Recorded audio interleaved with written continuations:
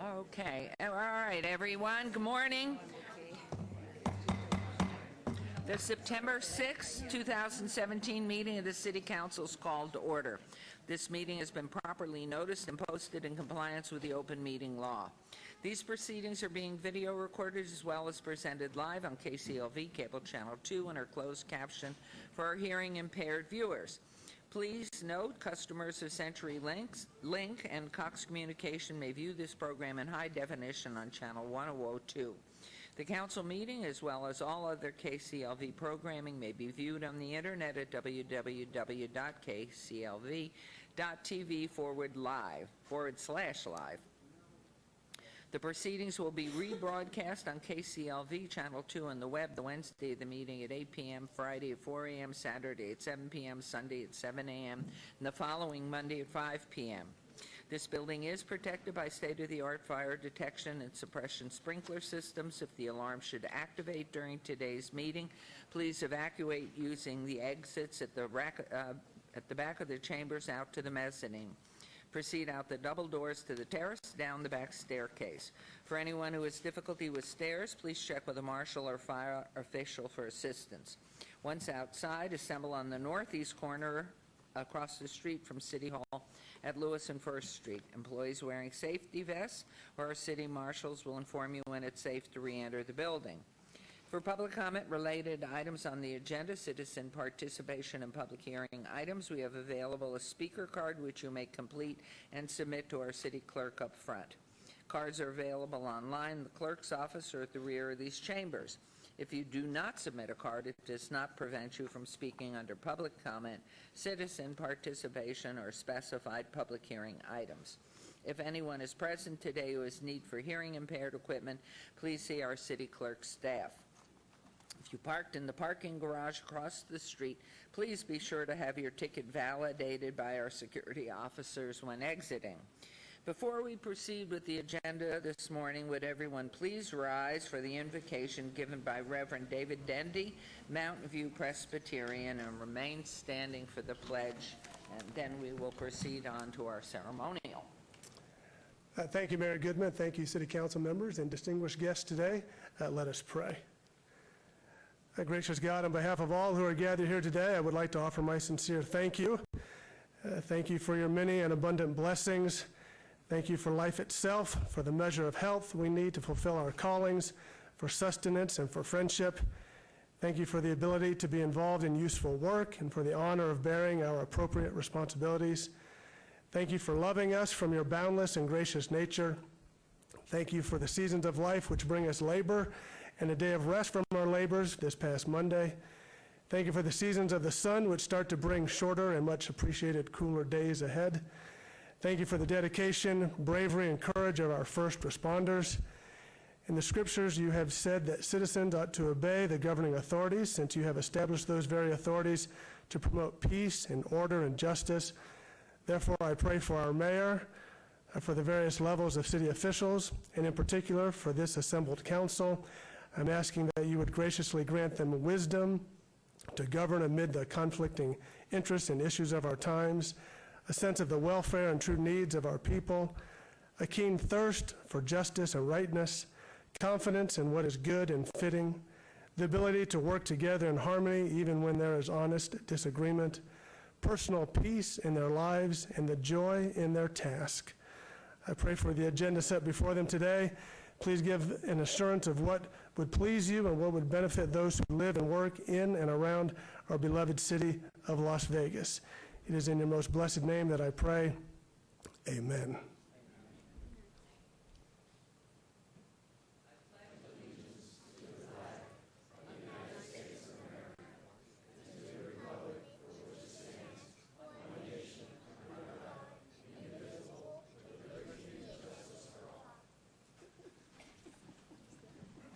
We will proceed right now with the ceremonial portion.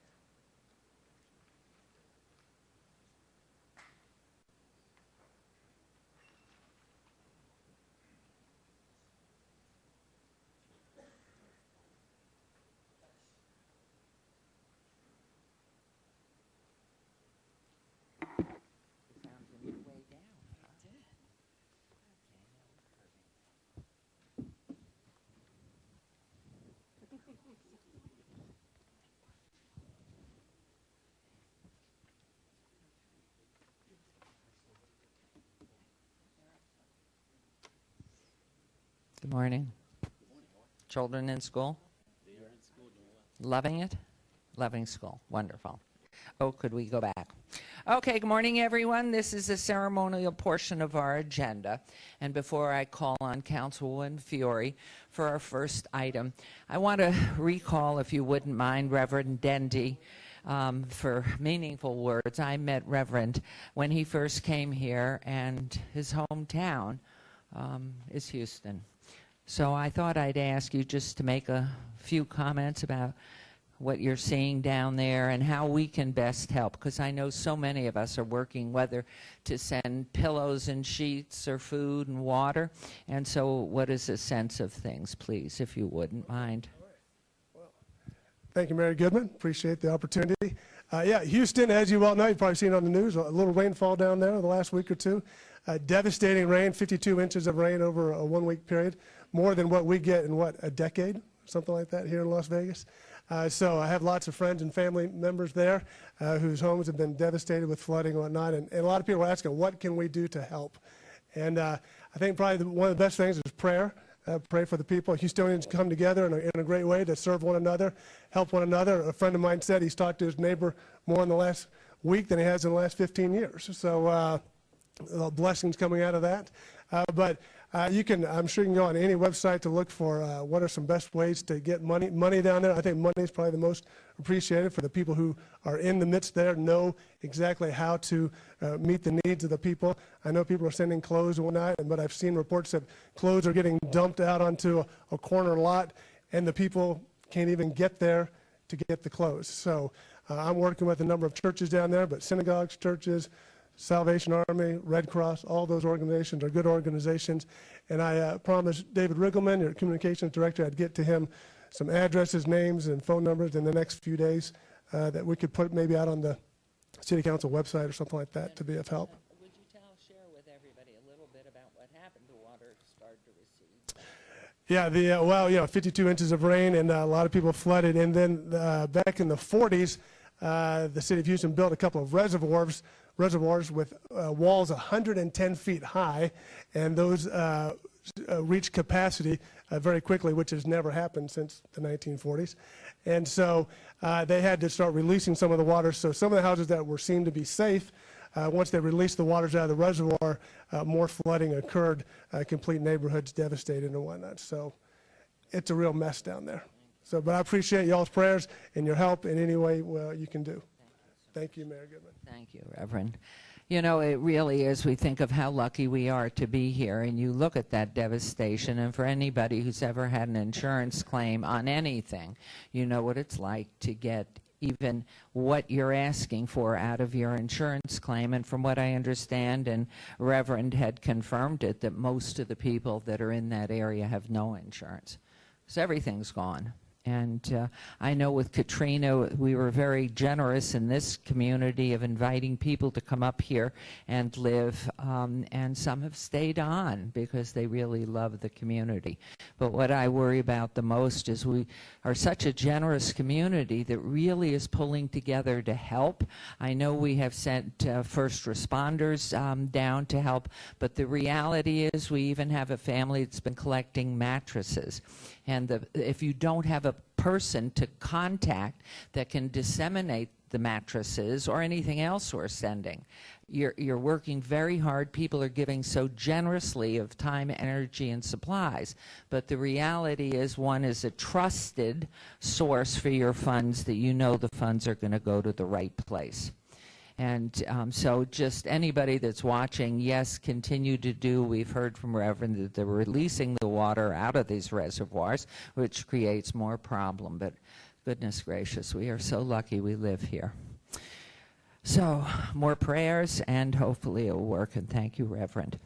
So our first item here, our nice, wonderful new council lady. It's so nice for Councilwoman Tarkanian and me to have another woman here. So go, girl. Thank you. Thank you so much. Good morning. So even though my staff put this in 16 point, I still need my glasses. Comes with being a grandmother. Okay. So I want to recognize someone very important, and I'm going to stick to my notes and then give it to the press so they can quote it correctly.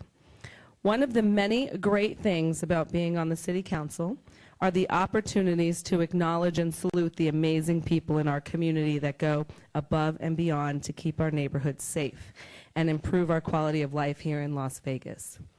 This month, we are not only recognizing one of our citizens, but one that has taken an oath to protect us and to keep us safe.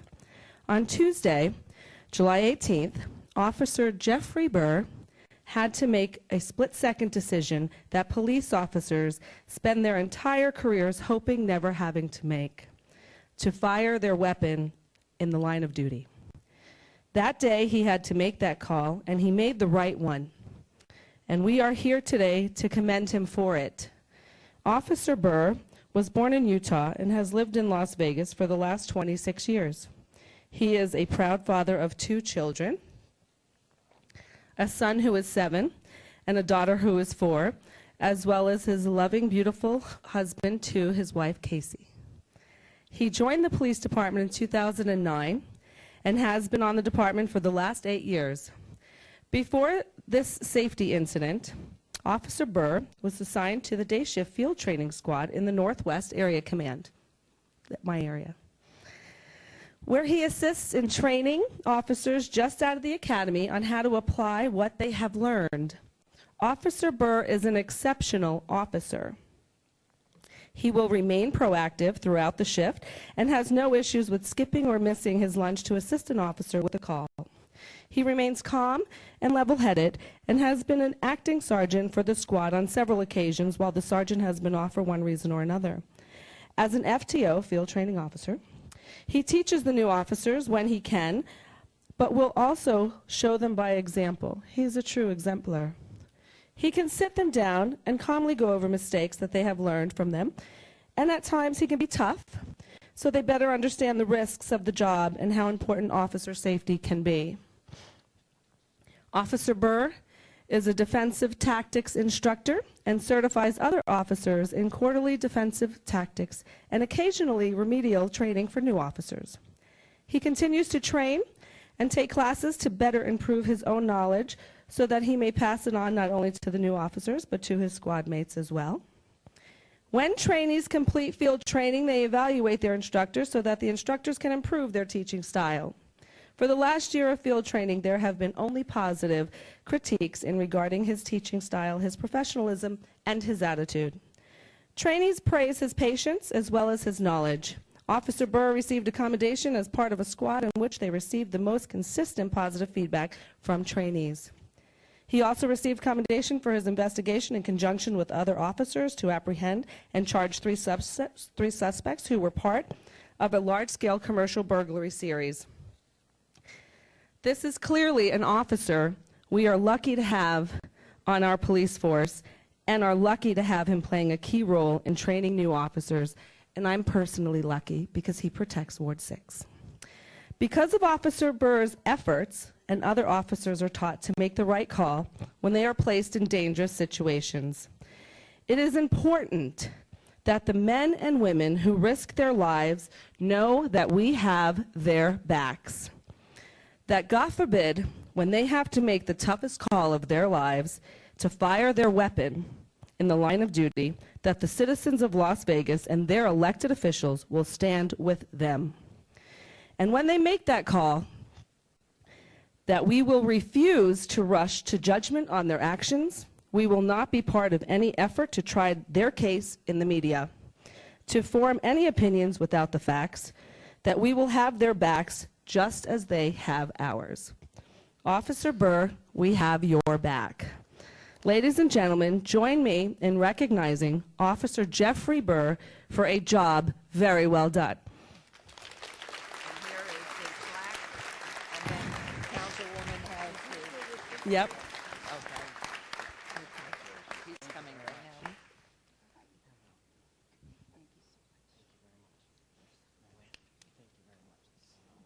Are you okay? I'm good. Sorry you had to fire you.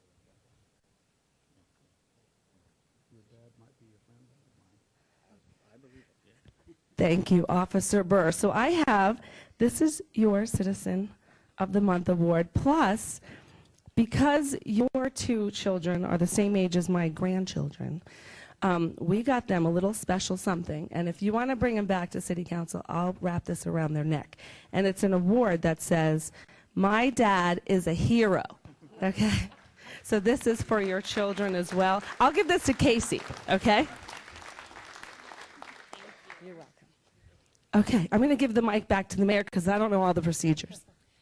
But isn't our captain from Ward 6 here? Sasha Larkin, do you want to come on down here? I know you want to say a few words, too. Boy, this is a great, great officer, too.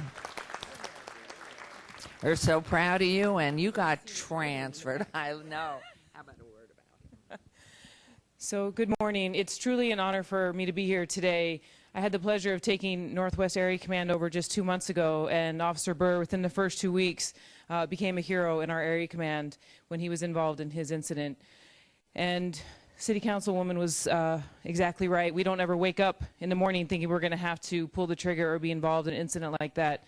But what I will tell you that's even more heroic, and I'm so proud to say it in front of a bunch of firefighters, he used a tourniquet after he shot this person. Because, and I want you to understand though, this person tried to take his life and shot at him first, and then in the next moment, Officer Burr was putting a tourniquet on him, saving his life. And truly the medical personnel that arrived said had he not done it, he would have bled out before the ambulance got there. So I think to me that's one of the most heroic things he did, and I just really want to congratulate you for a phenomenal job done, and thank you guys for being here to support us. We really appreciate it. Thank you. I'm so proud.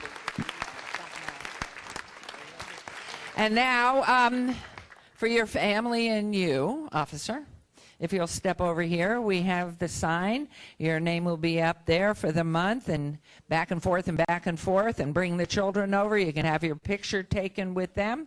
And come on up. Where's our wife? And you can stand with your husband. Yes? And so we'll have a picture. Everybody look at Natasha and the mustard. And, okay, we'll get right. I don't want to get in front of Councilwoman here.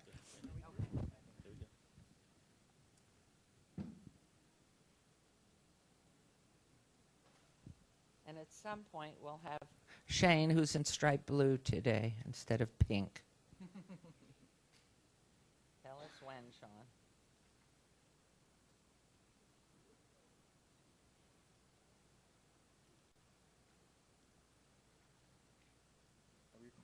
Wonderful. It looks, yeah, it sounds like we're recording as well. Wonderful. Congratulations. We're so proud of you. So we have chips. One for you. One for each of your children. And then one for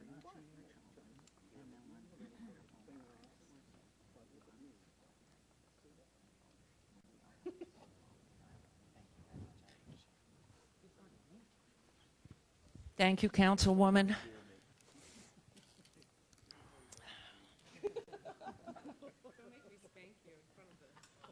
Am I the proud possessor of another pair of glasses? Yes. I don't have my hearing aid in. Okay. No. Okay.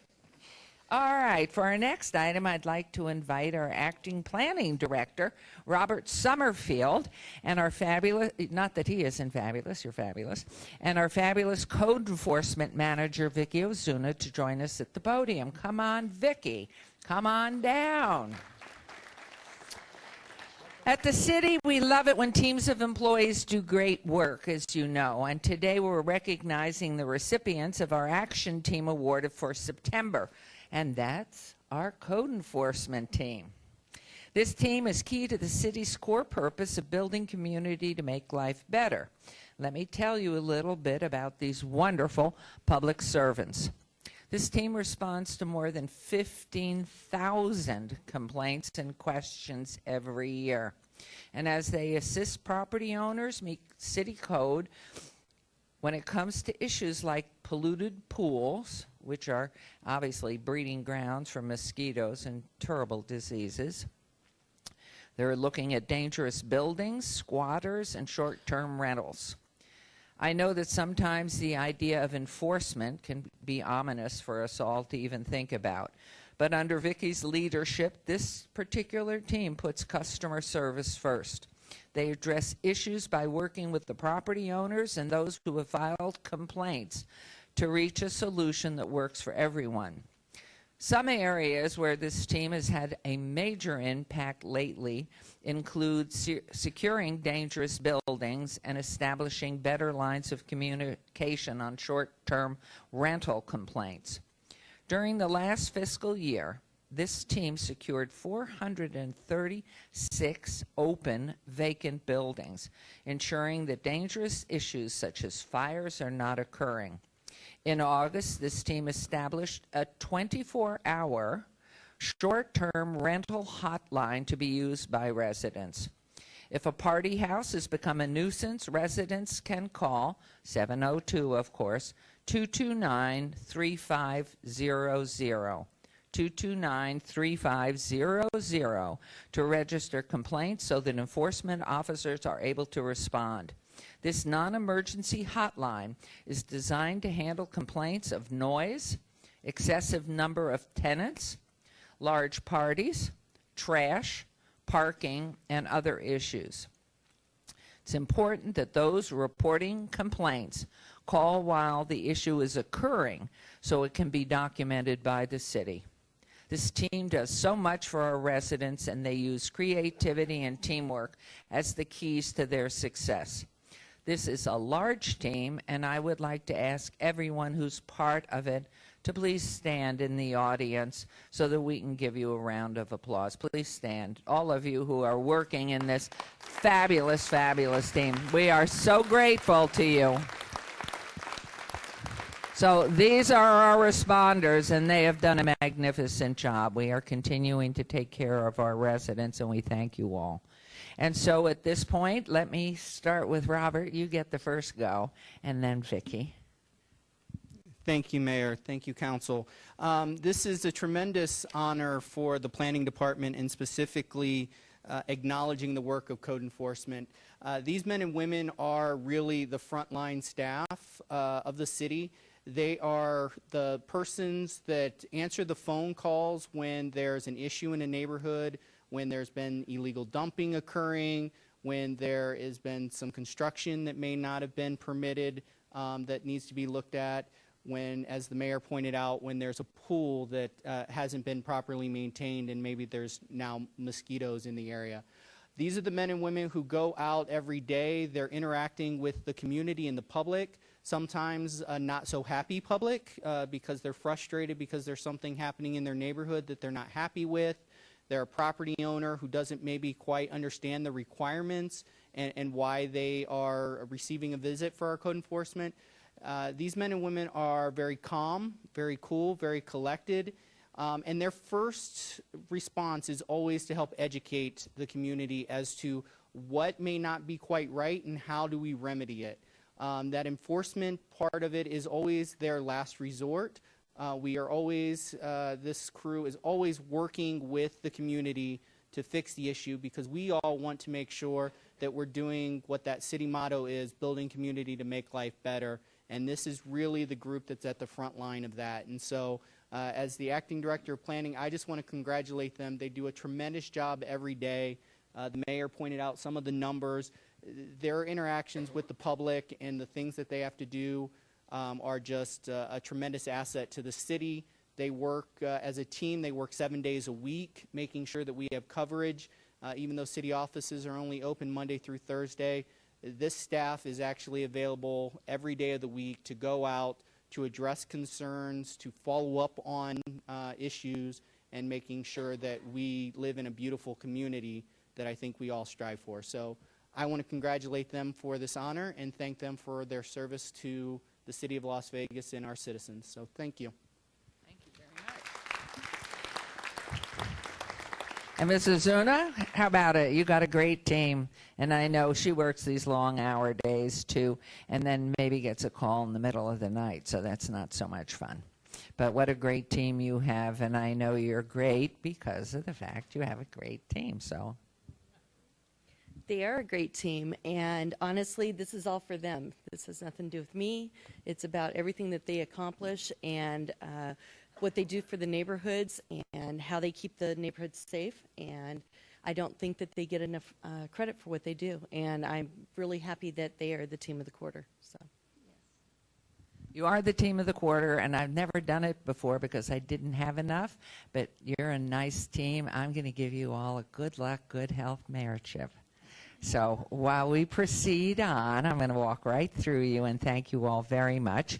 But we have our brand new councilman has a wonderful, you are going to close us down this morning, and go Air Force. Off we go. Thank you, Mayor. Well, what a great day of celebrating our first responders today. And what a great opportunity it was to hear about the relief efforts for Harvey. You may not know, my family was directly affected by Harvey. My sister and her grown children and my nephews, they lost their home, they lost their vehicles, and they lost their business equipment. So the efforts and the prayers are appreciated. But Mayor, I'm very proud to be here today to recognize some of our incredible first responders. I'd like to ask our fire chief, Willie McDonald, to please join us down at the podium.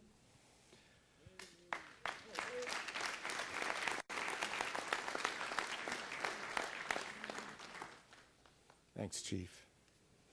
And then I want to introduce the family that's the center of the story, the incredible story you're about to hear. We have our good friend, Grandpa Bill Marion, and his lovely wife, Grandma. Can you come on down?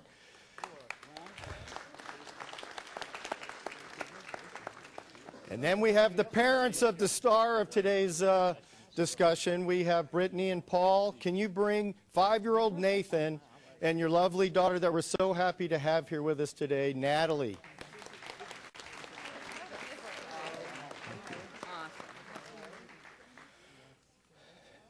So enjoy this story we're about to share, and we want to honor those that have made it possible for Natalie to be here with us today. So we're so happy to have you, Natalie and Nathan. I'm sure you're happy to have your sister with you. So thank you. Let's tell the story briefly. Chief McDonald and his team at Las Vegas Fire and Rescue are working every day to protect this community. From fighting fires to providing life-saving medical care, our fire department is the best there is. Today, it is my honor to recognize a group of firefighters and one of our EMS field coordinators whose actions resulted in Bill's 4-year-old granddaughter surviving a house fire on July 21st. On that night, fire dispatch received a call of a Ward 2 home on fire with a 4-year-old girl trapped inside. Our firefighters arrived on scene, and Engine 47's crew was assigned to search for the little girl. The heat in the building was intense and visibility was near zero due to the smoke. But Engine 47 would not be deterred and located the little girl behind a door. She was unresponsive, but Engine 47's team was able to quickly get her to a waiting ambulance. The EMS team inside rendered life-saving treatment for the little girl, Natalie, that's with us here today, and she was raced to the hospital. And you can tell today she is making a full recovery.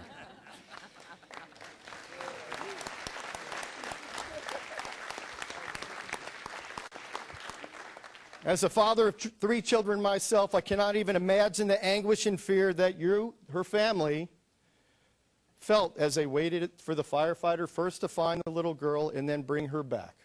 In addition to our city firefighters, Clark County first responders also assisted. I want to bring this team of heroes up here so we can thank them. Please join us as I call your names. We have Captain Jim Gordon. Come on down, Jim. We have Engineer Steve Klein. Come on down, Steve.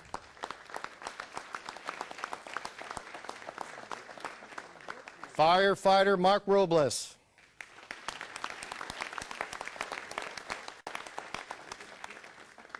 Firefighter trainee A.G. Bellomini. He's not here. EMS coordinator Joe DiGatano. Got him. Okay. Engineer James Watson. Is James here? Engineer Kevin May. and fire paramedic Colby Rupert. Did I get all that? Let's give them all a round of applause. Thank you so much, gentlemen. What amazing work. Thank you so much for all your efforts on July 21st and every day, and for safeguarding our city. I want to give the opportunity now for Captain Gordon to be presented with certificates for him and his everyday heroes, in appreciation for every member of the team. Captain, would you come on down, and if you could hand these out to your team, that would be wonderful. Much appreciated. Thank you so much for everything. And this family really appreciates you and your team.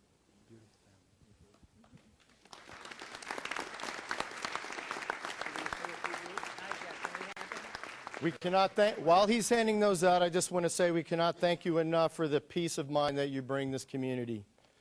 Just knowing that you are on the job. I know that Chief McDonald and Bill want to say a few words, and then we'll hear from Captain Gordon. Chief, can you kick us off? Yes, thank you. Mayor, members of the council, and the community, it is such a great honor and a privilege to be here to recognize the great dedication of all of our folks, and especially this crew on that day. This was a particularly challenging fire, and we knew the stress level was very high because we knew that there was someone that was trapped inside. And so our folks, through their tenacity and their dedication and their service to the community, worked very hard, continued several times to go back in the house to try to find the little girl. And their efforts really were the reason that we were able to have the wonderful outcome that we have. And that was a part of the community where there's some Clark County fire stations that are nearby as well. And so the partnership really worked well that day. And so our EMS coordinator, Joe DiGaetano, was able to use a new therapy that we hadn't had for a very long time to render aid to the little girl with the assistance of our Clark County partners. It was just, to me, it was just an effort that the pride that I have for the dedication of our folks and their service to this community and their interest in their just wanting to make sure that they can provide the highest level of service goes on and on and on every day. I want to just point out, Captain Gordon is one of our most senior members of our department. 36 years, he comes to work every day. He just loves serving this community. So just really honor him.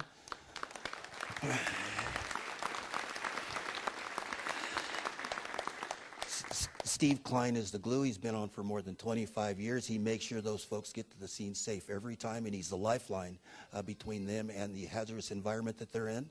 Steve Klein. Mark Robles, a senior member of our department, was hazardous materials technician and a graduate of our first leadership academy. And Joe DiGaetano is our EMS coordinator, and Joe is one of the people who trained many of our folks on this new therapy that we had, and had he not been there, we wouldn't have had it there at the scene. And so it was the reason that he was there that really was able to provide us with the ability to provide this level of service and for the young lady to be here. So congratulations, Joe. And as luck would have it, Colby and Joe started their fire service career in Boulder City. Both cadets out there providing service back 20 years ago. I know they don't look 20 years like they could have been working for 20 years. But yeah, they're both dedicated to the community, and that partnership, again, is something that we pride ourselves in. So congratulations, and thank you so much for the recognition. Thank you, Chief. And I know Grandpa Bill would like to say something now. Bill. You know, you never know when you're going to need help like this, and I don't think that they really told the full story of how heroic this effort really was. I mean, the house literally exploded. When the firemen got there, the second floor was entirely in flames. They could not move around, and it was pitch dark. It was late in the evening, late at night. And Captain Gordon saw a room on the first floor with the door shut, and just by instinct thought there might be something there. He got on his hands and knees on all fours because he couldn't see, and he literally groped around until he finally felt her. And that was when he pulled her out and rescued her, and that is way beyond the call of duty. That was putting his own life at great risk. So Captain Gordon and your team, I just want to say thank you for my family.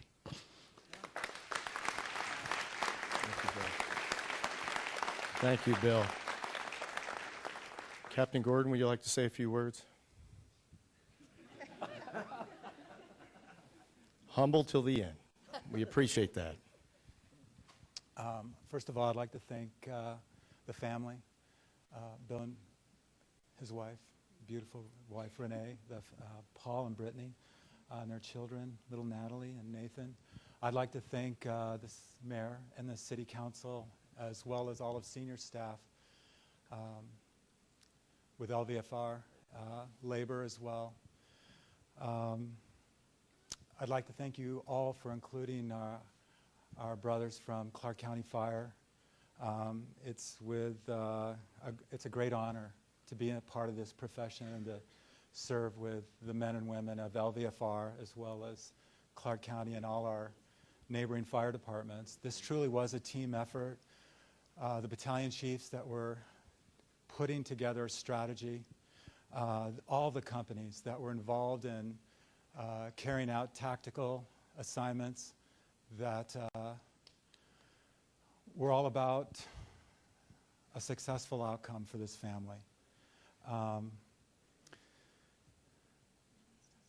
And what happened, how this concluded with transport to UMC Trauma, and in all the personnel that were a part of Rescue 28 and our very own EMS-1, it was, I'm still astounded by the outcome, and it's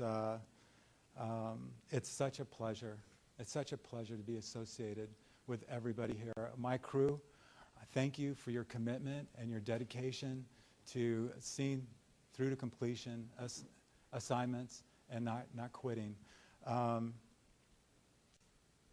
would also like to thank my beautiful wife, my son, and his wife, and all our family, our friends, and everyone who's come out to support your family members that are being honored today. It means a lot. And with that said, On the monitor, right there. uh-oh. So, yeah, that was the next day, or maybe, I'm not sure when. I think you took it. It was, if that's not, the first day she was still, the first day you were intubated, and she was under, she was in a self-induced coma so that she could heal. So she was under a lot of sedation. This was a couple days later, maybe. I can't remember. But she's extubated, and she's breathing on her own. And again, I want to emphasize that this was a team effort, everybody doing their part, provided that opportunity. But I do not want to miss an opportunity to say it again. Thank you, EMS-1, Joe Digitano, Colby, as a part of that crew on Rescue 28. What you did was pretty phenomenal, pretty phenomenal. So if you get a chance and you want to hear the medical side of this, pull these two guys aside, and the blood gas report and everything that this beautiful little girl had to overcome in order to be here now. And there's no deficits. She's going to have her 5th birthday. So that's, it's really wonderful. Can I take this to you, ma'am? Thank you. Thank you so much. Well, thank you, Captain. But I think last but not least, the parents may want to say something, may want to say thank you to everyone. Would you like to say a few words, Paul or Brittany, or both? Absolutely. I want to say thank you to everybody that, I'm sure that we missing or didn't mention for being here, and any part of it that helped our family in that night. It's very hard as a father to have to watching the house burning down and knowing your daughter in there. Every second she's just far away. But she's here now, and like Captain Jim said, that she can have her 5th birthday and go on. She's gonna be very spoiled, and I will not lose her ever again. So, thank you everyone.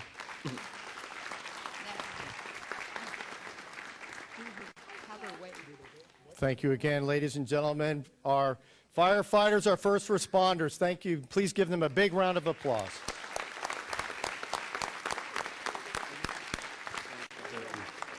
Thank you very much. Mayor, I'll turn it back over to you. Thank you, Councilman. Wow.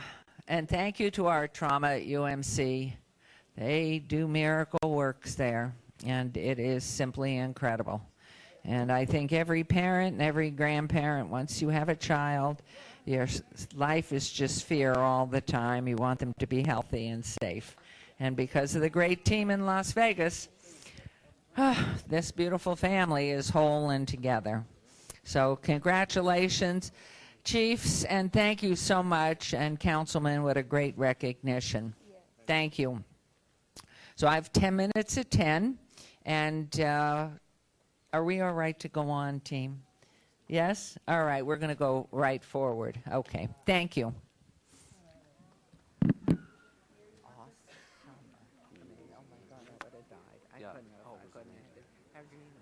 Oh, we got called almost immediately, and so we went to the hospital. Something must have been a gas explosion in the house. It literally, it blew up the garage.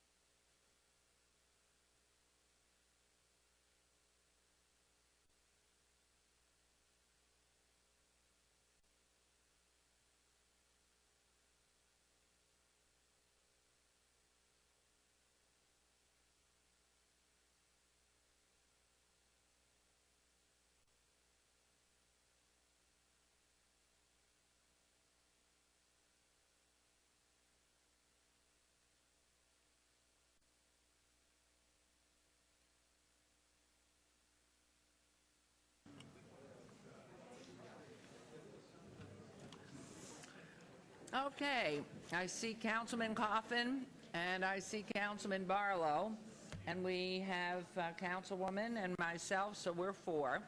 There may be some other wandering minstrels out there that are ours, but we're okay to go on. We're moving with agenda item 8, public comment. This is the first public comment portion of the agenda, and so must be limited to matters on the agenda for action. The amount of time any single speaker is allowed may be limited. All comments made will be cross-referenced to those specific items. If anyone has submitted a speaker card or who wishes to speak under this portion of the agenda, please come to the podium and state your name for the record. This is your opportunity to address the council, but the council is not going to respond or engage in dialogue. We'll set the time at 1 minute. And Gene Collins, are you here? He left. No, he's here. Where are you? There you are. Come on. This is your opportunity. And please, again, even though I just said your name, could you repeat your name for the record, please? My name is Gene Collins, and I live at 1411 Virginia City Avenue. But before I say anything, I just want to thank you all for the fine job that you do. You know, you always hear when things are bad, and you know, bad news travel real fast, but when you're doing something that's great, it takes a while before it makes its circle. And so for the new council people that are there, congratulations, and I know that you are going to do an excellent job because you have surrounded yourself with excellent individuals that represent the city in our community. So I just want to welcome you all on board, and hopefully I'll have an opportunity to meet you, because we all are servants of the people, whether you're up there or you're down here where I am. So I just happen to have a special relationship with a lot of them up there, with Ms. T and with the mayor. Ms. T, I knew when she came here, and the mayor have gave me my first job that I had, and the councilman that we was freshmen together and everything. So I have, and then Councilman Barlow's father and I was in camp together, and so I have a relationship with a whole lot of you that are up there. So, and now that I'm going to take care of my minute, that Okay, now the clock. Thank you. We love being praised, so thank you. And you're right, it never happens. So. oh yes. Well, we just wanted to say something on behalf of, I think, 40 and 41 about the car dealership and everything like this. We had a meeting with our representative, and we also had a meeting with our neighborhood.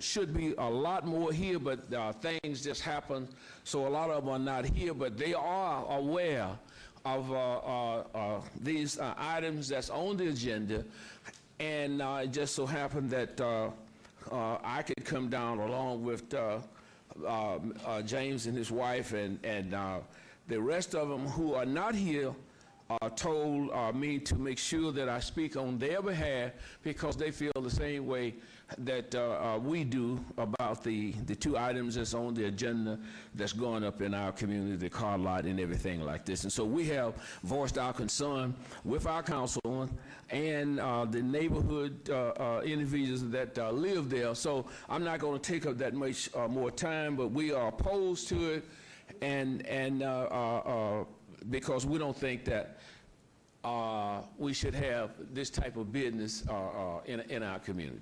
Thank you very much. Appreciate your coming down and waiting for your opportunity here. Thank you, Mr. Collins. And thank you for allowing me the opportunity to speak. Thank you. Morning. Good morning. How are you? Great. Good. My name's Elaine Winger-Reisner, and I just wanted to clarify. You mentioned the public comment, and it's listed here, are on matters for agenda for action. If there are people in the audience that are interested in making a comment under discussion action items number 26, this wouldn't be the appropriate time to speak, would it?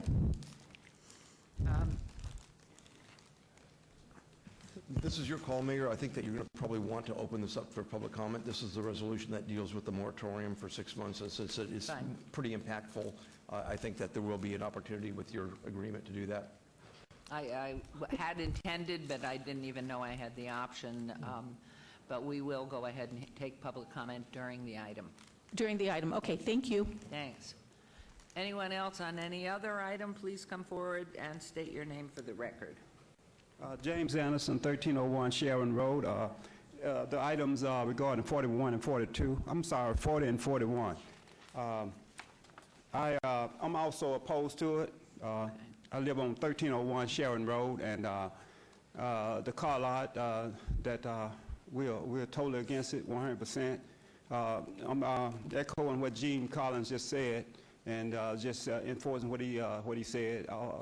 We also talked to the Councilman Ricky Barlow, and we don't think we should have it over there. It's a used car lot, along with the used car salesman. We don't think it's useful over there, and it's very congested already over there. Also, you know, we went to sleep before, and people have come over there and built motels and whatever else and apartments, and we wake up later on when we can't do anything about it. So we are here on record, and we like good businesses. We like people to come over there to serve our purpose as well as theirs. But this thing don't do anything for the community, but make it worse and take it down the drain. Thank you very much. Thank you. Morning. Morning. Hi, my name's Artie Parker. I live at 664 Rabel Court, Las Vegas, Nevada, 89145. I'm here to say, hopefully, that you guys will approve R44 2017, the resolution enacting a 6-month moratorium. Thank you. Thank you very much. Anyone else wishing to speak? And if you're speaking at this time on agenda item 26, please do not come back when we open it up for public comment. Thank you. I assume this is a time to make some comments. I'm here for items 42 and 43. Correct. So when it comes up, this is, if I don't speak now, that's over with? Actually, 42 and 43 are zoning items, and they will be mandatory public hearings. Okay, so you could come back on 42 and 43. Okay, I'll come back then. Thank you. Anyone else? Okay, we'll close public hearing and move on to agenda item number 9. Business items for possible action. Any items council, staff, or applicant wish to be stricken, tabled, withdrawn, or held in abeyance to a future meeting may be brought forward and acted upon at this time. Mayor Pro Tem Tarkanian. We have item number 22, an abeyance item, hearing for possible action to consider the appeal regarding the nuisance notice in order to comply located at 625 South Las Vegas Boulevard. Property owner Diane Leslie Trust, Diane Leslie Trustees.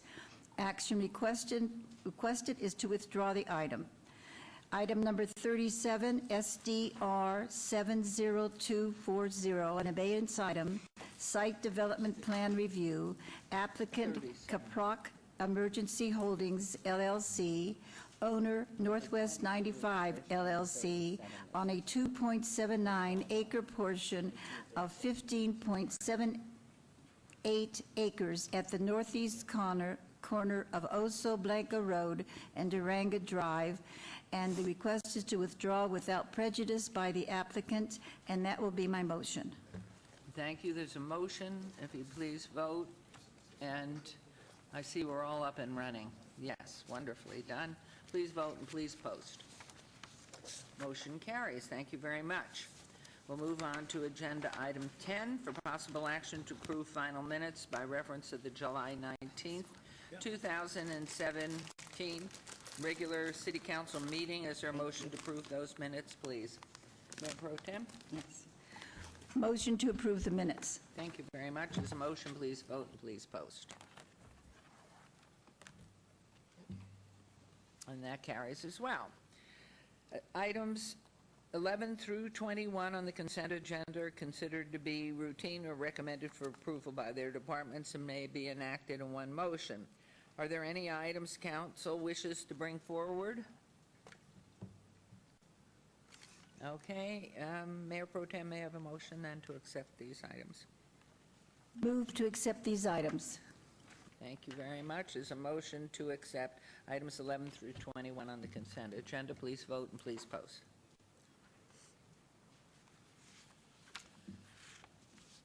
Those pass. 22, as we just heard, has been withdrawn. 23, abeyance item, public hearing and discussion for possible action to consider a request for a waiver and/or a reduction of fees totaling $4,719 in out-of-pocket costs and $19,500 in civil penalties for a total of $24,219 recorded against the property located 418 West Washington Avenue.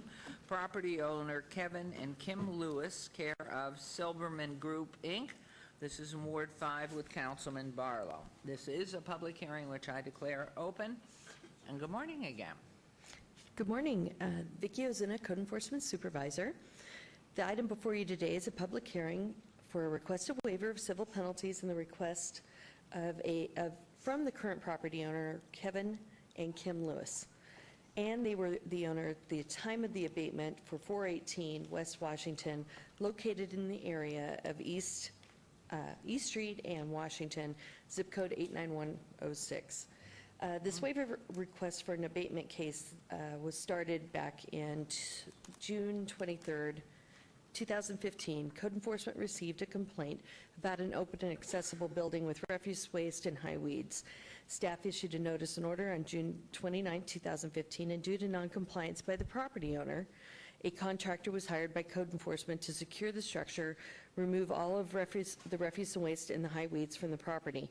A total of $4,719 of out-of-pocket costs were approved, and a total civil penalties of $19,500 for a total of $24,219 were approved against the property. The property was checked by Code Enforcement yesterday. It still has high weeds. It has homeless people living on it, and staff is requesting a denial of this request. Thank you very much. Is there anyone here who wishes to comment on these items? Please state your name for the record. Good morning. Good morning, Council. My name is Kevin Lewis. I am the owner of 422 West Washington. I have been dealing with the elements of the community here for the last 13 years. I've definitely spent time every month moving the homeless people, drug abusers away, as well as investing money. I've had boarded up, fences stolen, locks, you name it, everything's been done to me at this property. And to this day, I've continued the progressive acts of trying to rehab and make sure that the property is secured. Most recently, I've been in discussions with Mr. Arnold Stalk to turn the property into a resident place for veterans. And I've sent pictures over to council to show some of our renderings and some of our projected plans that we'd like to do for veterans. Did you go to high school in Las Vegas? No, I did not. Okay, you're still okay. Okay, anybody wanting to comment on this item, agenda item 23? I'm going to close the public comment, and before I turn it over to Councilman Barlow, any comments from council? It's yours. Thank you, Mayor. And Mr. Lewis, thank you so very much. I did receive the rendering. However, I can't get it to load, unfortunately, and I would like to show the mayor and council, but what I'll do is I'll show you all the rendering of what the proposal is going to be at this location. If those of you have not had an opportunity to visit Veterans Village and seen what Mr. Stalk has done, this could be the potential site of what's to come next. I do know that specifically in this area, as we designed the 100 plan, this development falls square in the middle of that development area. It's right at the corner of F and Washington. And no one knows better than I and Jerry Walker as to the impact that the homeless in that corridor has on a lot of the properties that have been closed. I am pleased to know that there's development coming at this site, and so what I don't want to do is be an impediment to have fees stuck on this development that could potentially be the backbreaker of this development moving forward. And so I have driven past the site as of this morning on my way in. The weeds that staff speak of are not as high as some of the weeds on some of the residential properties in the area. I'll just put it that way. But there is a new development that's coming to this site, and so I am in support of what's needed in this area, specifically for our homeless vets that are on our streets. And so for that, what I'm going to do, Mr. Lewis, is one, this council has not foregone or obeyed the hard costs on any of the developments that have come before us. So what I'm going to do is I'm going to assign the hard cost of $4,719 because that's a cost that's true labor. And so what I'm going to do is erase the $19,005 in civil penalties, being that those are just daily civil penalty charges. And so for that, I'm going to make that my motion, and also ask that you have your team come through and clear the site and make sure that all of the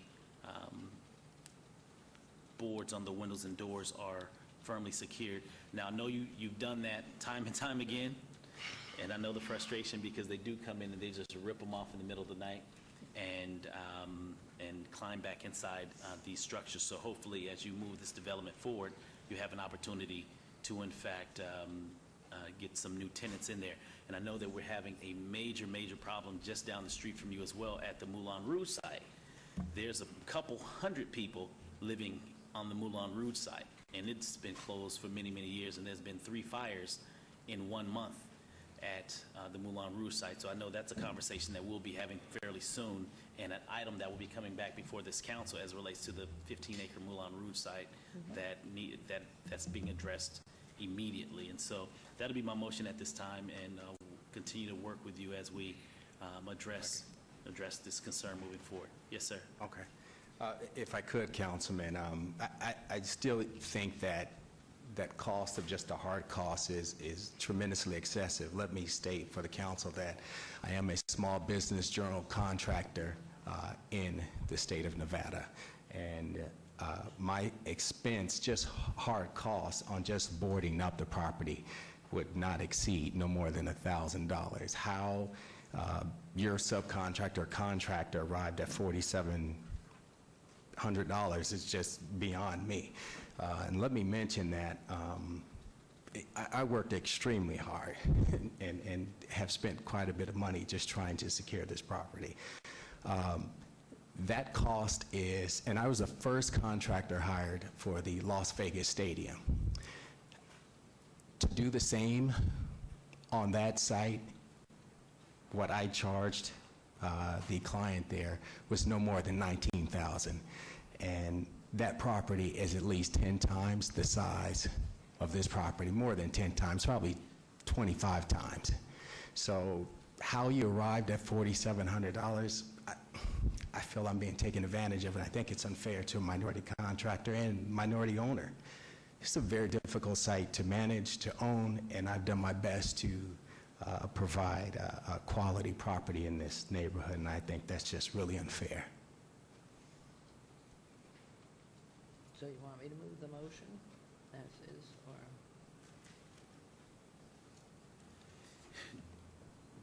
The hard costs, unfortunately, I can't adjust the hard costs.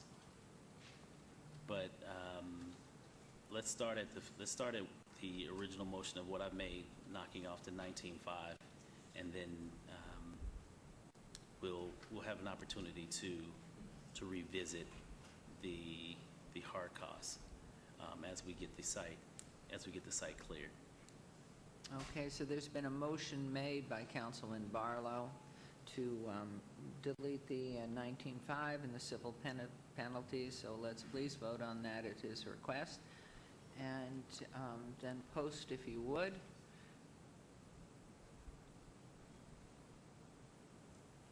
Okay, that carries. Okay, and as far as the hard costs, do you know of any? Mr. Lewis brings forward a concern in regards to what was charged for the boarding. Is there? I'm pretty sure we have some form as far as an outline stating what the cost of labor. Correct. And just as a point of that I'd like to bring up, when the lien was approved back on 10/27/2015, Mr. Lewis had a chance to come before the hearing officer or the council designee to dispute the cost at that time. He did not show up to dispute any of the costs. So as far as the cost, the contractor for the abatement itself was $3,300 to board and secure and clean up the entire property.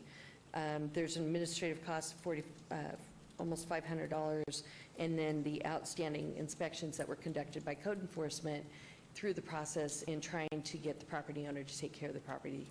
So the city did not have to. Mr. Lewis, I saw, would like to respond. Yes, I would. We put in a change of address in 2013 for all correspondence. I had changed offices, and all tax bills and other fees or correspondence had gone to that new address. However, in 2015, she was the only one that could not reach me with this abatement issue. And we have been receiving all other correspondence 2 years prior to what she filed against us. And I think it's totally unfair. All of a sudden, when it comes down to communicating with the abatement issue, which I almost feel like they were looking for ways to unnecessarily charge me, because if you went across or adjacent to my property, parallel, all of those properties are in far worse shape than my property. So let me ask this question. What was the cost?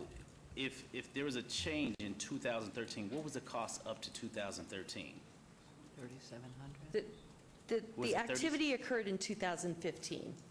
Code enforcement didn't have any activity in 2013. Okay, so this is up to, so the activity began, the process started in June. The case was opened in June of 2015. Correct, and we did the abatement at the end of August. To Mr. Lewis's point, he states that he had changed the address for his contact, but he failed to change it with the Clark County assessors, which is the legal address that we have to send all of our notification to, which is what the code enforcement office did. So we provided it to the correct address. Okay, so what I would like to do, so that we can move this item forward, I would like to meet with Mr. Lewis and yourself, and hopefully either this week or next week, so that we can go over the line items, and then I'll make a decision at that point as to whether or not we'll rescind the item. But as of right now, Mayor, we'll stand where we are right now while we look through through the details of your books. Okay. Okay? Great, Thank and I you. think Mr. Williams is here from your office, or Yes, Mary? yeah, Joe. If you could come down perhaps and meet with Mr. Lewis and Ms. Zuna to figure out a date tomorrow or next week that would work, so you can continue the conversation. Okay. Thank you very Council. much. Right, Thank you, Mayor. Thank you. Okay, we will now move on to agenda item 24. Hearing discussion and possible action regarding complaint seeking disciplinary action against Elegant Spa, LLC, and Nevada Limited Liability Company, and Alejandra Rodriguez individually and as a managing member of Elegant Spa, LLC, whose place of business is located 610 East Sahara Avenue, number 12, Las Vegas, Nevada. 89104 is holders of cosmetology license number G63-07038 for violations of the Las Vegas Municipal Code. This is from Ward 3 with Councilman Coffin. Good morning. Good morning, Your Honor. My name is John Curtis. I'm a deputy city attorney. With me is Mary McElhone. I would like to give a short summary of the allegations and turn it over to Ms. McElhone, who will provide the council with more detail regarding the grounds for the complaint for disciplinary action. As Your Honor has stated, Elegant Spa LLC operates, is licensed to operate a cosmetology nail salon at 610 East Sahara Avenue in the city of Las Vegas. It is not licensed to provide anything but cosmetology services. No massage of any kind is allowed. In the course of investigations in the earlier part of this year, Las Vegas Metropolitan Police Department conducted an undercover operation and discovered there was prostitution services being offered there for money. There were various employees of the cosmetology business, cosmetology/massage business, being housed there, which again in violation of Las Vegas city codes, and that between the storage of alcohol, the residency for various unlicensed massage therapists, the providing of massage, and the providing of massages and sexual services for money, this constituted good grounds for us to bring this complaint for disciplinary action, which was approved by this council on June 30th. It was duly filed and served upon the licensee, Alejandra Rodriguez, who's the managing member of Elegant Spa LLC. I believe they are present today. There's someone from the LLC present today. With that, I'd like to turn it over to Ms. McElhone, who will provide the council with more detail regarding the allegations contained within the complaint. Good morning, Mayor and Council. For the record, Mary McElhone, Deputy Planning Director. Elegant Spa first received its business license in November of 2015. Elegant is licensed to provide cosmetology services only, which would include manicures, pedicures, and skin care. Again, it is not licensed for massage. During February of 2017, Las Vegas Metropolitan Police Department received a citizen's complaint that Elegant's clients were being offered sex after paying for a massage. Additionally, the State Board of Massage had concerns. They noticed that the business was posting ads on Backpage.com, a website which is commonly used to advertise for prostitution. Based on these concerns, the Las Vegas Metropolitan Police Department conducted an undercover operation on April 7th of 2017. Metro's undercover operation resulted in the following. An undercover Metro officer posing as a new client paid $100 for a 30-minute massage, was escorted to a private room where the massage took place. Remember, they are not a massage establishment. During the course of the massage, a solicitation for prostitution was made for $220. Additionally, officers had witnessed 3 females who were living in the establishment as well. So I have some pictures here I'd like to show you. This is a picture of the where it appears that they were living. There's a couple pictures here. This is the room that they were living out of. And what our license officers in Metro found was that there was also 3 rooms that the massages were taking place in. And these are the 3 different rooms. So Elegant Spa is subject to disciplinary action by City Council under Las Vegas Municipal Code 6.02.330, paragraph G and H. And based on the findings of Metro and our city license officers, Elegant Spa has operated outside the scope of its approved cosmetology license and is in violation of the city's business licensing code by offering massage services. In addition, Elegant Spa is promoting, causing, allowing, and enabling a public nuisance. 1, by allowing its employees to solicit acts of prostitution, and 2, by permitting its employees to reside inside the establishment, which is zoned for commercial use and not approved for residential use. Business licensing is recommending that a fine be imposed not only on the business, but also imposed individually on the owner, Alejandro Rodriguez, and also for the revocation of the cosmetology license. Thank you. Councilman? Shall we, do you want comment from public on this? Anybody who's interested, or Well, you it's a take hearing, it? and if the hearing requires us to listen, we should listen to see if anybody is here to speak. Is there anyone here that would like to speak on this item? Please come forward. Okay, Thank you. then I Thank you, will Mayor. take it to Well, it's probably a good idea in some cases not to try to force or bully speakers to come up because we don't want to put people on the spot, particularly if they may be in a witness situation or so. Obviously, something's gone on here. Metro has done a good job, along with our licensing people, so I think we've pretty well got it sewed up. Is there any innocence claim being made to us verbally or in writing that no, something did not happen?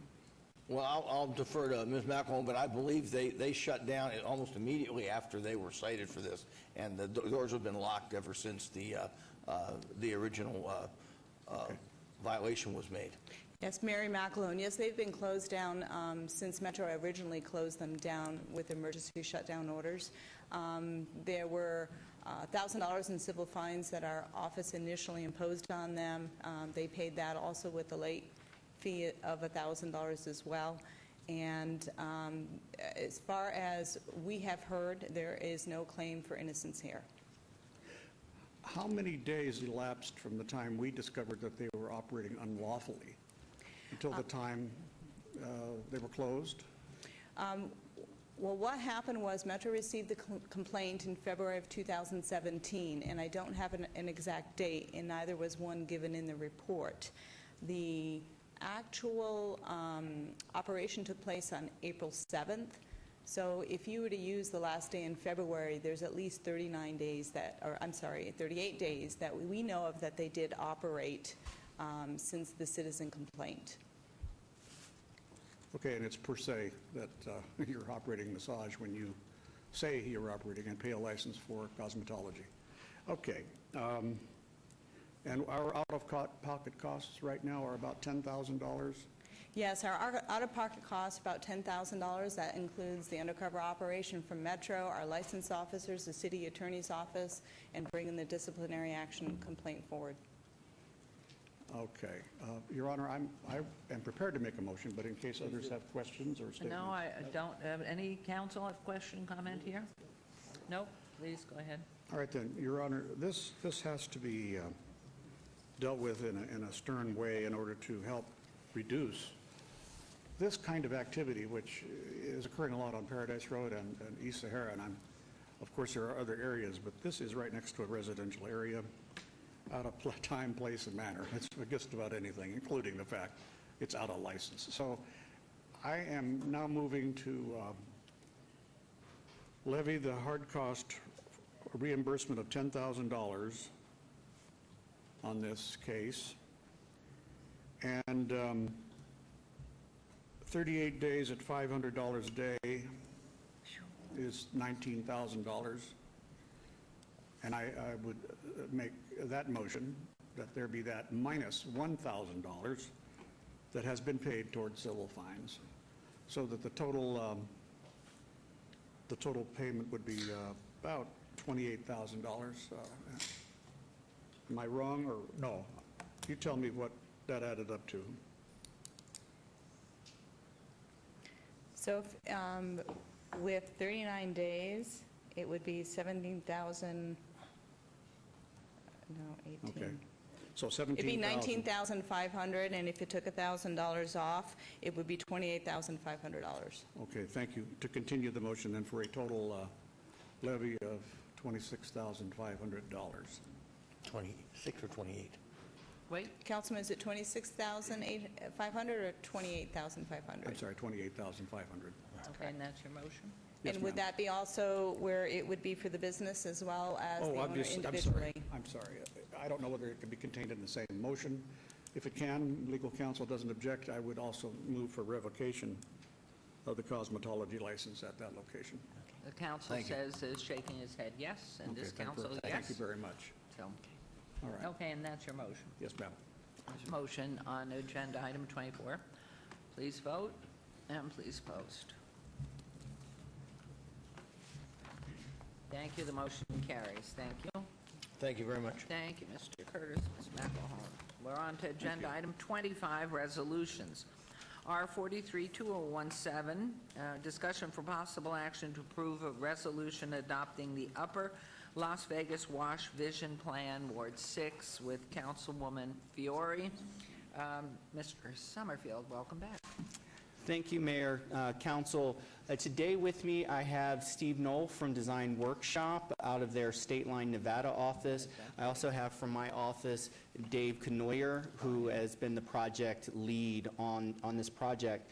I'm excited today for us to present to you a vision plan for the Upper Las Vegas Wash. This is an extremely unique piece of land that is the opportunity to be a true gem in the Northwest. And so with that, I don't want to steal the thunder away from Steve, so I will turn it over to Steve, who's got a brief presentation on the vision plan, and then we will be ready to answer any questions if you have those at the end. Thank you. Steve?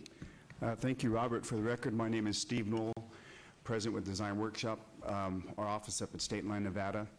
We do a lot of work down here in southern Nevada as well, so I'm very familiar with the area. As Robert mentioned, today we have a very brief 10-minute presentation of kind of an overview of the document that you might have reviewed and have seen, and hopefully will want to move forward with. We'll be talking about the property itself, the process, and of course a high-level view of what the document was about. This one, okay, it's one down. I should realize. So with that said, I'll jump right into this. As you know, Las Vegas Valley continues to grow. The opportunity to be forward-thinking as the city of Las Vegas has been in the past, and look at this property, which is the one identified in the red there on the map. Be more proactive about what this might look like in the future, and also, as Robert described, its unique location. The site, about approximately 1,600 acres in size, is one of the most spectacular pieces of property when you consider it fronts directly on the Las Vegas Wash, the Tule National Monument, as well as having the wildlife refuge and also Floyd Park nearby as well. The shaded area that you see is the Paiute, Las Vegas Paiute Indian Reservation, and then the square above that is a 640-acre job creation property. Excuse me, you mean the gray area shaded? Yes. Okay, thank you. The gray area. And then the one that's a little harder to read above that square is a 640-acre job creation property that the city is looking at as well. So the synergies between these properties have some huge opportunities. So I mentioned the Paiute Reservation to the left. South of Moccasin Drive, there's a fair amount of development being proposed, so this could be a continuation of what that might happen, as well as I mentioned with the other job creation property to the north, looking at those opportunities to really the synergy to what those might look like. This project didn't just start overnight. There's been a lot of work that's been done in the past, even a study that had been done to really jumpstart this one, and of course a number of planning documents that you have either in place, underway, or maybe revisited as time goes on. So this is just a list of those documents that we reviewed before getting started. As I mentioned, the process was an important one. We had stakeholder meetings, we had regular meetings with city staff, visited the site a number of times. This image is just showing you the first public meeting, which is really was a critical one that started to kick off what the project would be about, the vision. And the left is just a handful of the stakeholders that were attending that day. By all means, let me know if I talk too fast, because I tend to do that. Speak faster? Okay. So the next image really shows you what the outcome of that day was. First, as a group, we sat down and had brainstormed what the strengths, opportunities, weaknesses, and threats of the property as it related not specifically just to property, but the broader Las Vegas area. And then we broke up in 3 groups, and each group had the opportunity to take the plan and its relationship and start to understand some concepts and ideas that might start to shape the master plan. Ironically, when we were done, we pinned these things up, discussed them, and there was 3 kind of distinct ideas that came out of them. One was called the compact mixed use. Second was the central east-west spine alternative. And the third was a central core with open space to the west. Not all 3 are shown here, but this is just an example of the graphic that was developed with the group.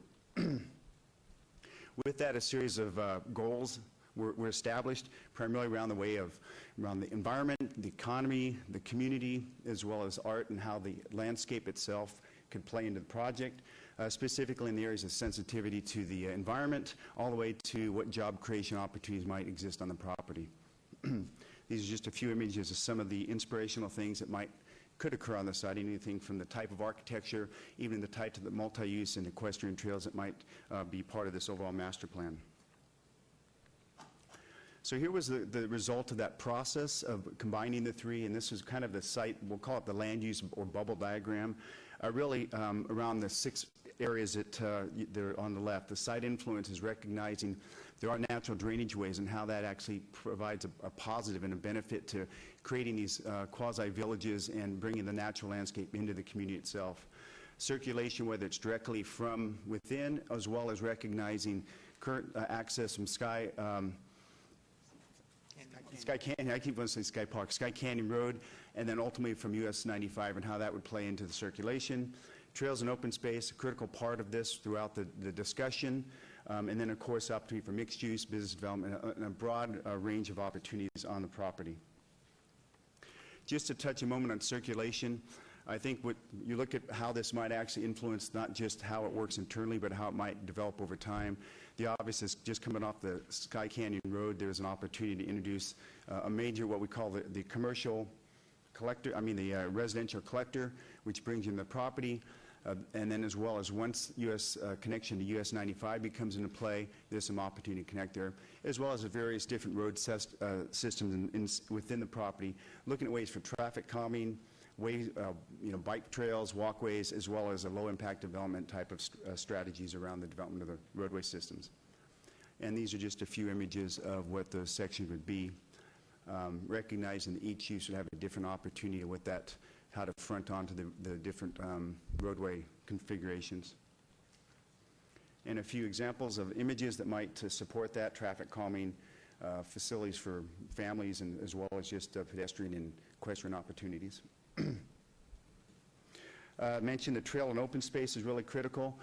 The idea of creating a community in which a 5 and 10-minute walk will get you some sort of recreation opportunity, whether it's the natural element itself to maybe a more program space, all the way down to understanding the importance of urban parks around areas like the business centers, are all portions and opportunities of the public realm. And so as this thing matures, you start finding that's really going to be a critical part of the overall master plan. And just a few images of what that might look like, from multi-use trails all the way to what some public parks might be envisioned as time goes. So here's kind of the result of the conceptual master plan. You can see how the natural drainage has continued to play an important role of creating these different various villages, so to speak.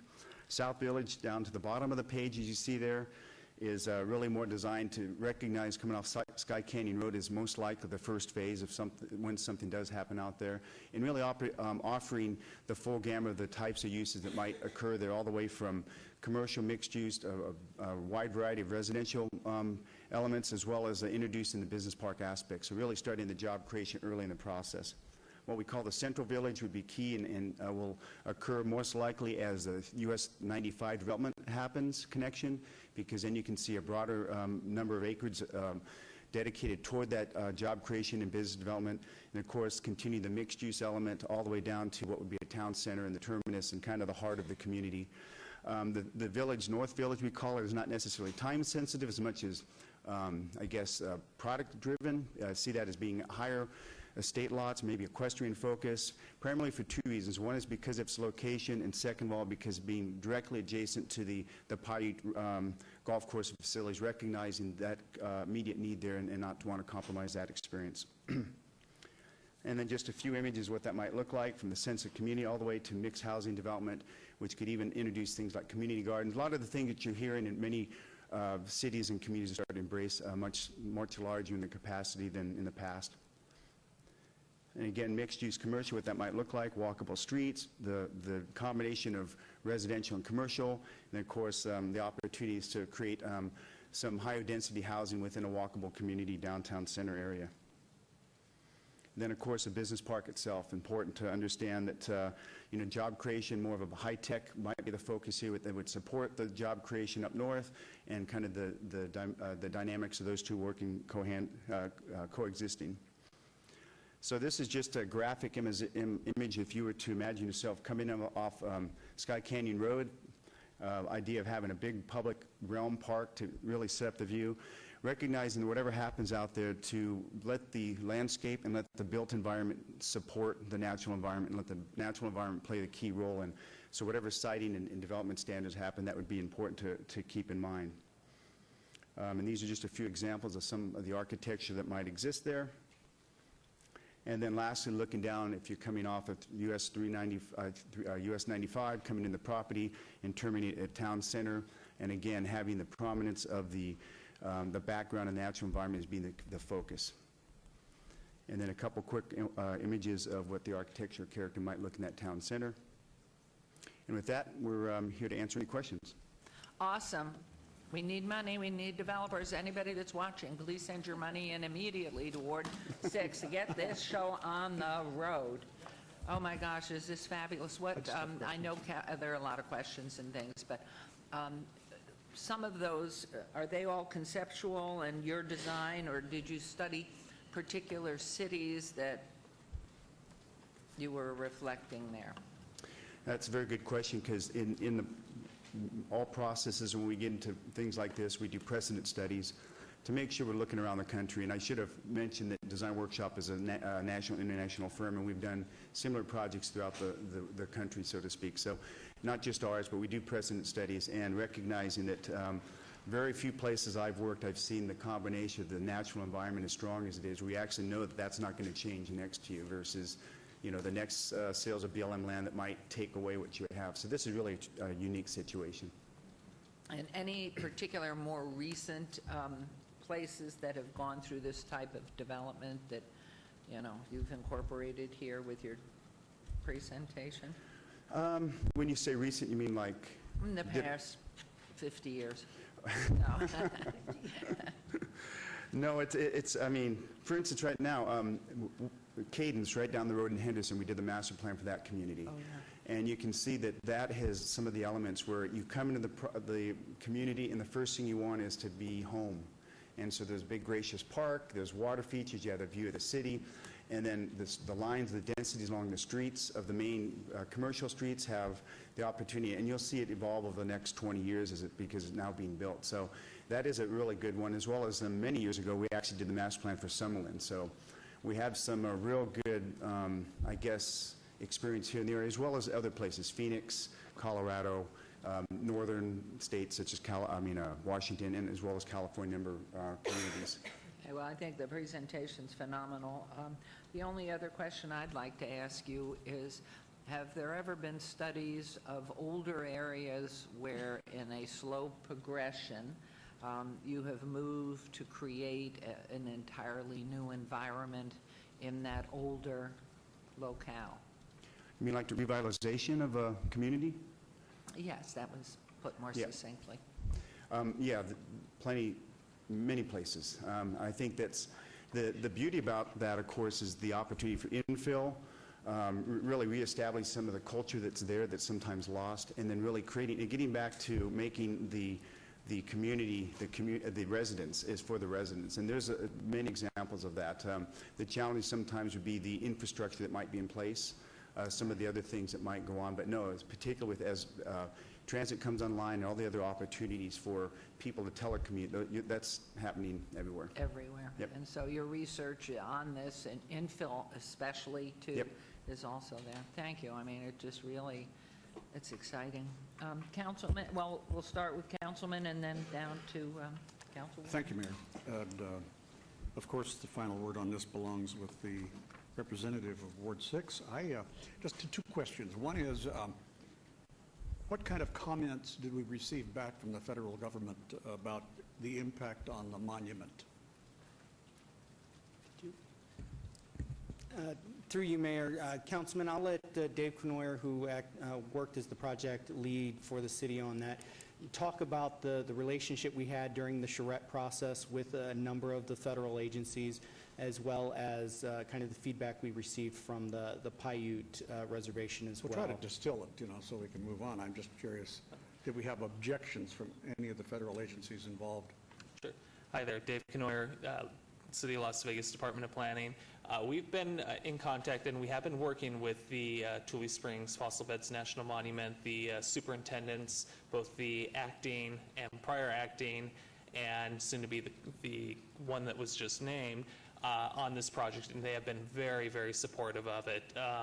One of the key features that they have enjoyed about this property is that it creates kind of a large green open space, paseo or park space, buffering the development to the National Monument. So that's been one of the key elements. The Paiute Reservation, we have worked with the chairman of the Paiute Reservation, and he is very supportive of this plan as well. And he had one comment, and that was just to provide a little bit of extra buffering between the golf course and the tribal lands, and we provided that for him. So it's generally it's been very, very supportive, and yeah, it's been pretty supportive. The main thing I want to know is the federal government going to step in at the last minute with a note of objection? I mean, before we approve this, I want to make sure that we at least are not running up against something we don't know about. May I answer that? Thank you. So, Councilman Kaufman, on September 25th, I'm making my second trip to Washington, D.C. to work with our BLM and to work with our federal agencies. So I personally, as the councilwoman for this ward, am working directly with our federal government. Oh, I hope you don't lose your shirt back there. I'm so proud of you. Well, I think that the fact is that, yeah, she's going to represent you.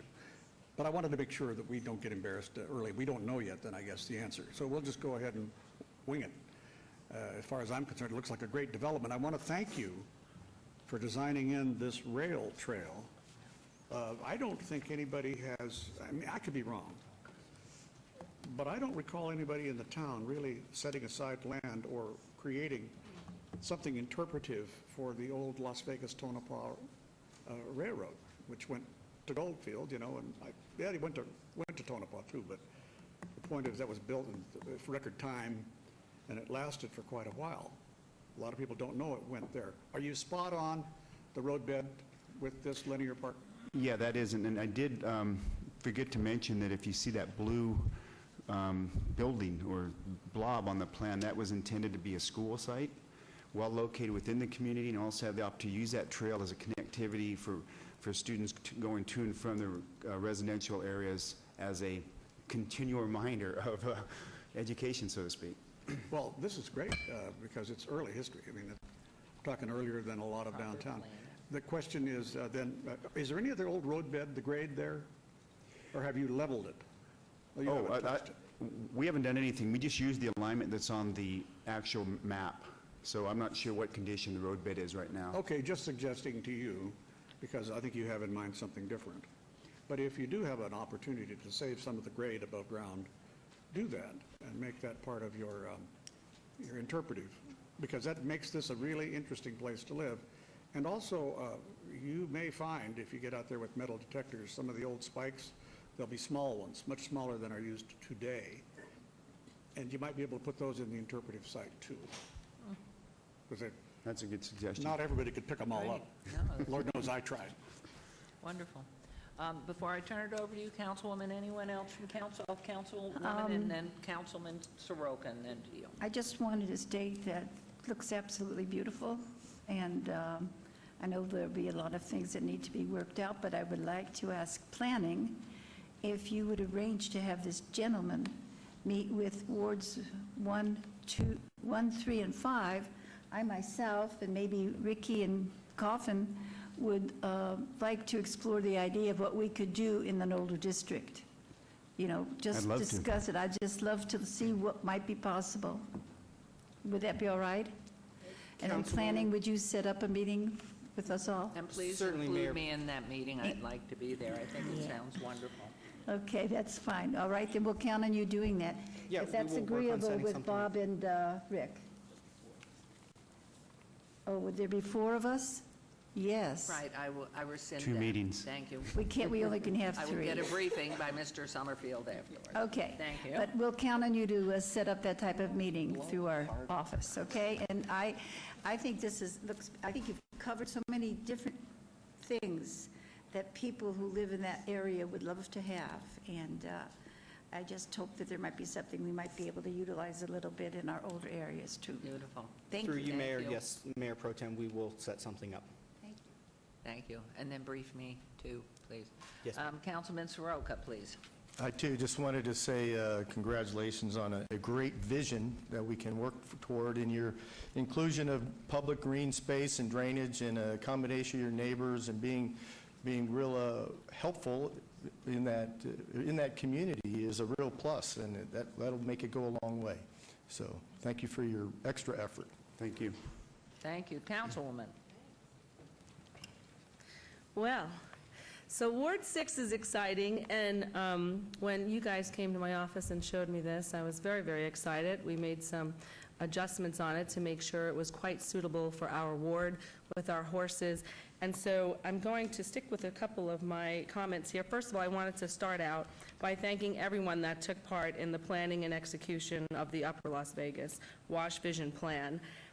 This plan is years in the making and is an example for Washington, D.C. on how good government works. Environmentalists, developers, big government activists, and small government activists. And finally, Democrats and Republicans worked to make this plan. So this is a plan we can be very, very proud of, and it helps protect Tule Springs National Monument while making it accessible to everyday Nevadans in Ward 6. It will be a gateway to the wonders of Tule Springs and should help jumpstart environmental tourism in southern Nevada. It is a plan everyone should be able to support. So one of the unique and exciting elements in this particular plan is the use and the multi-use of the villages with the pockets of development, including multi-use equestrian trails. Up in Ward 6, we ride horses a lot, and so as we look at this, it would be really cool to have some of our horses in our backyard, saddle them up, go down to the coffee bean, put them on a hitching post, have some coffee, and pet your horse. This is what the vision that we have besides all of this that I see. Education is a high priority out there in Ward 6, and so considering the large increase in population and thus class size out in the Northwest, having the opportunity and the appropriate number of schools to handle this increased growth is important to us. And a school can be developed on the parcel to the southeast of the site, which may eliminate the need for a school in Phase 2 on reduce of the size of school site needed to serve the development. And with that said, Ward 6 has a lot of open space. We have a lot of rural area. We have a lot of parks, and we actually have our own golf course too. So it's very, very important that we understand Ward 6 is quite different than the rest of your wards. So with that said, I would like to move to adopt Resolution R43, 2017, as submitted. Thank you very much. It is exciting. There's a motion. Please vote and please post. And a job well done. And that motion, of course, Thank you very much. Thank you. We look forward to seeing you around the 7th floor. Thank you, Your Honor. And I just, again, I want to thank Steve and Dave. They put a tremendous amount of work into this project. Steve came down from State Line a number of times to work on this, and so we just, from the Planning Department, wanted to say thank you to them for all their efforts. Wonderful. Thank you, Mr. Summerfield. Thank you. Thank you.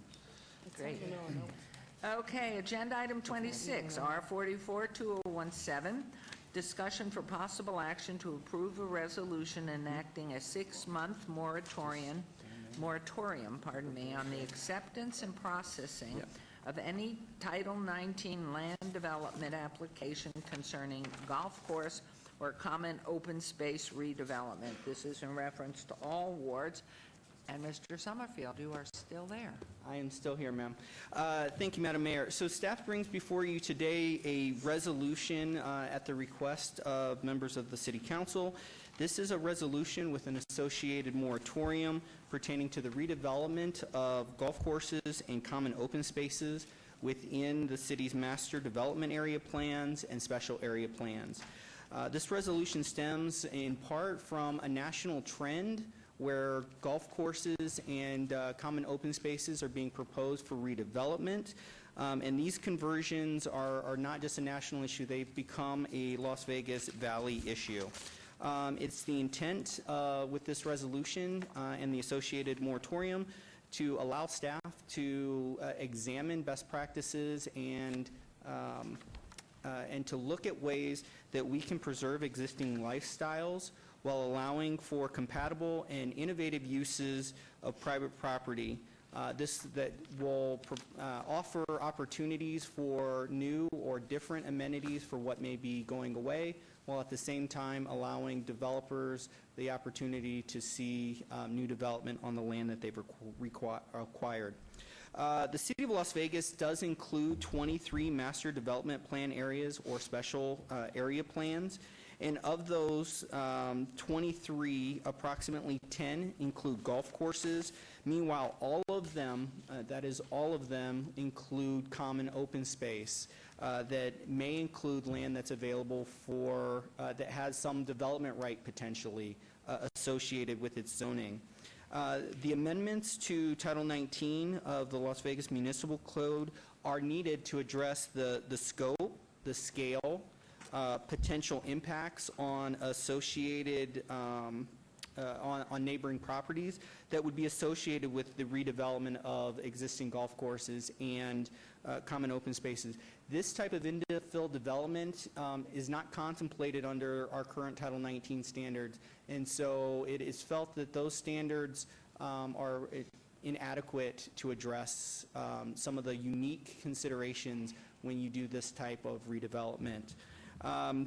So the resolution would enact a up to 6-month moratorium on the submittal of applications to the city for Title 19 land use applications.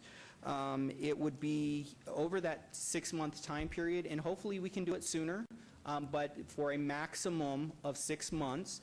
That would give staff an opportunity to work with the City Council, to work with interested stakeholders, the community, the development community, and various property owners who have an interest in this concern on what are the appropriate development standards. Some of the things that we would be, real quick, just a map, because this is not limited to any particular ward. We find these open spaces and the existing golf courses, they exist throughout the city, so it is not a ward-specific issue at this time. So this is a map of the Northwest, the Southwest, and the Southeast sectors. In each of these maps, and I apologize, the colors didn't quite differentiate, you will see that there are golf courses in each of these sectors, but there are also lots of open spaces that would qualify under this moratorium, where we want to just make sure that if a future application comes forward,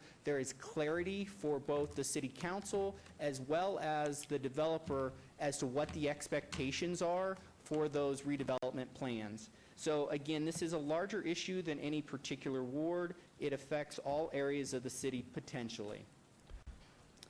There are 6 categories of interest that we would be exploring during the time of this moratorium. We would be looking at general requirements for an application to redevelop one of these sites. We would be looking at a public engagement requirement. So prior to the submission of an application, prior to the arduous public hearing process, we would be looking at ways that the public in the affected areas could be engaged around the development plans and potentially have input into those development plans so they feel connected to the project. We would also be examining best practices. Again, this is a national issue. This is not just localized to Southern Nevada, although we recognize that we have some unique characteristics here that we would need to address. But we want to look at what are those best practices that are occurring elsewhere in the country, where other places have actually been hit by this previously, and they've actually come up with some wins and some losses. And so what can we learn from what other areas have done? We also want to address some very practical things like how any public facilities might be impacted by these redevelopment, infrastructure requirements. We want to look, of course, at development standards that would apply, and then are there any fire or code enforcement issues in the interim between when the current use as a park or as a golf course ends and the future redevelopment actually occurs? Are there things that we need to address in the interim that the updated policy guidance and standards could address? So again, the moratorium is for up to 6 months. It is staff's position. In fact, we've already got a team working in the planning department on the research to begin looking at these best practices. It is our hope and expectation to actually have standards before this council in advance of that 6-month deadline. We will need to take those changes to Planning Commission before we bring them to City Council. But staff's commitment to this council is that we will have those in advance of the 6-month deadline on the moratorium, that we will engage the community, the public, and the development community on those proposed standards, so that where we can get consensus, we will get consensus, and where we can provide options to this council in as the final decision makers, that we can provide options to this council. One of the concerns that we have heard since we began briefing on this, again, 6 months is how long at the most that we expect this to take. This is not an expected that we would do the moratorium for 6 months and then ask for any extensions. The commitment that staff has made is that we will be done in 6 months with something to put before this council for action. Additionally, we believe that because we have nothing in the pipeline right now, there are no submitted applications, that now is the window to do this, so that again we can create transparency and clarity for the council, for the public, and for the development community as future proposals may come forward. And with that, we'll take any questions. Mr. Lowenstein is here with me. He's been an integral part of preparing for this resolution and doing a lot of the research on what we do next, and has been leading the staff team that we have that's preparing to really engage on this going forward. So, thank you, Mr. Summerfield. Did you have anything, Mr. Lowenstein, you wanted to add? Okay, now I think before we take comment, is council down there? He just stepped away, Your Honor. Okay, so I did say that I would take public comment during this time on this issue. So we'll go ahead and do that. We'll hear from our counsel, and So are we hearing from council first or public comment? no, I was just asking our attorney if in fact we would hear public comment at the initial stage of the council meeting on this item, or have public comment now. So I think we can go ahead and open it up for public comment. If you would keep your motion, your moments brief, I would ask City Clerk, please, let's make it a 3-minute time frame, if you would, please. Good afternoon, Madam Chair, City Council. My name is Lisa Mayo Doriso, 10300 West Charleston Boulevard. As most of you know, I wear a lot of hats in this community. I'm here before you today as the President and CEO of Mayo & Associates. We are a business development company, PR company, and as you know, we were instrumental in bringing the World Market Center to Las Vegas many years ago. And I was also the founder of Tule Springs with Rob Morocco years ago to save Tule Springs, and now I find it ironic. There's a presentation on future development, and the mayor said how exciting to be developers, and the following item, you have an item that will absolutely squelch any developer wanting to come to participate in the city of Las Vegas.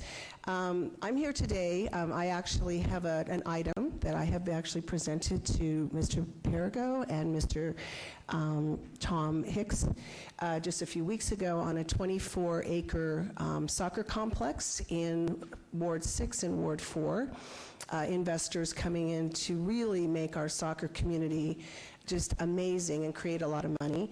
And after this item appeared yesterday, and I sent them to my investors in New York and Florida, I've been instructed that if this is what the city of Las Vegas does, is put a moratorium on development in a time of recovery, let's look at North Las Vegas and Clark County also for sites, because I have to tell you, in all honesty, between voting against property rights on this issue with Badlands and voting against property rights, and now a moratorium on development, just sends a really bad message to everybody.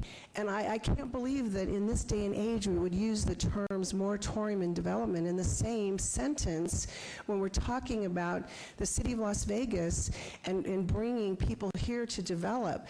The mayor knows, I spent the summer bringing delegations here from China, Beijing, South Korea, Russia, and guess what I showed them and spent hours on the bus with interpreters? The 2020 master vision of this community. Look at what this community is doing. Look at the medical district. Look at downtown. Look at us. I am a mockery. I mean, who looks at these types of items being brought forward to put a moratorium? People do moratoriums when you have 30 people lined up to take all 11 of these golf courses and turn them into something else. You don't have that. You have the Frank Schreck demolition team that's over here trying to make a mockery of what is a property rights, and I don't understand how you're being brought into this. I've stayed out of this because I know I've been on different sides of this. But now this is about development. Now this is about a 24-acre soccer complex I want to bring to this community that's in jeopardy. I will also say this, and please make this decision very carefully. I will give you this card so you know I am for real. Those of you who know this community, I am for real. This is the new $3 billion, $10 million soccer, project going into the county that we will be announcing soon. $3 billion private, $10 million facility that's being developed. And I have to tell, I love the city of Las Vegas. I love you because this is where all of my favorite thing in the world, soccer, takes place. I thank you. But Frank Schreck always stands up here for 20 minutes. Just give me one more second. More second. But you didn't do that before, so let me just finish this. I want to say that the Clark County's kicking our butts here in the city. They have a T-Mobile Arena, they have a stadium, and when you put moratoriums on things for no reason, and you say we're not going to be friendly to builders for no reason, it sends a very negative message. And I just think you need to just let this go. You can take care of this golf thing very easily without a moratorium. And so I please ask you to vote this down and not do this to the city of Las Vegas. Thank you. Next, please. Mayor, members of the City Council, Frank Schreck, part of the Destroyer Group, 9824 Winter Palace. I'm here in support, obviously, of the moratorium. The moratorium only applies, as been described, to master plan and special area communities. It doesn't apply to everything else that's being developed within the city of Las Vegas. I think one of the most important aspects of that the proposed moratorium will, I think, develop, and that'll be a requirement that a developer that wants to go into a master plan community has to have a completed application before it goes on to an agenda. Now, you've seen us here ad nauseum since January 1 of 2016 to the current time. And the reason you've seen us here is there's been 15 abeyances in our process. Of those abeyances, 8 were requested by the applicant, 5 were requested by staff, and 2 were requested by the City Council. We've never requested one that was granted.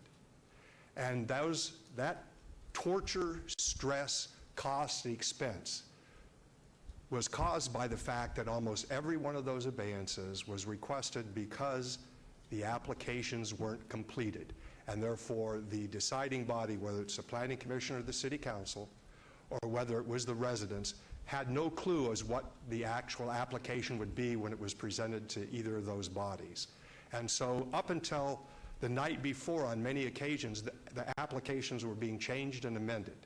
And in their wisdom, both the Planning Commission and the City Council held those in abeyance at the request of the City Council, at the request of your staff, and the request of the applicant.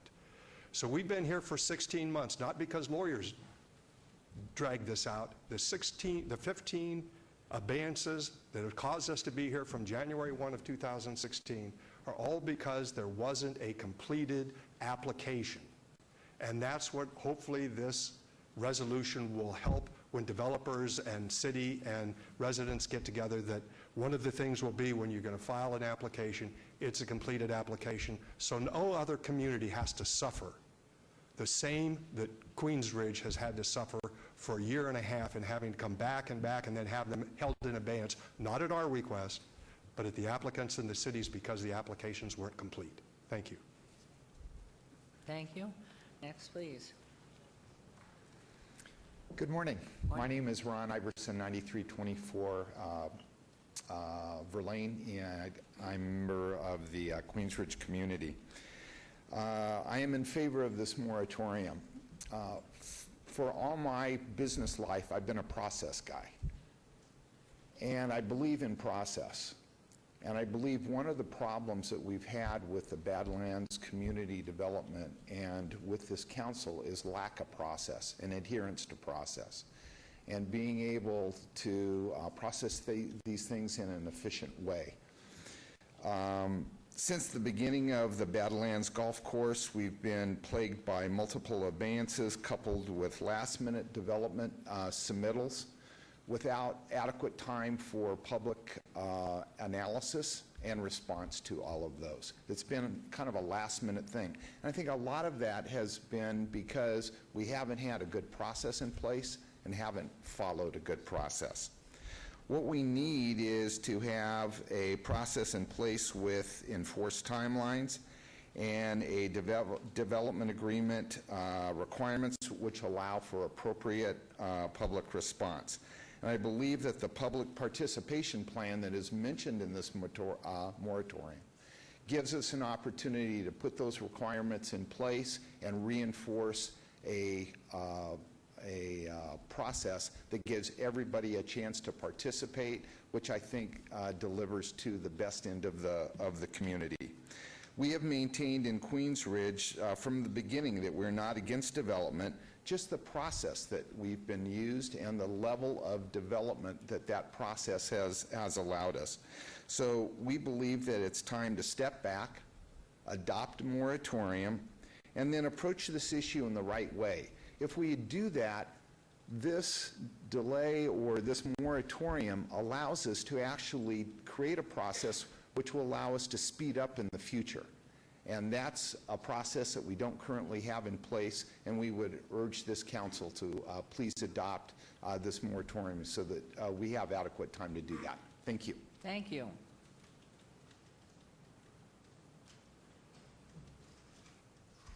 Still Hello. morning. Good morning again, Mayor Goodman and members of City Council.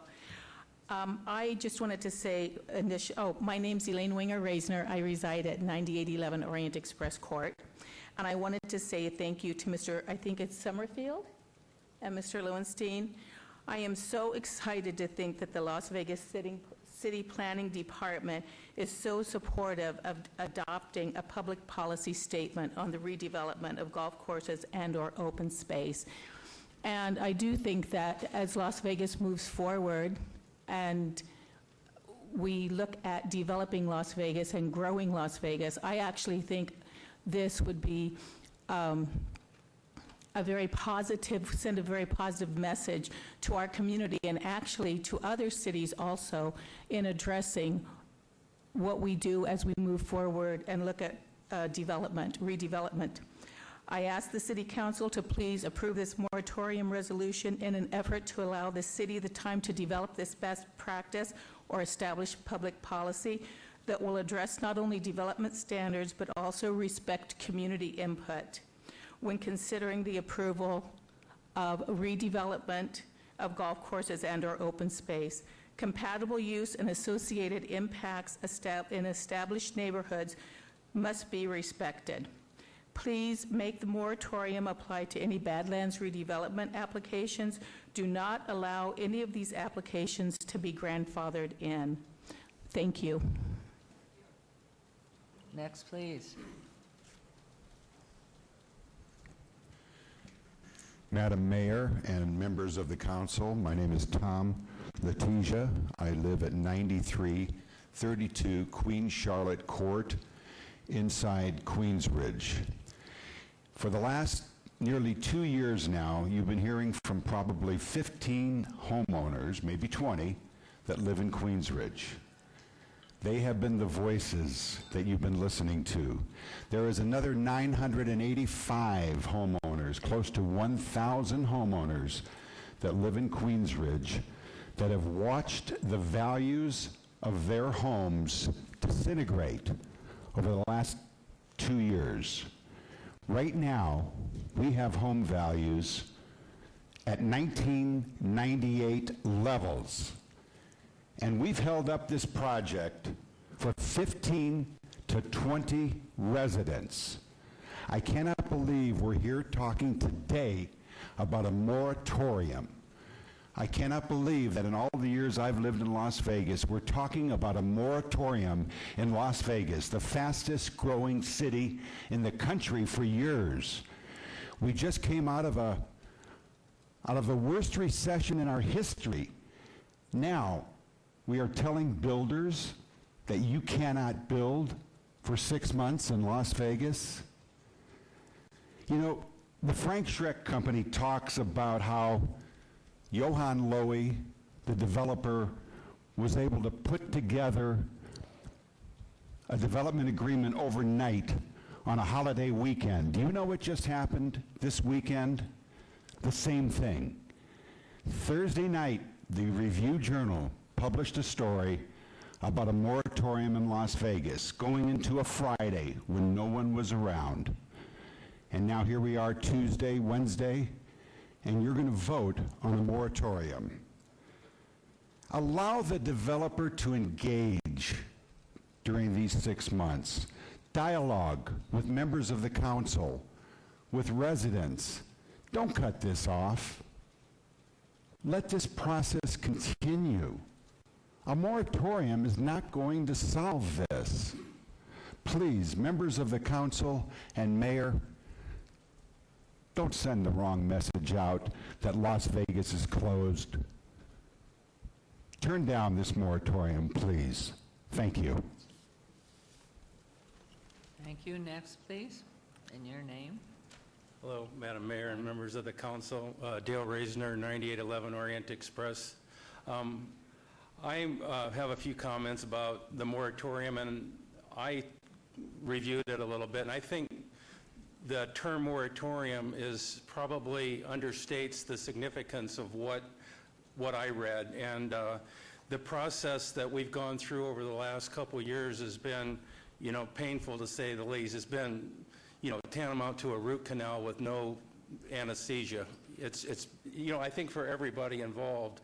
And from my standpoint, we never really knew as a resident exactly what to expect because the applications were light on details, and the overwhelming documents that I read didn't have specific requirements and the expectations that one would hope coming out of an approval.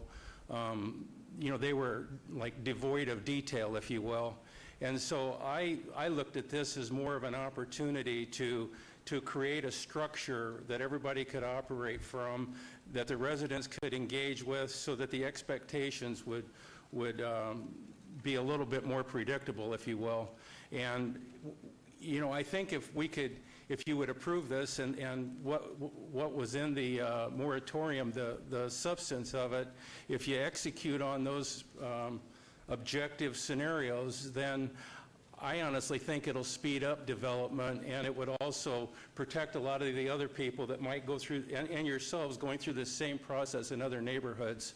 So for those reasons, I would appreciate it if you would adopt the moratorium. Thank you. Next, please. Hand up for everybody.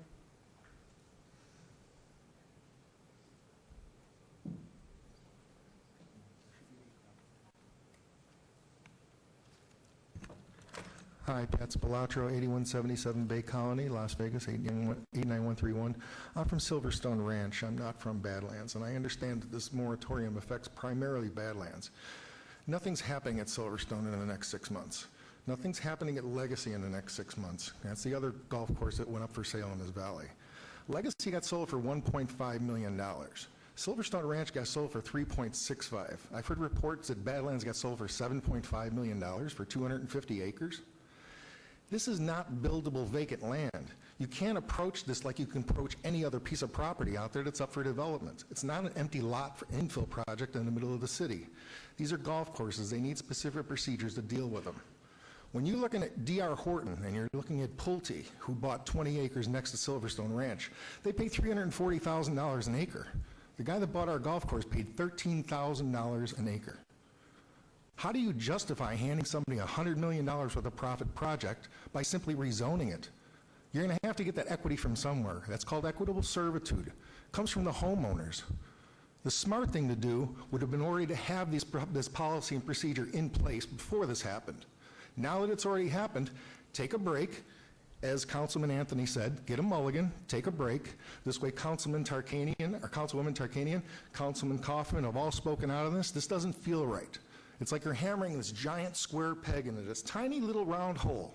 And what you're doing is you're shaving off the rest of it, which is the homeowner's equity, and you're handing it to one person.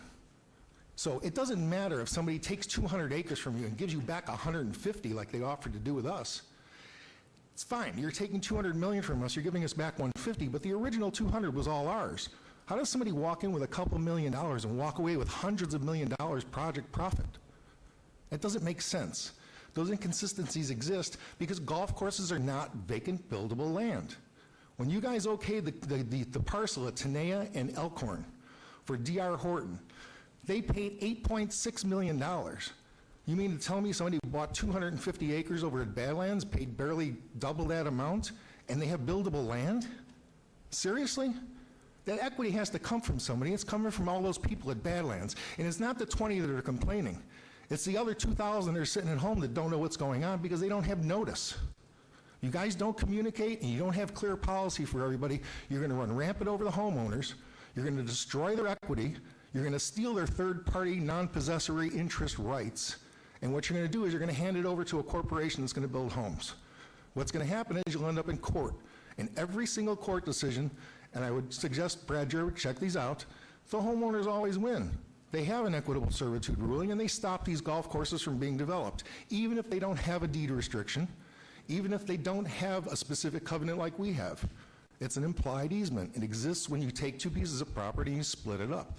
You take value from one, you put it in the other. You people are stealing the value from one and giving it to one person. How do you do that? I want you to please reconsider and actually accept this moratorium. We need a policy to deal with this, and we need it fast. Thank you.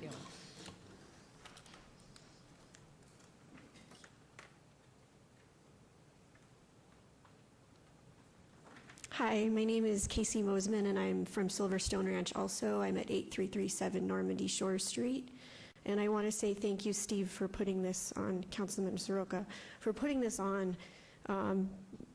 Thank you.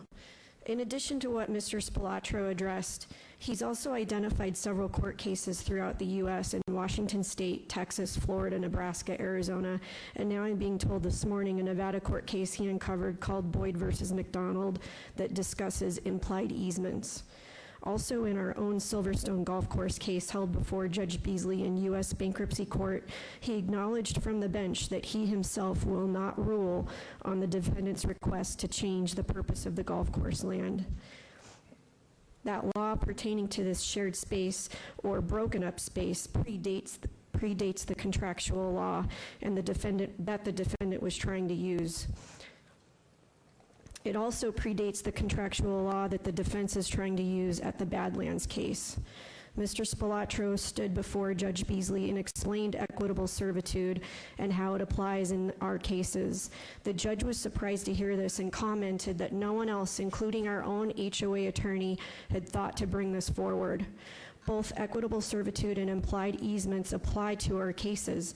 It applies to the Legacy Golf Course case and it applies to the Badlands case. The amount of homeowners and taxpayers negatively affected around the entire valley outweigh the amount of a developer, specifically in regards to golf course cases. And extra care and extra research should be done by the council and the council's attorney before truth and justice could be served. I also wanted to comment too on the categories that staff had presented. There should be an additional category added to the staff's best practices, and that's flood zone concerns, because that's something that specifically affects Silverstone Ranch and Badlands, major flood zone concerns. And that's it. Thank you. Thank you very much. Next, please. Good morning, Mayor, City Council, Sigal Chatta Law Group, 5875 South Rainbow, Suite 204, Las Vegas, Nevada, 89118. Madam Mayor, I am here representing JS Real Estate Holdings and 9504 Kingsgate Court, along with Mr. Staluppi. Mr. Staluppi is currently a owner of 2 properties inside Queensridge. The first property he is currently residing in is a $3.5 million home. He is also building a $12 million home on Kingsgate Court. Back in on July 25th, 2017, Mr. Staluppi sent the council a letter notifying the council that he was building a 22,000 square foot home. He requested that this council approve the development agreement, which was never approved. What I would like to explain to the City Council today is that Mr. Staluppi's home will be done within the next 90 days. He will need to refinance this home, and because he won't be able to get an accurate appraisal of the home, he won't be able to refinance this home. In addition to the $12 million project that he is currently building, he also has expressed interest to purchase 5 acres behind this $12 million project, and also he cannot purchase this property without the knowledge of what is going to be put in the neighborhood. One of the things that I wanted to explain is that it is third-party innocent people that are caught in the crossfire between the City Council and the developer. As a innocent bystander who is currently living in Queensridge, enjoys living in Queensridge, and has invested over $20 million in Queensridge, he stands to incur damages in excess of $20 million if this moratorium goes through. Aside from that, I'm going to defer the legalities of the moratorium to the Developers Council. However, in knowing that the moratorium and the resolution that was placed on calendar today, I believe it is arbitrary, it's capricious, and it is boldface unlawful. It is third parties like Mr. Staluppi that will be affected by this moratorium, and they will have damages in excess of $20 million, as I said. And most important is that if a City Council acts unlawfully, it can no longer hide behind governmental immunity when there is such a serious price to pay here. And with that, I'll submit. Thank you. Thank you very much. Next, please.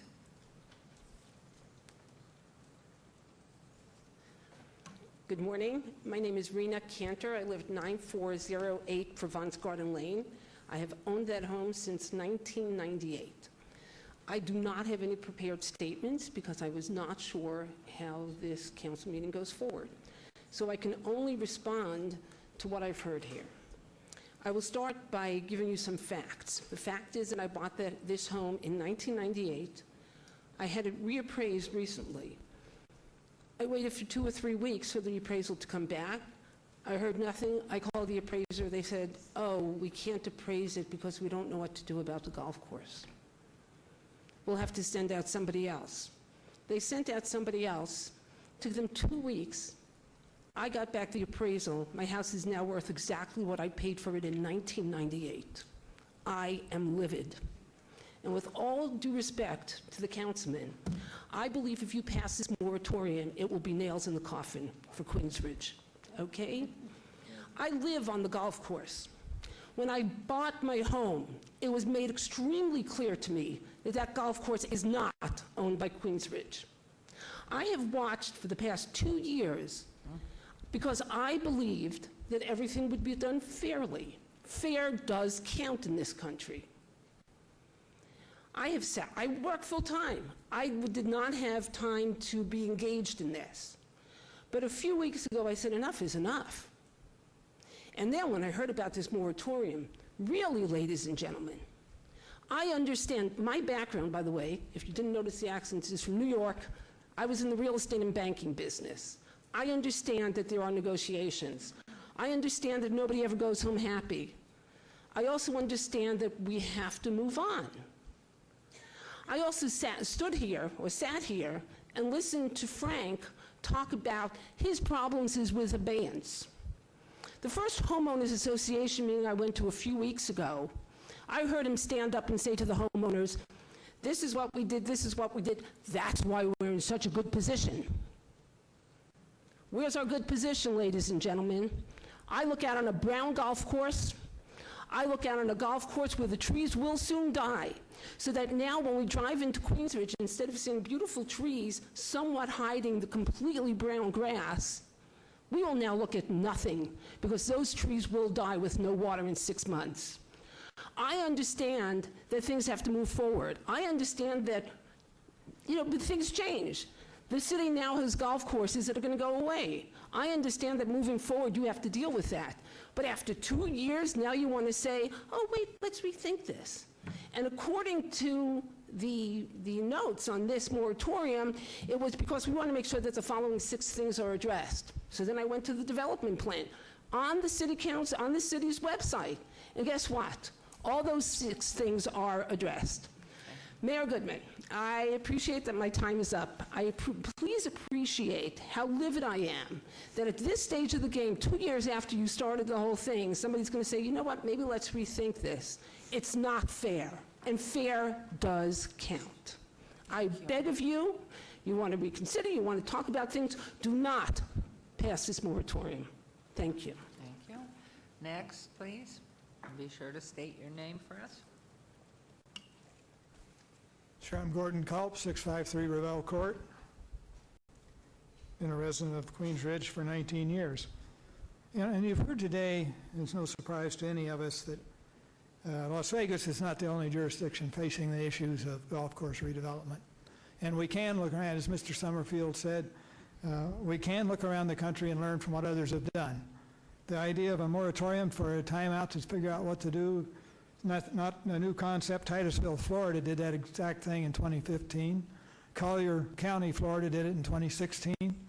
And they both use that as an opportunity to develop a process and procedure for redevelopment of golf courses. So this is not some bizarre proposal in front of you. It's one that has worked for others. During those processes, they developed a framework for significant community involvement and consensus building. That has been something that has been totally lacking in the process here. Being involved in the Queens Ridge Badlands situation for the last 2 years, there's not been the opportunity for meaningful interaction type community involvement that has occurred under these new development standards adopted by other jurisdictions. And the fact that it occurs prior to the submittal of a development application would have saved us a lot of pain and anguish in the last 2 years on our specific project. And from our experience, we've been faced with a developer who won't do meaningful public participation unless he's forced to do so by revised city code. So we ask you to take the time out, a moratorium, to develop those code requirements. Thank you. Thank you. Next, please. Good morning, Mayor, councilpersons. My name is Frank Pankratz, 9103 Alta Drive, Las Vegas, Nevada. It has been an arduous and tough last 3 years, no doubt about it. Change is tough, and we have all heard in individual meetings, in group meetings and work sessions, and multiple of work sessions, the concerns and the frustrations and not in my backyard feedback. I just want to address a couple of things. We keep hearing a lot of untruths and a lot of rhetoric. Mr. Schreck talks about applications incomplete. We met as developers with staff weekly meetings, and quite frequently in between those weekly meetings and those meetings with the city staff included all the various departments, Public Works, Fire, Legal, Planning, and they were arduous meetings. They were meetings where staff demanded lots of things, and those things were incorporated into the development agreement, and the staff approved the development agreement as a result of their year and a half of participation in those weekly meetings. We, in terms of that application, it was complete. So to hear today that the application was incomplete is just incorrect. The abeyances, there was 20 some abeyances in 17 different public meetings, Planning Commission and City Council. The abeyances were largely as a result of the planning commissioners or the City Council, or in a number of cases the staff asking us to give more time for staff who worked diligently. Mr. Jerbick and Mr. Perigo and others worked diligently with neighbors, individual meetings, group meetings, and they came back with the neighbors would like X, would like Y. We incorporated multitudes of those things into the agreement, and those changes that resulted in that into the agreements were as a result of requests from the neighbors, and then we become the bad guys as blamed for continuing to make changes. Just a couple other things that we kept hearing. Traffic was going to be a problem and is a problem. Well, that's not what the expert traffic engineers who prepared the traffic studies said. It's not what the city staff and traffic engineer experts who reviewed those traffic studies said. The city staff had those traffic studies reviewed by a alternative outside traffic engineering company, and they approved the traffic studies. And just 30 seconds, and I'll wrap it up if I may. And women and you heard women and children are going to die because this property is in a floodplain. A small portion of the property is in a floodplain. We developed Tivoli Village downstream. The engineers figured out how to deal with the drainage downstream. So surely to goodness they could figure out, and they have figured out how to deal with it upstream.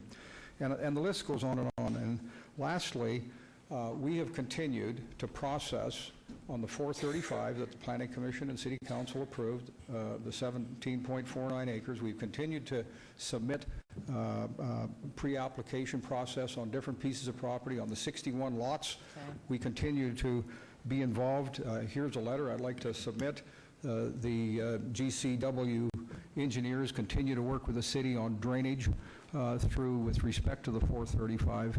And I could go on and on, but we please ask that this moratorium not be pursued. Thank you. Thank you.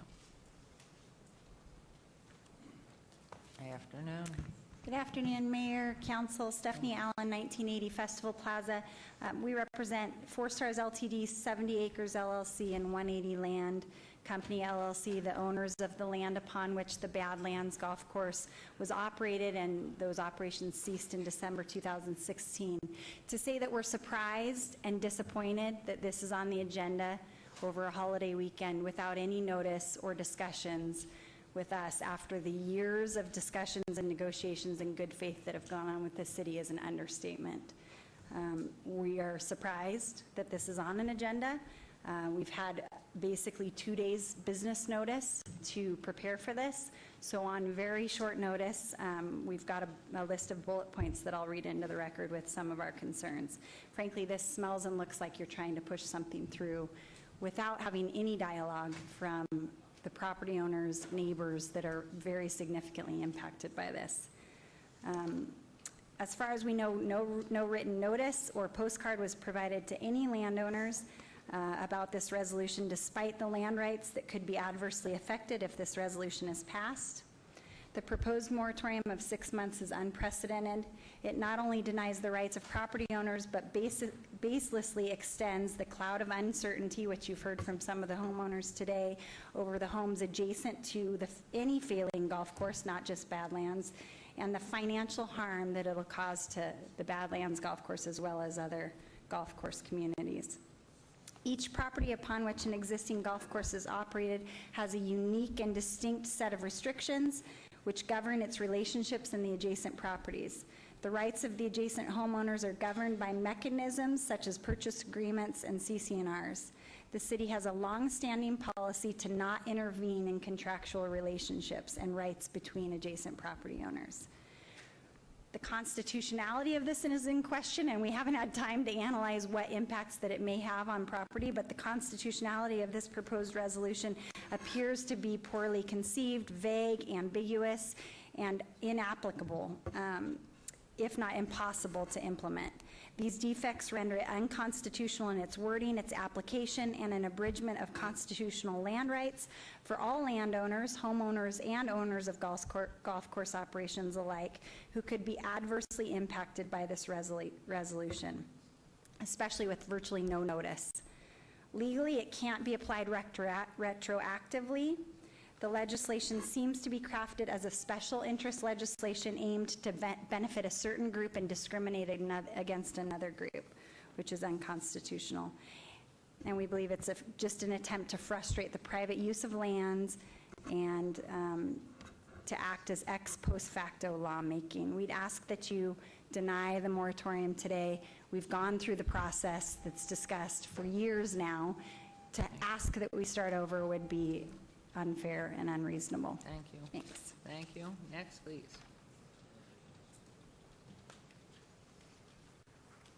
Good morning, Madam Mayor. Jim Jimerson, 9101 Alta Drive, Las Vegas, Nevada 89145. Members of the council, I have the privilege representing 70 Acres LLC, 180 Land Company LLC, and 4 Stars Limited as their litigation counsel. But as it speaks to the moratorium, I have very brief remarks I'd like to offer to each and every one of you. It's always good to appear in front of you and a pleasure to do so.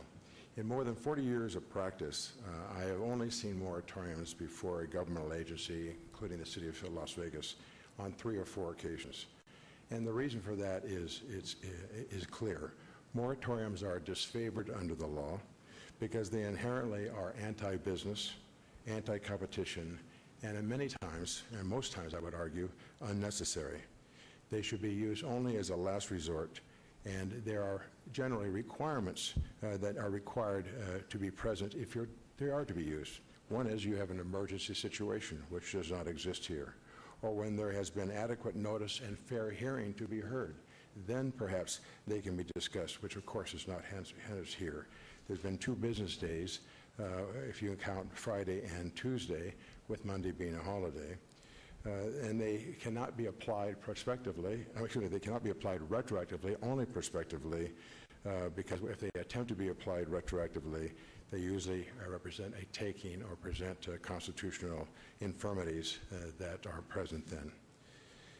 The city is, by this moratorium, if it were to be passed, is impermissibly projecting itself, I submit, into the contractual relationships of homeowners and landowners. For example, in the Silverstone Golf Course, the moratorium may not have the intended effect.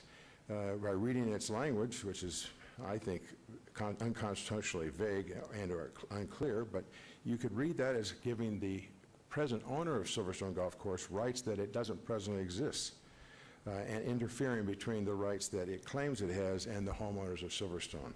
Likewise, if this moratorium were to apply to the Badlands Golf Course, the same type of interference with contractual rights would exist and irreparable injury would follow, not to mention substantial money damages for the kind of drastic nature, draconian nature of this moratorium. I'm reminded that 2 years ago today, September 8th of 2015, before the Planning Commission, Many of the people who spoke in favor of the passage of this moratorium spoke against the Planning Commission's hearing and voting on a density cap removal that then would have, if it had been passed on to you. And the claim was the Labor Day weekend interfered with any notice. There was only a 2-day time period, and it should not be heard. And their protests won the day that day, and the density cap item was continued for 60 days thereafter. And if you'll please conclude, I'll do that. Mr. Thank you, Jimerson. Madam Mayor. The same type, I think, of respect and care should be provided here. An earlier spokesperson independently said that the concept of fairness applies here, and we certainly believe that it does. This will not have an intended effect. It will cause the parties to be further apart rather than bringing them close together. The solution is not the courts. The solution is resolution between conversations of the homeowners and the developers of the land for which this moratorium may or may not apply. Thank you. Appreciate working in front of you. Thank you. Thank you. Steve Carria, 9101 Alta Drive. Mayor, council members. First, I think that, one of the major things is we've seen a number of heroic events, and people recognized earlier today. The Badlands development is not one of them. One of the things that we heard from a gentleman earlier is that there are only 15 or 20 residents that are opposed to Badlands. This is simply not true. I personally had a petition with over 100 names at 1 Queensridge Place that I presented to the Planning Commission and also to this council opposed to this project. Now, I can tell you 100 names at 1 Queensridge Place is the majority of the people because no one's never there. The second thing is that there were 2 surveys, one by 1 Queensridge Place. 75% of those that responded, 75% of those who responded at 1 Queensridge Place opposed the project. 80% at the Queensridge residences opposed the project of those that responded. Councilman Shiroka won the election. His election was against an incumbent. The number one issue of that election was the Badlands development. The people are opposed to it. You talk as if, you hear people saying that the people are in favor of it. Yes, some are, a few. And they're the distant few, not the majority. To carry on, just a couple other things. Councilman Shiroka on August 2nd provided a factual, an in-depth, and a knowledgeable overview of this development. I really ask for you council members to support the ward council member and his position because he's put in hundreds of hours to study this. You also heard today that there are other projects throughout the nation that have put on moratoriums successfully to study these kind of cases and these kind of circumstances. I believe that Mr. Shiroka is in favor of a moratorium because it makes sense. We need to reset. Everybody is burnt out. There's been multiple changes, multiple factors that have taken place. We all know that, and it's been stated before, a lot of the items that have upset the community. I'm not going to relist them. You know what they are. You've heard them. Let me see here. One council member, I do want to bring this up, one council member has really been falsely accused of being anti-Semitic. That just isn't true. Members and residents of the Jewish community, and when 1 Queensridge Place have come up to me and said this, they don't believe that to be the case whatsoever. And I want to say that, we give our approval to Mr. Coffin. The developer is responsible for this development. He's in a position to make tens, if not hundreds of millions of dollars flipping the land. He's not going to build out these projects. And as a result of that, I think that it's his responsibility. He should carry the load, and we shouldn't be responsible for him having to wait 6 months. Last comment, and that's this. If any one of you, your family, your circumstances, or your community was going to have 250-foot buildings built in your backyard, 130-unit hotel built in your backyard in the middle of a planned community, I don't believe any one of you would vote in favor of that. Please support Ward 2, our representative, Mr. Shiroka, in terms of the views that he's already suggested. Thank you. That's the problem. Thank you. Next. Oh, God. Thank you. I'm Ann Smith, and I live on Badlands Golf Course. We've been here before. But I'm here to urge you to vote for the moratoriums, because this is really the most positive, the most proactive step that's been proposed over the last 2 years in this messy process that we've had, to take that time out to develop something that's really going to work for everybody, and it's just and fair for all. And even the Reverend who did the prayer earlier said he was asked for guidance for justice and fairness for all in all of your workings. So that's what we're asking for. And yes, we're affected by this issue, but we've shown all along that we're pragmatic about this and willing to look at things. And we just want to see an established, inclusive, and especially a transparent process that we can be part of. And yes, I've heard all these things about, we've got a brown golf course now. It's worse than what it would have been if we'd gone along with everything that was proposed in the beginning. But this new process is going to address that situation, especially with the watering and the fire protection. And it won't be at the whim of a developer who could water but doesn't. So this whole process not only will help everybody who's involved in the process, but I feel that it's going to help you, because you're going to get to avoid repeating this 2-year process that you've gone through already on Badlands, on future golf courses that come before you, and moving forward on Badlands. And we've heard from the planning staff who it will give them better tools and regulations to guide and review all future development applications. So I'm asking for 2 things. One is please vote for the moratorium today, and 2, apply it to all Badlands applications. No grandfathering. I mean, the reason the moratorium's here in the first place is because of the nature of the Badlands applications. Thank you. Anyone else? Yes. Good morning, Your Honor, members of the council. Chris Kempfer.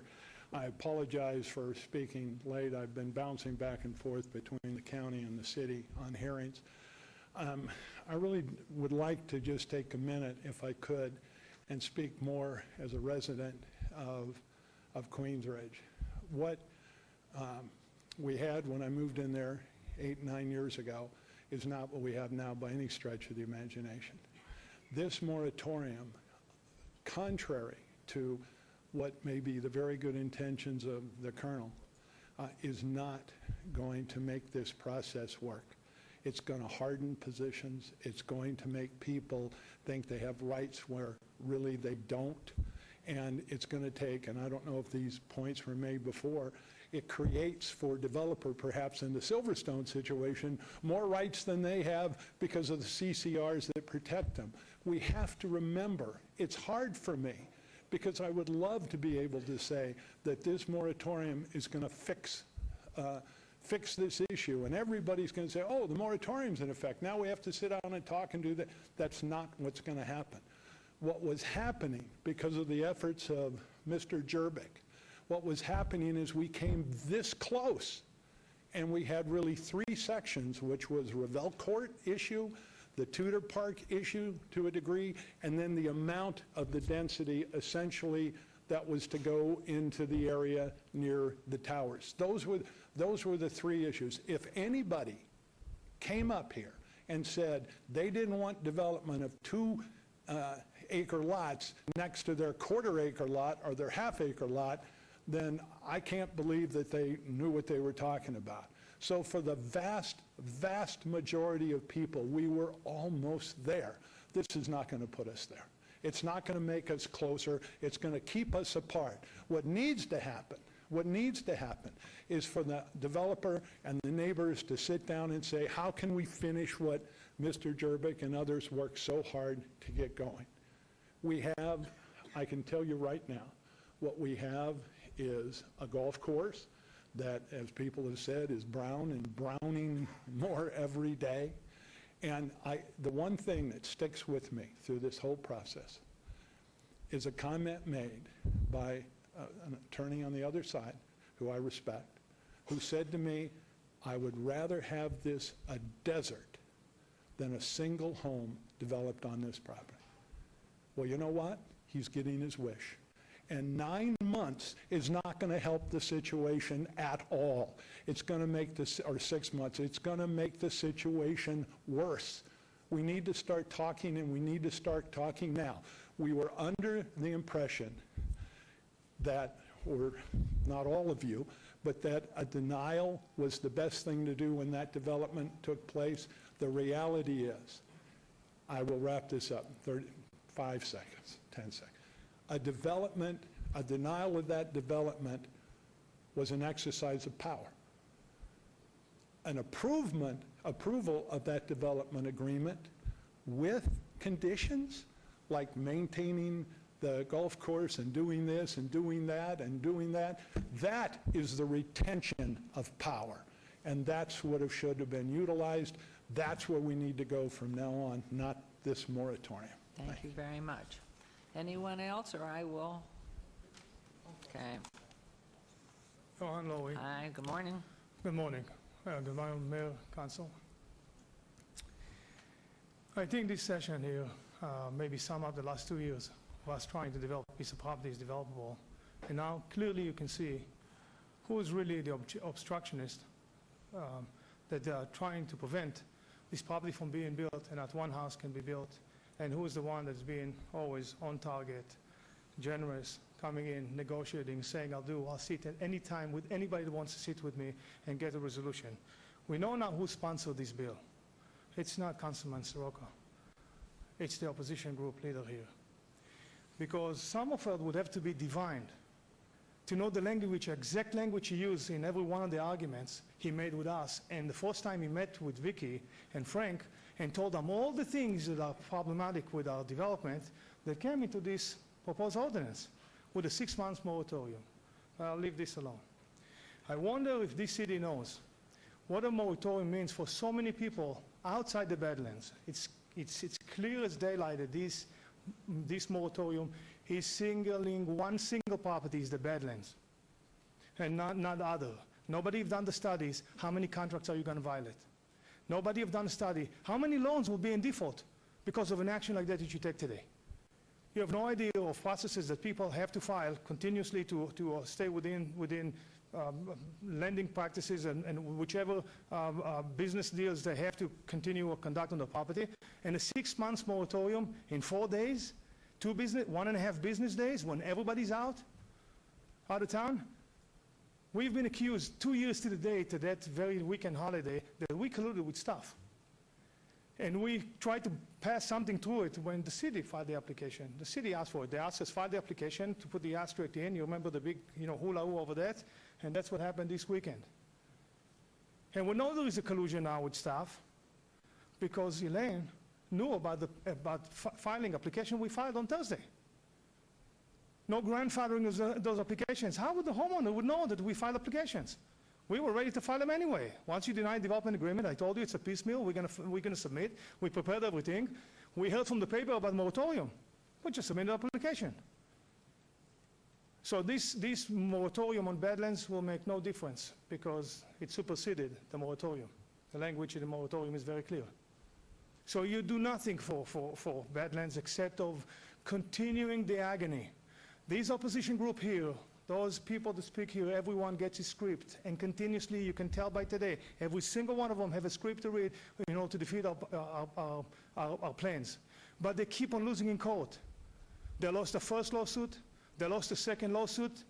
20 minutes ago, the judge just basically stay on everything till the Supreme Court decide what he wants to do. They can't win a case in court, and they will not win a case in court. They're going to lose everything. So they come in here to ask to circumvent the land rights, they agreed in the contract to give away to this developer to develop this land.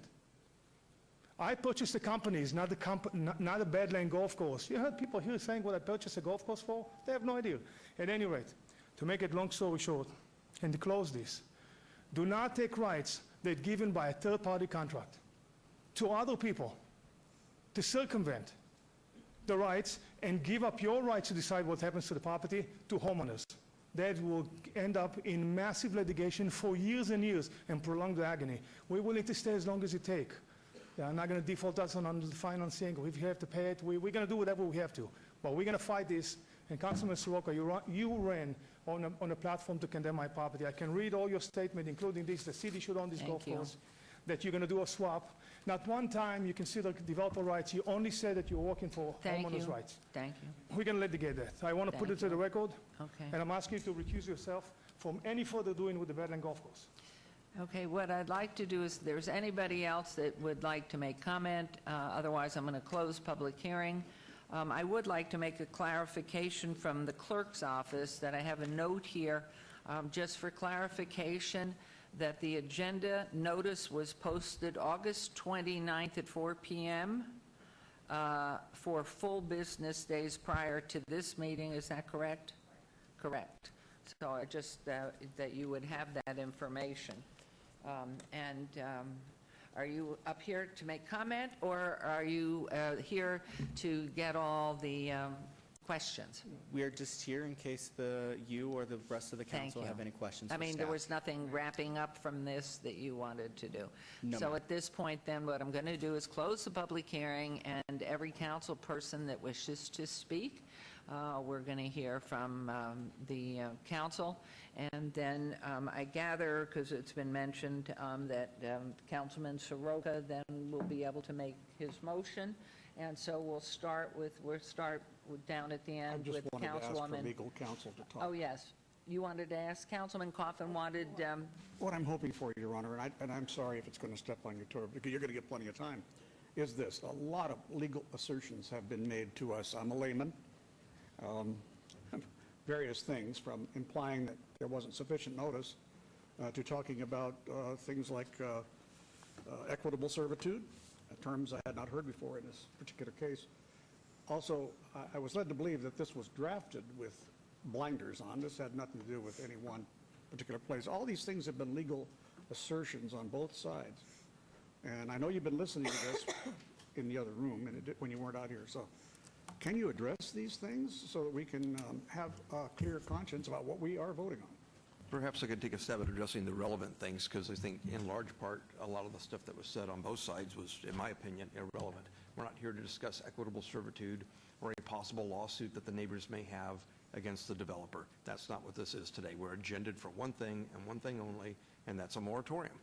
And the law as it applies to moratoriums is that you need to identify specific problems that are not currently addressed in our code or in our policies, and your staff has done that. And then you have to decide if you want to impose a moratorium for a fixed period of time because you have a specific solution you want to achieve. That's the only thing we're here to discuss. The rest of it to me, is interesting, but it's not relevant to the moratorium one way or the other. As opposed, when it comes to notice, that is certainly a judgment call on your part.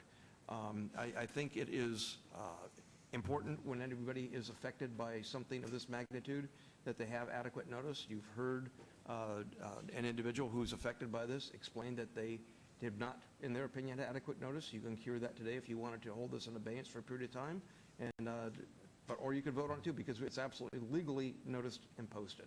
So as far as all the arguments that have made are concerned, the only one I think that you really need to decide today is whether or not you think there is a, for want of a better term, crisis that could be averted with a moratorium of a fixed period of time.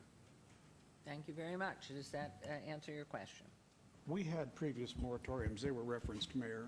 One was called, I think, on water hookups by the Water Authority, Third Water District, maybe 20, 25 years ago. So there have been moratoria determined to be useful in slowing down local governments from doing what they have done over the years, building too fast, too much. So the thing is this, if it's not aimed at one particular development, because I know that's what the assertion is there, I thought it would be neutral. if all applications that are in are still in process, that's avoiding an ex post facto situation. And then my understanding was the only thing that could not be accepted was applications, new applications, but also that all pre-app work, which is the lion's share of this stuff, is still able to continue. You can come in tomorrow, next week, and you can start working with a pre-application on a project anywhere in the area. If I could, I wanted to actually hit that point specifically because there's been representations by neighbors. They want this to apply to any existing applications. Are there any existing applications? Your Honor, through you, at this time, we have no applications submitted that have been accepted by the Planning Department that would be affected by this moratorium. We do have a submission for a request for a pre-application conference, but a pre-application conference is not a submitted land use application. So at this time, as I stated earlier, we're in a window where we have no submitted applications. So there's no grandfathered or anything. There's no application that is currently in the pipeline that would be heard contrary to this moratorium. Your Honor, we do have pre-application requests in right now that our staff is working with the applicant to resolve the submittal requirements for that If I may, pre-app. Mr. Summerfield, I think there's been a suggestion that something is in the pipeline. I think there needs to be clarification, but I'm going to call on Brad Jerbick from the comment, one representative from the developer. What is, in your opinion, has been submitted? There was some reference to something was already submitted. The 17.49 acres, 435, that was approved previously by the City Council. We have continued to work diligently with our consultants to make and prepare the submittals pursuant to the SDR and the other approvals related to that. With respect to the 61, I know there's litigation on that, but it was something that we had in the pipeline. We've made some pre-apps. So is there beyond the 350 or whatever the number is on the Alta Rampart Right. corner, is there anything else in the pipeline to specifically address the issue and the comment from Mr. Summerfield that planning has nothing there? Is there something else there? Again, Chris Kempfer here, now on behalf of the applicant. We have filed for the pre-submittal. We filed those documents. Those documents have been accepted. I appreciate what Mr. Summerfield is saying. We disagree with his assertion that when you have filed an application, a pre-submittal application, that's not part of the application process. Secondly, no one is going to suggest that the application that was filed for the 61 homes on the 35 acres is in any way subject to this moratorium, nor is the 435 that were already approved. There's the point of clarification. We need to hear from Mr. Let me Jerbick. jump in, and I think I can cut to the chase here real quick. Yes. Under no circumstances would this moratorium affect the already approved 435. I think everybody knows that. Second, the application for the 61 that was denied, it does not affect that. That's going to go through the court system. They'll either agree with the council or they'll agree with the applicant. But either way, that's not affected by this. But there is a policy decision to be made here when it comes to applications of the system. And we don't need to debate whether or not what you have in is really an application or not. I think that the council can make a moratorium retroactive to a certain date for pending applications because there's no right to a pending application. And so I think that, and you need to decide amongst yourselves through a debate here today whether or not you really want to do that. But that is something that you can do because we see constantly, if you have a moratorium and you give a lot of notice, let's say 2 or 3 months notice, everybody comes flooding in with applications and your moratorium is worthless. So you do have the ability, if you want to go back and say it goes back to June 1st or July 1st or August 1st, but you need to make that decision today. It's not written that way now. And there doesn't have to be re-notification on what you've just specified? No. To allow us to vote in that manner should the council decide to? I do not believe it needs to be renoticed. Okay. Your Honor. I would question that. There's one So I think last that's, point. I'm sorry. okay, please. Remember, Robert was taking a long time to getting around to answering my question, so maybe we'll just put it on Brad. Brad, Again, I was trying to get an answer to the question, does this affect at all any of the normal pre-application effort that goes on, sometimes for months and years, in order to get ready for the application? It's to kind of know. You just heard Mr. You can Summerfield lobby. say no, it does not affect that. They would accept pre-apps. The other thing I want to put on the record is it does not affect the ability for private parties to negotiate a development agreement. So at any point in time during the 6-month period, without application to the city, HOAs, neighbors, the developer can sit down and negotiate whatever they want. And if there were a resolution, by some miracle, I say that tongue-in-cheek, if there was some resolution in less than 6 months, you could always rescind the resolution and bring it back or make an exception for a development agreement. So there's nothing to prevent dialogue. There's nothing to prevent a pre-app process. And I want to put one more thing on the record, too, because I know that there have been security issues that have been brought to my attention, and I've shared it with everybody else. Unfortunately, not only is the golf course dead, but people have ended up using it for recreational things that are totally inappropriate. Mr. Lowy sent me a picture of an individual on a dirt bike using the golf course as their private motocross track. At some point in time, this is a security issue not just for the property owner and the liability they may have, but for the city as well. And so there's nothing in this moratorium, and I need Mr. Summerfield and Mr. Lowenstein to opine on this. I don't believe there's anything in this agreement that would prevent somebody from asking for a security fence or other things to abate the nuisance that's occurring out there right now. But if, in fact, the council should vote against the moratorium, that does not preclude the parties from continuing to talk or anything else, correct? Waiting for 2 years. No, it does not, no. I would like to have plenty on the record talking about that, because I think that's a significant issue, and I don't think it's anybody's intention to prevent anybody from providing security for a site like this or any other site so burdened. But that has to do with whether or not this council votes in favor of the moratorium or against it. You're making a point about the security of the property. So whether there's a moratorium agreed to by this council or not, the request is out there about Your Honor, the security. if I could address the security issue, maybe we could get an answer here. We applied to put a fence up to prevent some of the things we're talking about. We were told we have to go through this Well, let's process. not do this Okay. now. Let's have a conversation. You can meet with Mr. Jervik, but I think we have an issue right here on this resolution, and that's what we're supposed to be Okay. about. All right. So my only concern was listening to Councilman Coffin, if from the vantage point of our planning, is there anything in the pipeline, so to speak, and the continuation of what you're doing on the corner property at Alton Rampart continues to move forward. That the other piece was denied according to the 61 units was denied, so that's off the page. So the only thing is continuing, and that's what Brad Jervik had just said, that the 61 pieces in the northwest corner, that was denied by council? That's correct. Correct. And so what's in the only thing that's in that they're working on right now is Alton Rampart.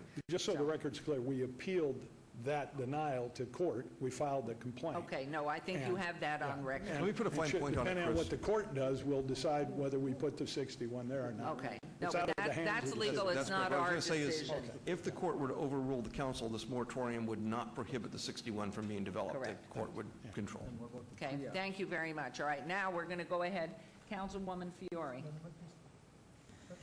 Thank you. Wow. Okay, so I have a lot of notes, and I'm going to try to really refrain for making sure I use the right vernacular here, and I want to make sure that I address my peers sitting up here on this council first.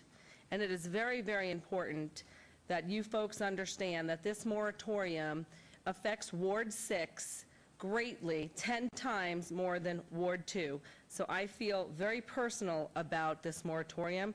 We are talking about Badlands Golf Course versus Ward 6 that has Silverstone Golf Course, parks. We just got done before this talking about our vision that includes open spaces. I am literally going back and forth from Washington, D.C., working with our congressional delegate on BLM matters. I'm working with our commissioners, Kirkpatrick and Brown, on land that we're looking at building together equestrian parks, okay? So this moratorium affects Badlands, but it affects all of Ward 6, and I am adamantly opposed to this when you start putting in a brush stroke for the city of Las Vegas that affects my ward more than the own council member's ward.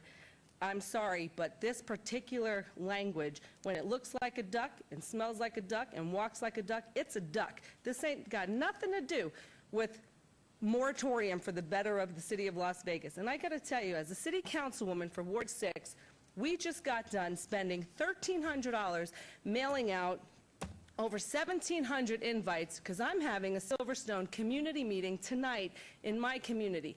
Last night I spent the night with my police officers and my community members remembering 9/11. I'm very active with my community. My Silverstone folks do not have the problems of Ward 2. My Silverstone folks are very protected with their CC&Rs. So my fellow council members, I am going to just say a few more words here, but I urge you that a vote on this is a vote against Ward 6, and that is not okay with me. So first off, this moratorium attempts to correct a legal problem that is existing on only one development in the city. Las Vegas has 2 golf course communities that are currently what many consider a blight. Both of these communities have had the water turned off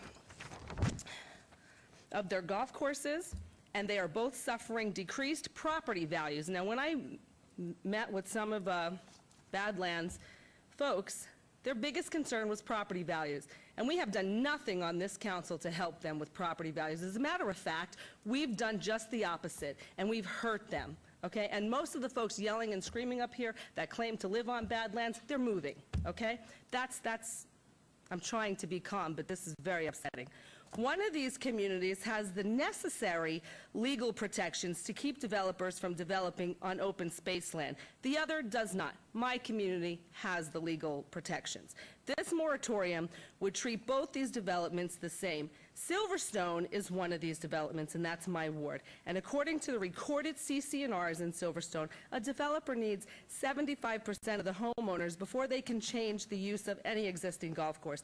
A moratorium does not help the residents of my Silverstone. I believe it's in the best interest of the residents of Silverstone to decide what happens in Silverstone, not this moratorium.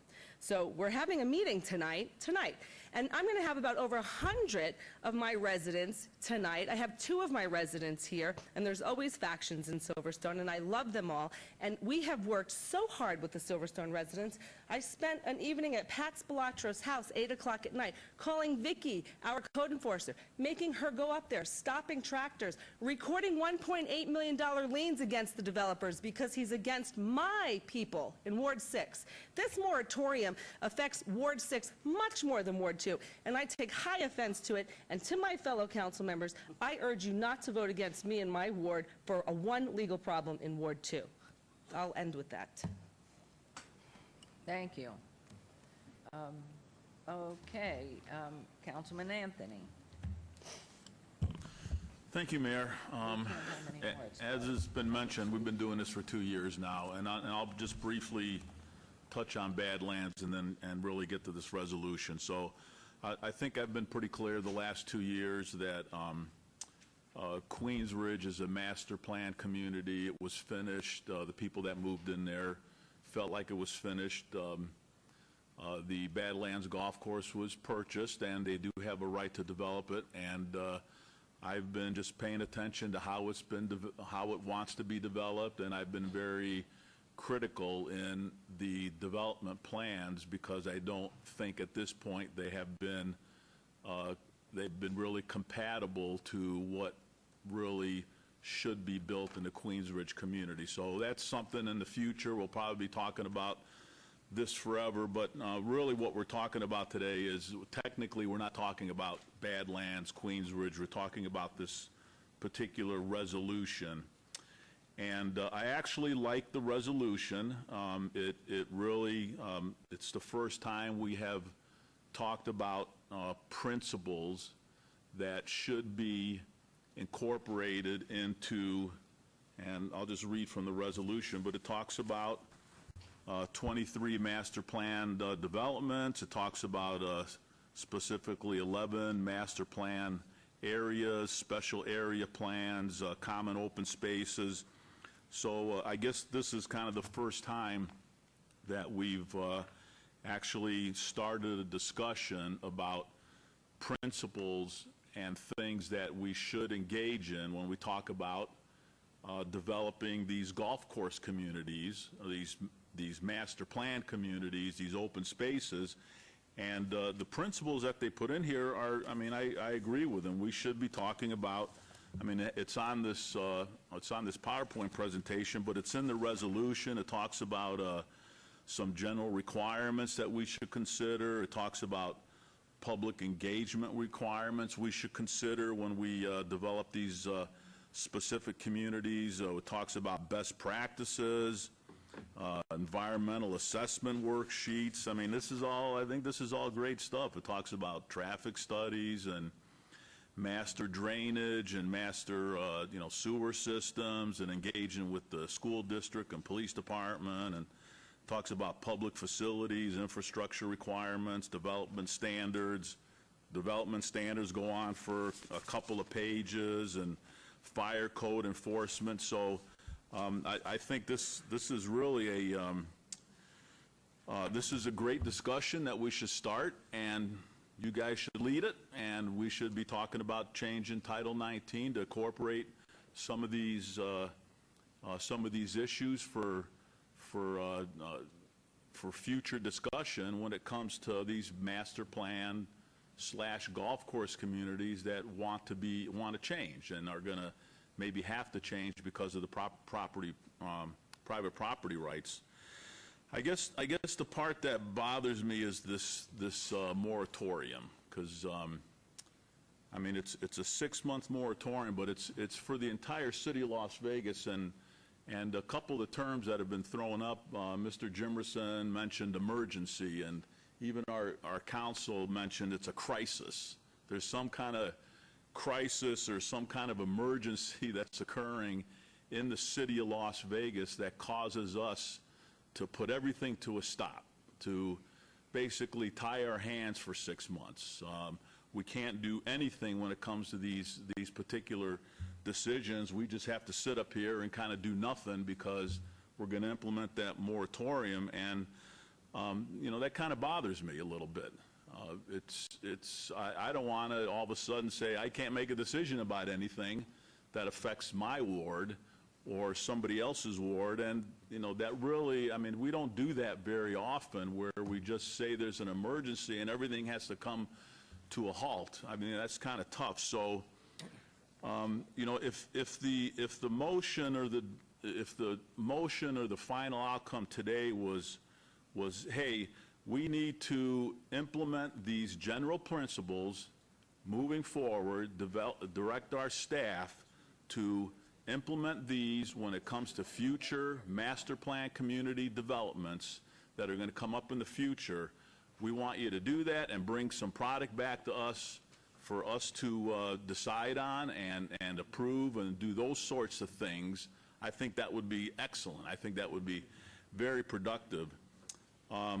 But today, I mean, I have to support Councilwoman Fior when she says that this moratorium is going to really kill her when it comes to dealing with Silverstone Golf Course. I mean, it's that's a big deal for me when she says that. And she has her issues with Silverstone. Obviously, Councilman Soroka has his issues in his ward, and I have to vote on all this stuff, and I have no problem voting on it. But when she says this moratorium is going to hurt her dealing with the issues at that golf course, I have to listen to that. And so today, if the word is moratorium that we're voting on specifically, I can't support it. If the concept is these are great principles that we want our staff to implement in Title 19 to deal with future issues concerning master plan communities, whether it's Badlands or Silverstone or whatever that comes up, I'll support that. So I'm just going to have to wait and kind of see what the motion looks like, and I'll kind of go from there, but that's really my thoughts at this point. I'm going to continue to be, as I said at the beginning, when it comes to Badlands, be very critical and take a very close look at what's going to be developed in there, because I have to listen to the residents. That's always been my focus from the beginning. I have to listen to the residents, and hopefully we can come to some conclusion in the future. But this is not about Badlands today. This is about doing something that affects the entire city of Las Vegas, and I don't know what the next 6 months holds. I don't know if a soccer complex is going to come and want to build here, and all of a sudden, sorry, you can't do that because we have this moratorium. I mean, I worry about those sorts of things. I want to make those decisions myself when it comes to a vote. So that's kind of where I'm at today. I mean, the public comments have really helped me, because I didn't know where I was when I first came into this today, because I saw this at the last minute myself. That was, but you all have helped me kind of from both sides get to something that I think is kind of a compromise for both of you. So thank you very much. Thank you. Councilman Coffin wanted to speak. Okay, thank you, ma'am.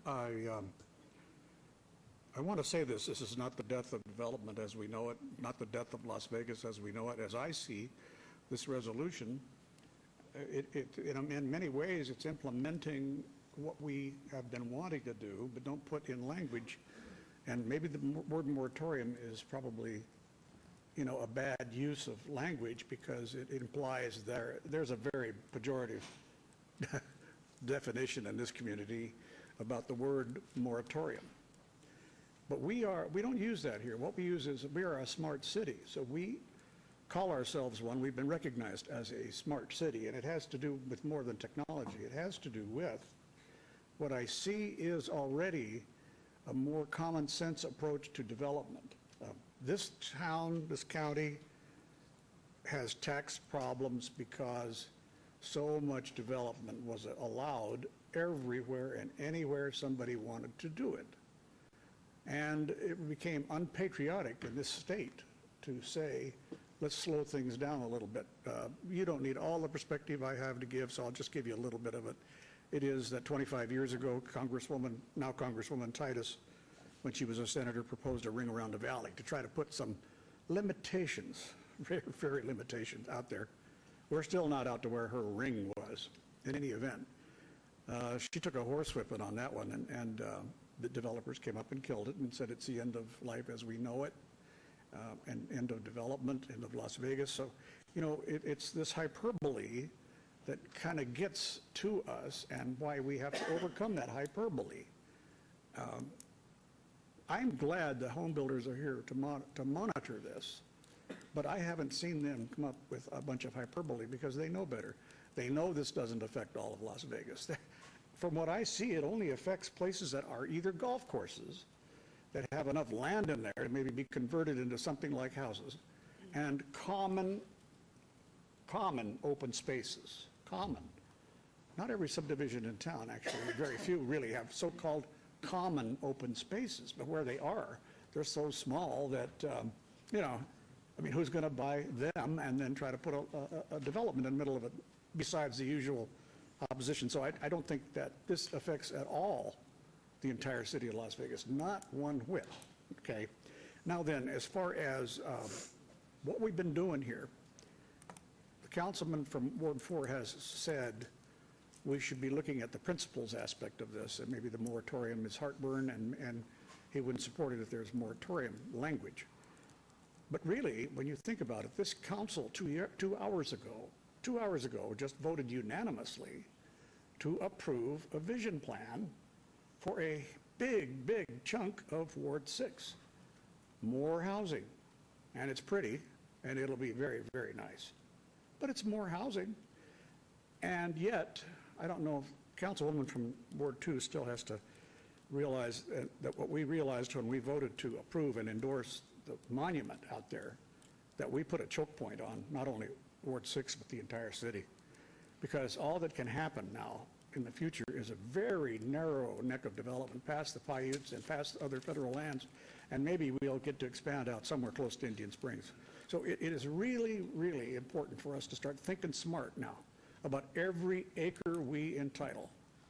And this is harmless. This is truly harmless, but it does set forth the principles that we want without any damage to any property rights. This is what we should have been doing a long time ago.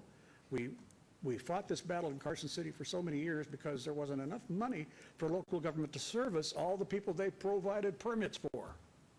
That's the damnedest thing here. Councils and commissions all over the place said yes, yes, yes to every developer.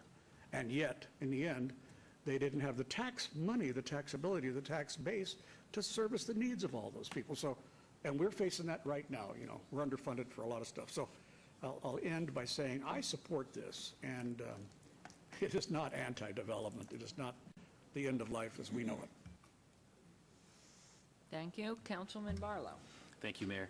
And I appreciate all the hard work the staff has done in relation to this ordinance, and also my colleague for bringing this item forward. After reviewing it all last night and into this morning, and listening to the those that are for and against the proposal before us here today on our agenda, I have to look at this as being very broad in scope. I believe that we have the ability as council members to in fact direct staff without enforcing a moratorium to get the work done that you're proposing to get done. I don't believe we need to do that in such a formal way of an ordinance. I believe it sends the wrong message to the entire development community in the city of Las Vegas and throughout the city of Las Vegas. And so for that, what I would like to do is direct you all to continue to move forward in the capacity in which you're looking to bring a proposal back to this council and do just that within the 6-month time span that you brought before us. But I don't believe we need to do it in the form of an official moratorium, because it sends the wrong message, at least from my perspective, to the entire business community as it relates to the city of Las Vegas is pausing on future developments. There could be a lot of great ideas, suggestions, proposals submitted within a 6-month period. The mayor mentioned earlier to me that look what happened in one day in Houston. One day changed the entire trajectory of an entire city.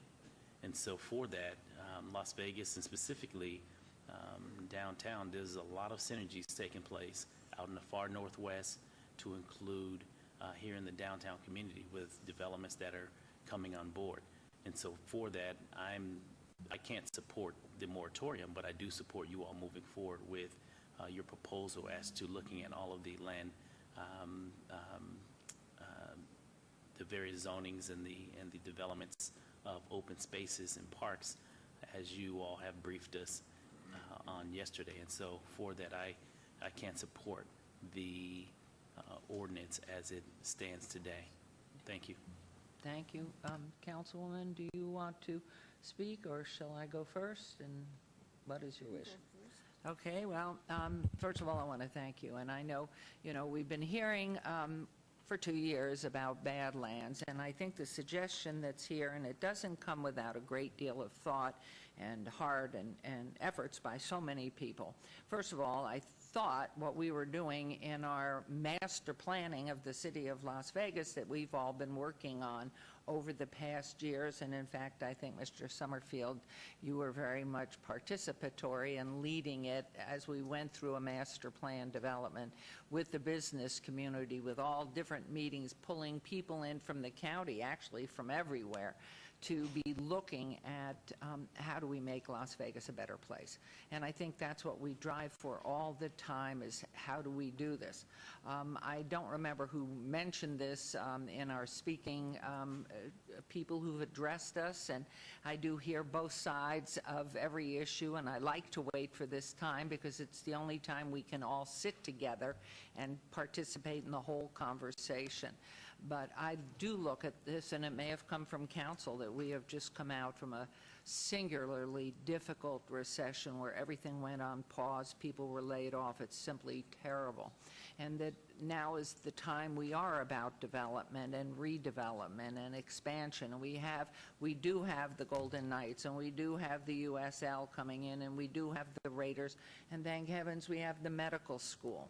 And so for us, I had always assumed that our city staff was always out there. I don't care which department it is, whether it's in parking or whether it's in recreation, that we have been this city out in the front, whether it's homelessness and housing veterans, that we're always looking to best practices everywhere. We are unique here. And so the fact that it's almost like this is brand new, and to me, we've already been doing this. We look for it, and we hunger for where other cities and communities thrive. So listening, and I was I liked the way Councilman Anthony addressed the issues that happened to be in this resolution. And I thought we were doing all those things all the time. And maybe after 18 years of Goodman's, understanding what our staff was doing, maybe I was off the page a little bit, but I know how hard everybody works, loves this city, loves the community, and we are trying to make Las Vegas the very best it can be for every resident and continue developing and being attractive for developers to bring money in here. We got open land space. We got downtown Symphony Park. That was something that was owned by the Union Pacific years ago. And we needed land to develop in the core of the city. So all of these pieces, and speaking of putting a moratorium on, I hear that. And even if it were a moratorium that allowed developers, and we could persuade developers coming into our community that it doesn't mean you and you can't plan or invest. The reality, the words suggest the wrong thing to me. And so I really, and I do recall our last vote, which was 4-3.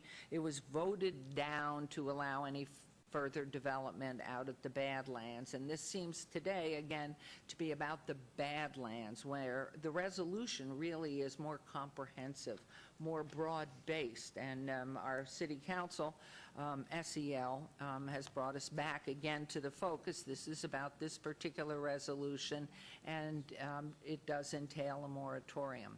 And I think at a critical time in the development of our community, redevelopment, expansion, Badlands issue is a piece.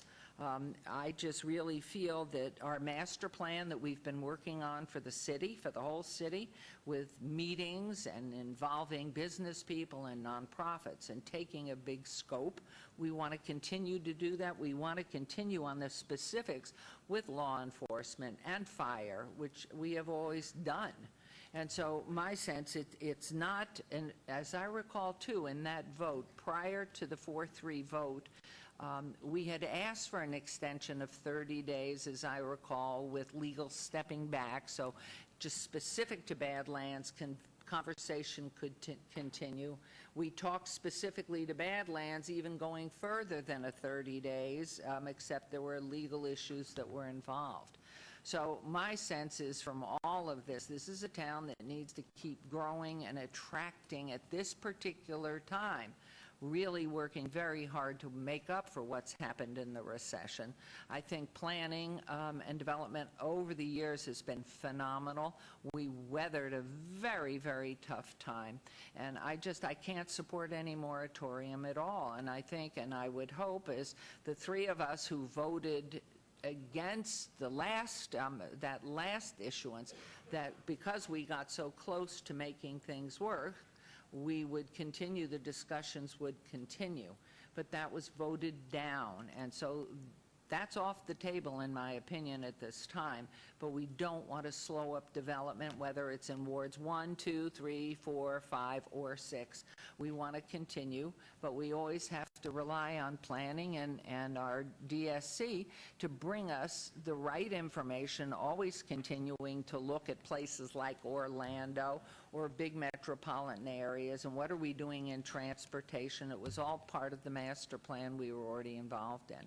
So I think the direction, and I think Councilman Anthony really hit it by going over the specifics in the resolution, we would want staff to continue on this, which I had assumed we were already doing over these 18 years, that staff was going and learning from other cities. 6 months isn't going to make a bit of difference. It could hurt us in the redevelopment process all told. So I cannot stand behind any moratorium. We need to keep moving ahead and have the faith that this is a community that wants to build, develop, and become a world-class city where those who live anywhere in the world can look at us and see, but we do need to make sure that we have all the pieces in place so that the planning process, and I heard the word process, the planning process is one that we really have crossed the T's and dotted the I's. So with that, I think I've said just about enough, and I don't know if Councilwoman Mayor Pro Tem would like to say anything, but I'm going to go then to Councilman Soroka for his motion. First, I want to compliment staff that put this together and presented it to us, and to Councilman Soroka for thinking that the problem is not just going to be in this one area. It's going to be in other areas coming up. But it will vary, I think, according to what specific golf course, what's the place that it exists, and such as was mentioned by the Councilwoman for Ward 6. From the very beginning, I have stated that I thought we were a little shaky. We were shaky on how we did this. And you know what? I think that might be forgiven because we've never done this before.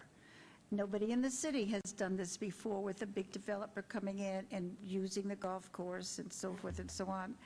So I have felt, what is it that we did and that we didn't do as far as developing a plan? And people would say, well, this happened. No, that didn't happen. And so it was very confusing. And as Councilman Anthony has spoken out about already, as I went through these things, I said, gee, a lot of this should have been done, but perhaps wasn't done. For example, we have the environmental assessment workshop, and you've mentioned so many others, the sewer study, the master drainage study, the flood study. Some of those we did, some of them we didn't do.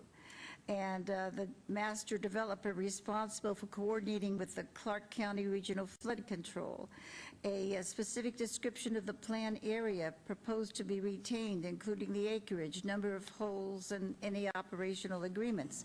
A lot of that we have, but a lot we didn't have that came in there. However, and when I spoke with Mr. Soroka, I told him that when he mentioned the resolution that I felt I could support this. However, I'm worried now because as I go through this more, as I have more time to go through it, I find things that concern me that I think maybe reach too far.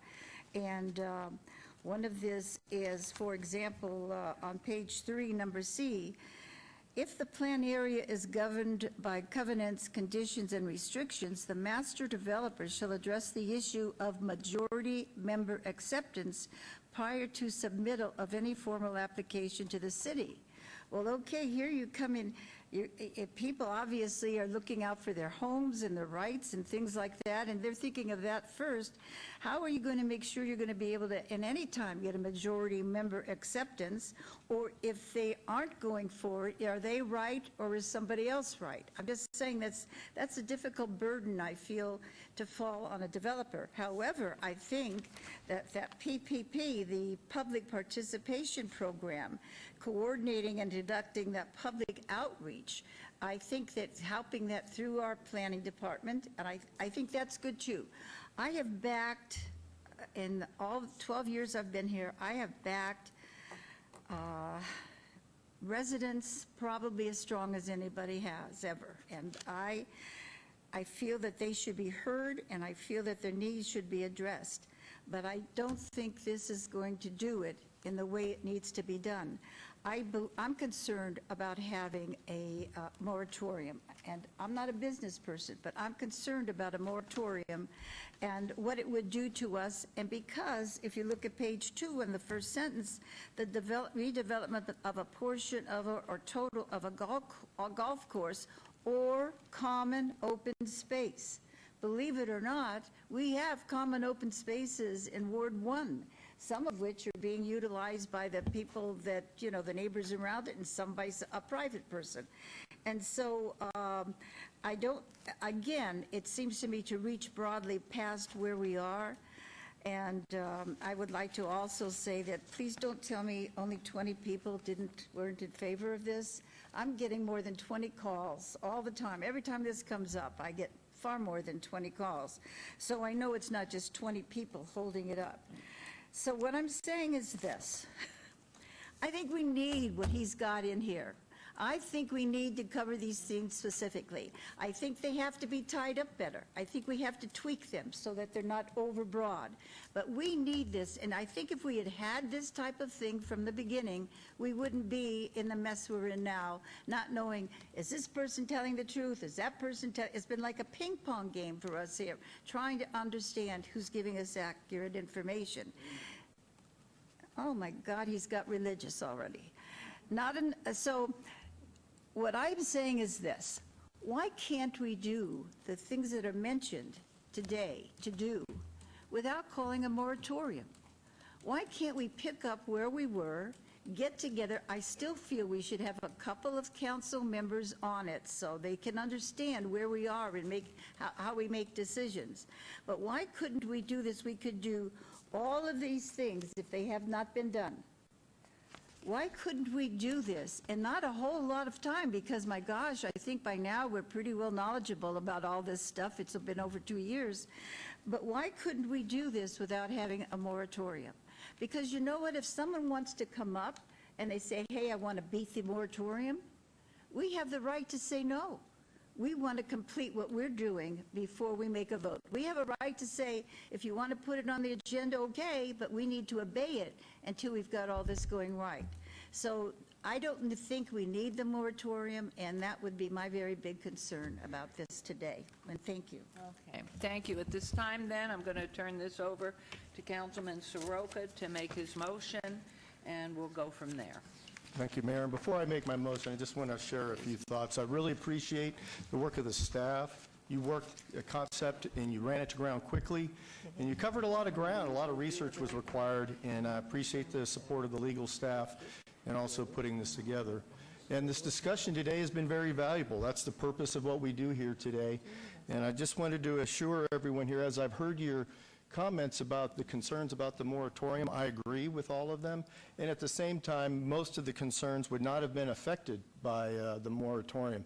But let me just share a little bit more that I think it's been established that we have a policy and a procedure for most everything in the city except for this specifically. And the primary reason I even put this forward for this great discussion that we had, and that's what it was a consideration and a discussion, was because I've watched for 2 years what has been a pretty challenging and frankly an embarrassing period for our city. We even pitted neighbor against neighbor and friend against friend, and it has been a high cost to both developers and residents alike.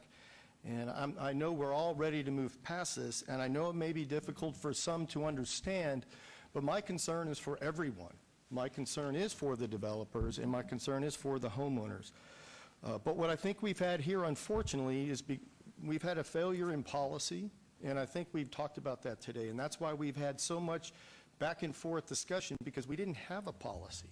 We tried to inappropriately apply policies that were developed for open space, never before developed land, and trying to apply that to previously developed land where it wasn't compatible and didn't fit.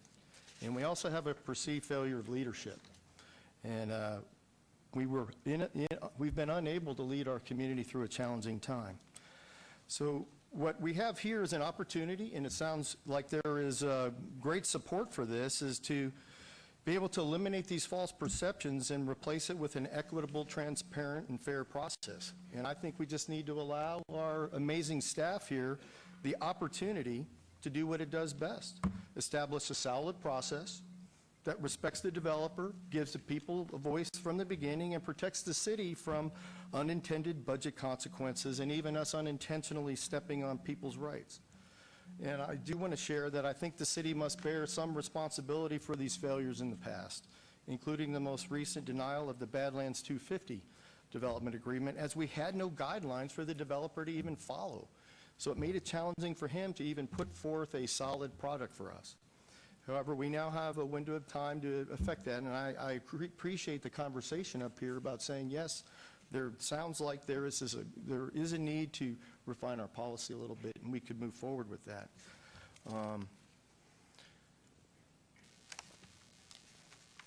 With that, I've heard and respectfully appreciate the discussion up here. So I'm thinking, well, the moratorium is not a popular idea, which the whole idea behind the moratorium was just to give people time and opportunity to flesh out these ideas that we've talked about. And that was the whole idea. That was it was an outline of concepts to consider and just put some meat on those so we could respect the developer and the homeowners and even the city, so that we know what to expect ahead of time, and we don't have to argue about it here in council chambers. We know what to expect. And that's the whole point of it, was to have a transparent, equitable, and fair process. Because we do need development in our community, and I've often said I am not anti-development, I'm pro-smart development, and I know we can get there as long as we're working toward that equitable goal. That's it. That's really the bottom line. And we also have an opportunity to establish leadership in Southern Nevada by coming up and meeting this challenge, because yes, we have had this first, and as our staff knows, there's communities around the country that are decades ahead of this on this that we can learn from. So I'm thinking that I would like to, Just go ahead and move your motion. Okay. And then if it goes, it passes, and if it fails, the subject's closed. Right. That's it, up or down. If the motion is to approve the resolution, that's one motion that could be made. Another motion would be to approve the content of the resolution without approving the resolution without the 6-month moratorium. So it'd be to give staff direction to put together as soon as possible, 6 months or less, the kind of policies and procedures that are referred to in the moratorium without the 6-month moratorium being put in place. Your Honor, Yes, please. Your Honor, Please. I just want to make sure that we get this vote. If we want to do something different than what we just discussed for a few hours, that we start a clean slate. This motion affects my ward the most, and I want this motion denied. And I would tend to agree with Councilwoman, because I think what this motion says, it's a motion to approve a resolution with a 6-month and blah, blah, blah. And so the motion should be, and then he can make another motion to instruct staff. And that's the way I would like to see it done, because it's clean. The motion's on the table, voted up, voted down, then make a second motion per Councilman Anthony's recommendation. That's the way I'd like to have it done. Rule of parliamentary order here. If the councilman wanted to amend the resolution that he's sponsoring, Yeah, you could. this would be the time to do it. If he were to make a motion and the motion were to be denied, he would not be the next in line to make an alternative motion. It would be somebody else. Correct. And so that's why I think, Okay. like, you could do it either way, but I think he does have the option of amending his resolution if he wants to. Can he amend his motion to take off the 6-month moratorium? Absolutely. He said he can. No, I'm saying, could he? No, he has not. But could he amend his motion to delete the 6-month moratorium, change that motion that's here, and then add in the specifics of what you said? Let me state it so it could just be agreed Clear. to if this is what the intention is. You could move to approve direction to staff that would be the concepts that are included in the moratorium to come back within 6 months or less with the types of policies and procedures detailed in this very lengthy moratorium or this very lengthy resolution without a 6-month moratorium, and you don't even need to adopt the resolution. It would just be to develop those policies and procedures. Your Honor, so that kind of scares me as a new person. I would prefer this to be voted denied because it affects my ward the most. Then, if he can't change it, have Stavros change it. But because now I want to go back and literally with a bigger fine-tooth comb, make sure nothing is in there that's hurting me, that's why I'm very reluctant to go your direction. I just think we need a clean slate and redo, do-over.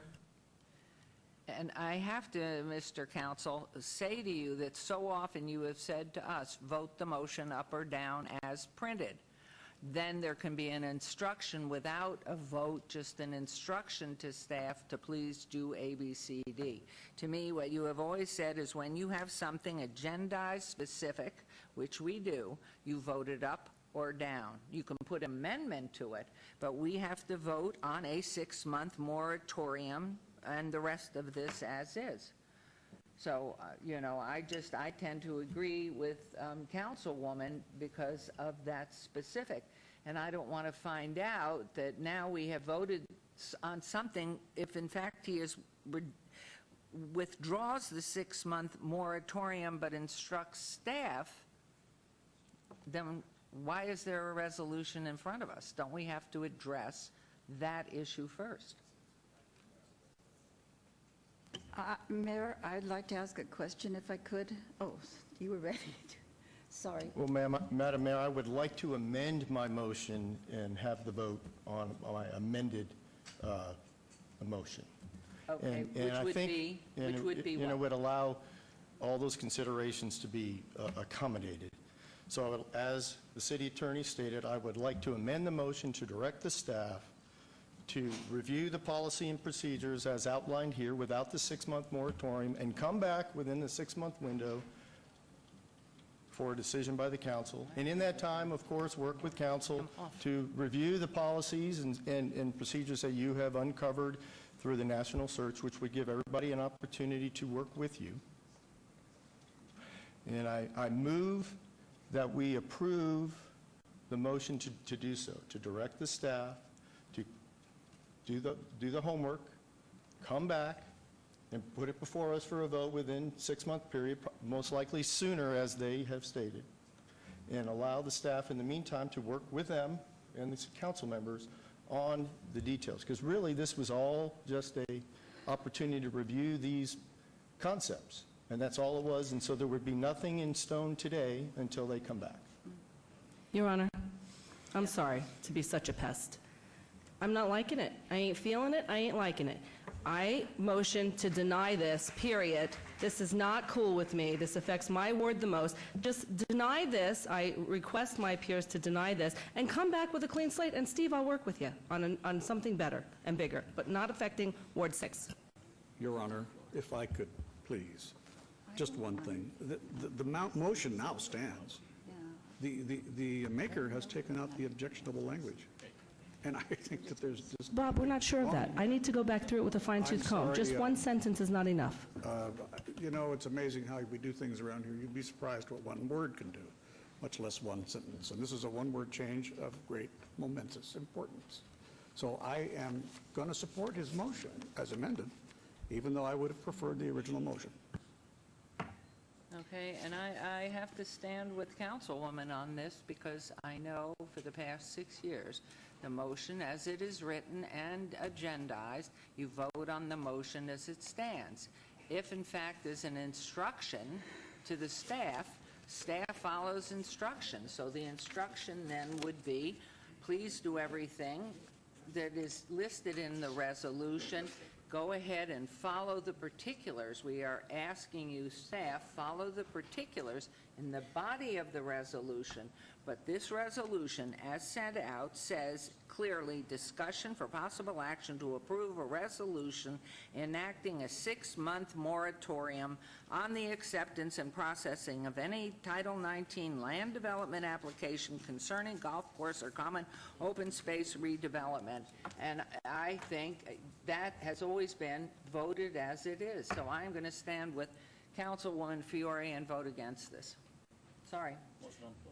And so your motion is on the floor to approve whatever you said. And I'd just like to clarify from council, is that a legal motion to amend the motion and bring it forward? It is. It is. And I think to just restate it one last time for the record so it's clear, this is direction to staff to develop policies and procedures and during that process have communication with council members as you do it and bring it back at some point in time to the council for consideration.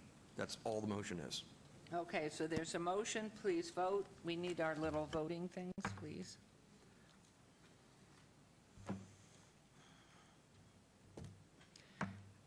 And please post. And the motion carries as read by, or stated by Councilman Soroka with the input from our legal counsel. Point of clarification, if I can, please. Just like the mayor to let me say something on this motion. I think it's very important that we have these specific guidelines when this comes up. We did not do as well as we could have done because this is a new thing for us. But these will help us, and I think that's why it's important, and I think that's why people voted for it. But for clarification, if I might, please, on the motion, there is no moratorium. There are instructions to staff to work, and I would assume that would also include the industry as opposed to staff just working by itself, but would include the industry and working with establishing some guidelines. But until that point in time, nothing gets in the way of the application process. We're not slowing people down. We're not saying you can't. This is not a moratorium in disguise. There is in other no words. moratorium based on his motion that was passed. It's very important to us to clarify it. All right, there's no moratorium, and Councilwoman and I were voting on the specific registered number 26 R44 2017 as printed. We were not opposed to the instruction to staff. Okay, so when we filed application that we have filed, or application that we're filing are not going to be held here till the end of the study, 6 months. That's called... No. There's okay. no moratorium. It is only on the instruction to staff to go ahead and develop what's in that resolution.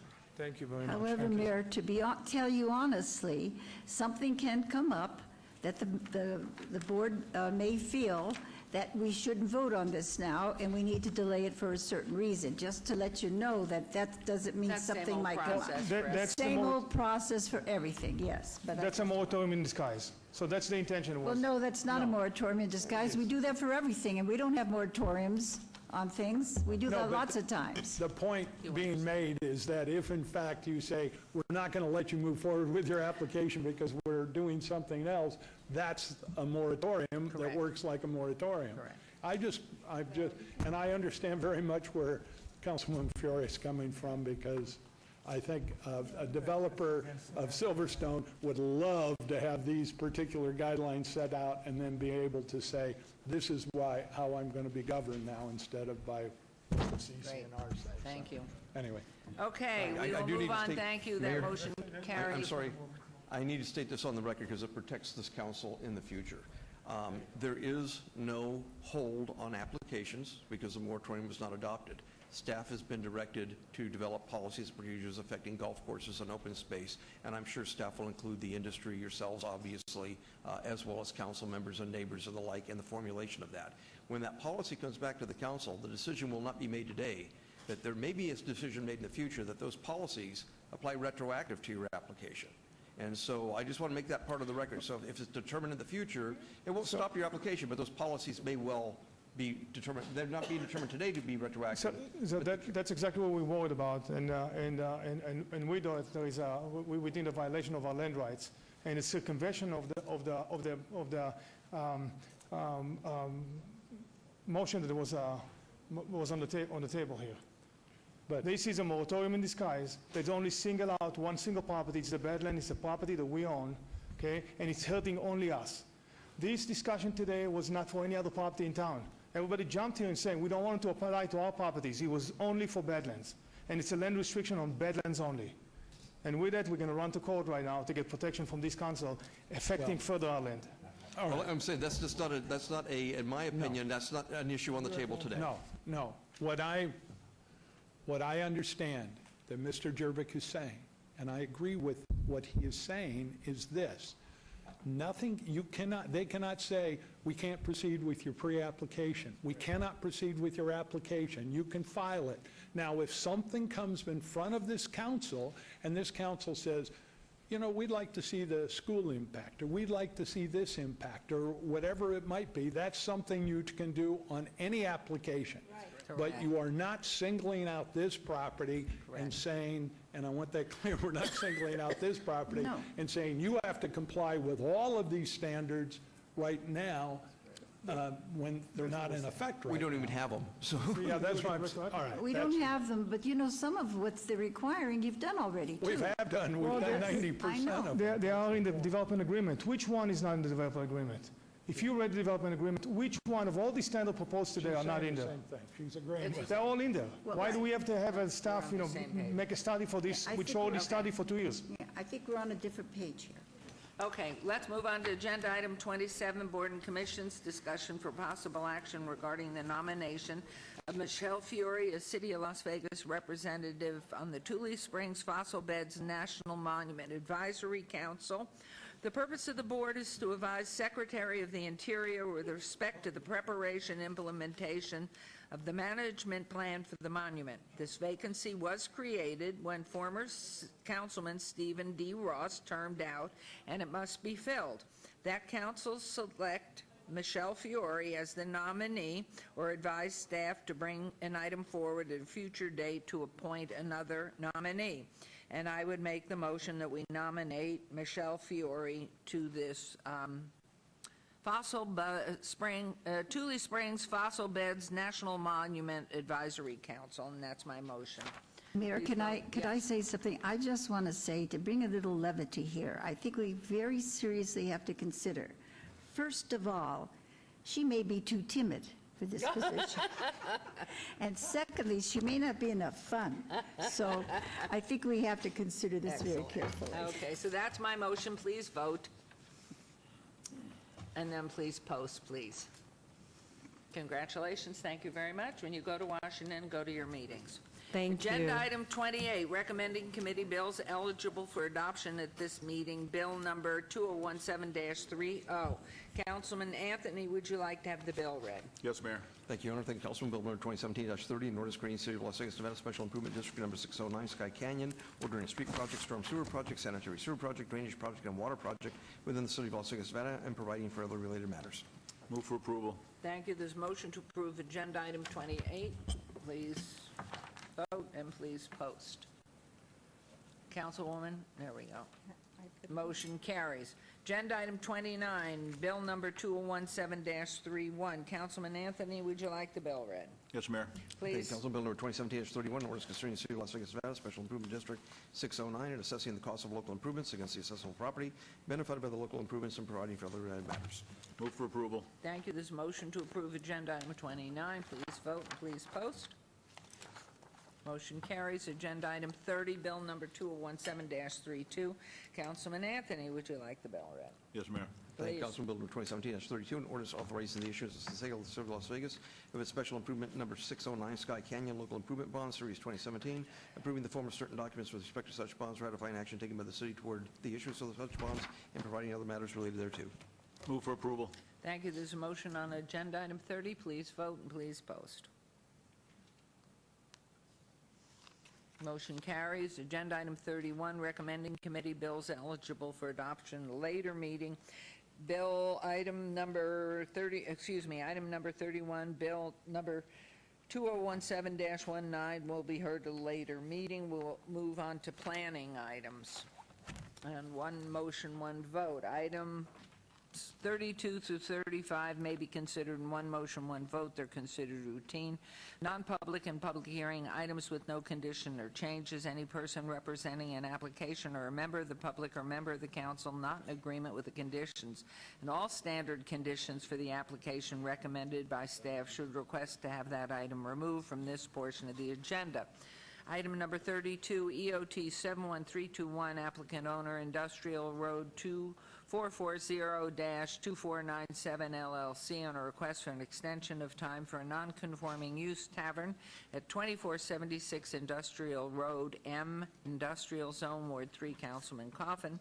Number 33, RQR 69717, applicant Clear Channel Outdoor, owner 6122 West Sahara Avenue, LLC, on a required review of an approved special use permit U0126-94 for a 40-foot tall, 14-foot by 48-foot off-premise sign at 2330 Industrial Road, Industrial Zone, Ward 3, Councilman Coffin. Number 34 RQR 69724, applicant Clear Channel Outdoor, owner Parkway Center LLC, and a required review of an approved special use permit, SUP 23330, for an existing 70-foot tall, 30-foot by 22-foot off-premise sign with digital display at 100 North City Parkway, PD, Planned Development Zone, Ward 5, Councilman Barlow.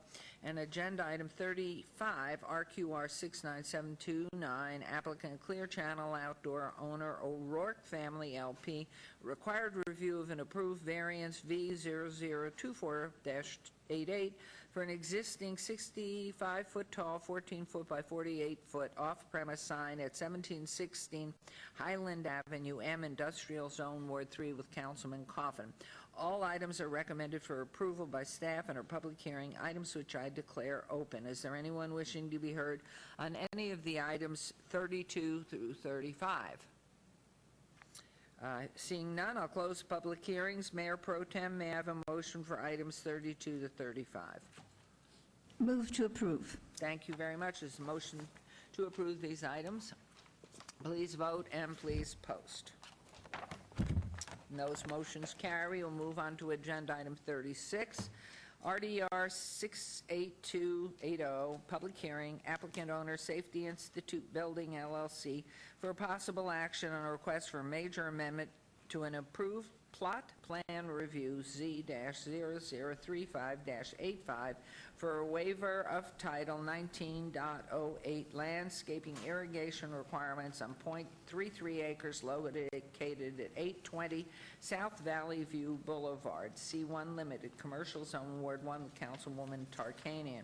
Staff recommends denial. Planning Commission recommends approval. This is a public hearing, which I declare open. Is there anyone that would like to speak to it? Please state your name for the record. Yes, I would like to speak. My name's Diane Hale. I'm the owner of the Safety Institute building, which was renamed Hale Safety Building. I think probably the best thing is to give you a little bit of background. We've actually owned the building since the beginning of 2014. The landscaping that we put in, we specifically selected native, drought-tolerant plants.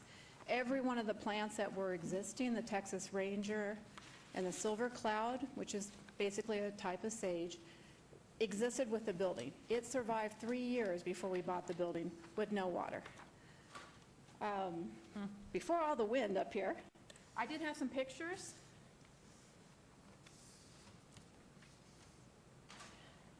This top right one is what is existing right now, and it is compatible with the neighborhood. We only have a little less than, I believe, 90 feet by 4.5, 5 feet wide space, so there's not a lot of space to work with. It is gravel mulch. I wanted to have our landscaping compatible with my future LEED, hopefully platinum building that we've designed. We've already earned our ENERGY STAR with the building. When I bought the building, and through thanks of the Las Vegas redevelopment, we partook of 2 different grants. I really wanted to make a difference on the building and the environment surrounding us. So I looked up and down the street to see what type of plants would be compatible. Every one of the plants, the cactus that we selected, the beaver tail, the fishhook cactus, the hedgehog, they're existing across the street from the Las Vegas Water District. The silver sage plants, they're in the median. We met the requirements of the planning department to choose plants that are on the regional drought-tolerant plant list. Because of prior conditions before we bought the building, irrigation of our shared properties, myself and Las Vegas Net, who also bought the building, our water was cut off, our irrigation. So I have no source of irrigation unless I wanted to dig up my parking lot and bring it from the backside of my building. That's not cost effective to spend $5,000 or $8,000 on drought-tolerant plants that in 3 years haven't had any irrigation, and they're doing fine. The photos that I have included is north of the property, we have basically concrete. with rocks that are cemented in the concrete. We have fake cactus, which are metal ones.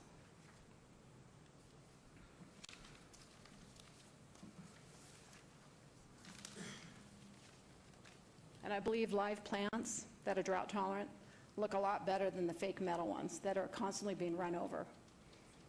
I also, yesterday, went around to the 5 remaining tenants that are on either side of myself. Every one of them said they like my landscaping. I don't know if anybody returned the cards, so I have these if anybody cares to see them, where they did think it was good. The Planning Commission was very concerned with having no background on the drought-tolerant plants or the cacti, and they couldn't understand why somebody like myself would consider that as a good landscape plant. Well, anybody who has cactus knows there's really nothing you have to do to them. You might have to, every few years, give them a little fertilizer, and you let Mother Nature take its course. This is on my beaver tail cactus. It's bloomed 3 years in a row. This is an example of one. That's not the one that's there.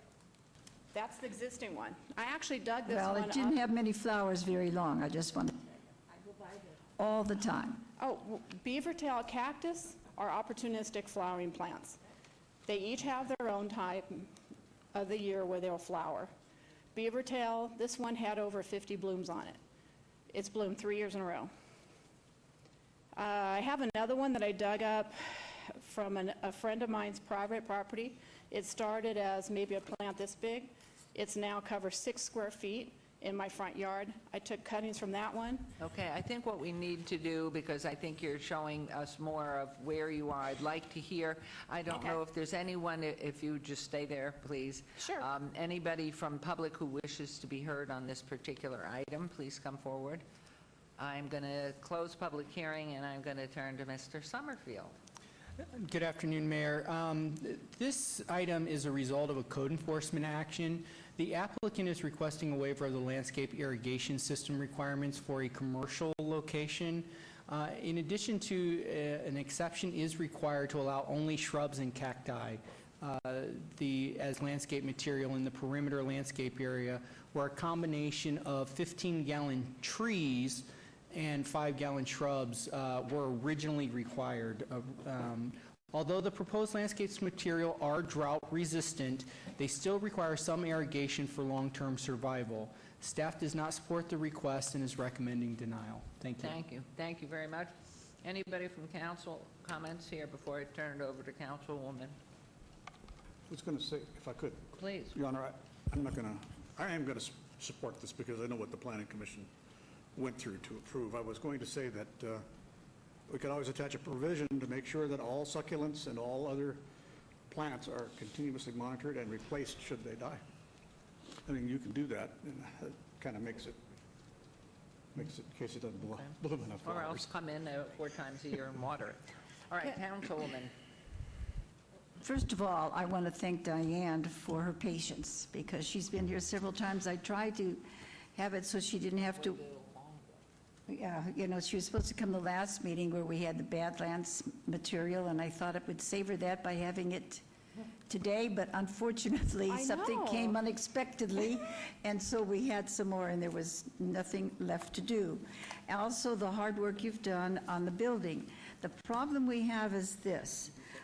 We can compare your place to those that are by you, and I wouldn't be surprised that your neighbors would be very happy with what you have, because they don't have that much either. But we're going back to every condition of building, and we will be enforcing it, because it happens that that part of Valley View is the entrance to the Springs Preserve. And we are having some special things done for the entrance to that. I also think that the medical district coming in is going to help a lot as far as what we'll be having in that area. But the problem is, these were supposed to be trees, and they're not trees. And the other thing is, I've gone by those cacti so often just to see what they're looking at. There's a lot of space between them, and I know you say that they're going to grow, but I don't know how long it's going to take them to grow to fill in the area that's needed. So I'm pleased you are part of our Las Vegas city community. Your work on the building is quite good. However, the front strip of the landscaping does not meet the conditions that were spelled out on the site development plan. You have attempted to use the type of plants, and I have allowed several months to pass, almost a year almost, I think, to determine if the cacti plants you used would be appropriate. And I have to say, for what our plans are for that entrance to the Springs Preserve, which I hope a lot of it will be completed within the next year, I don't think they do. And also, that's exactly what planning is telling us and the people who work with plants. I sometimes have to go along with what they say when they want to cut down trees. I have to debate them, but I also have to respect them and the knowledge they have. So that's what I'm going to do here.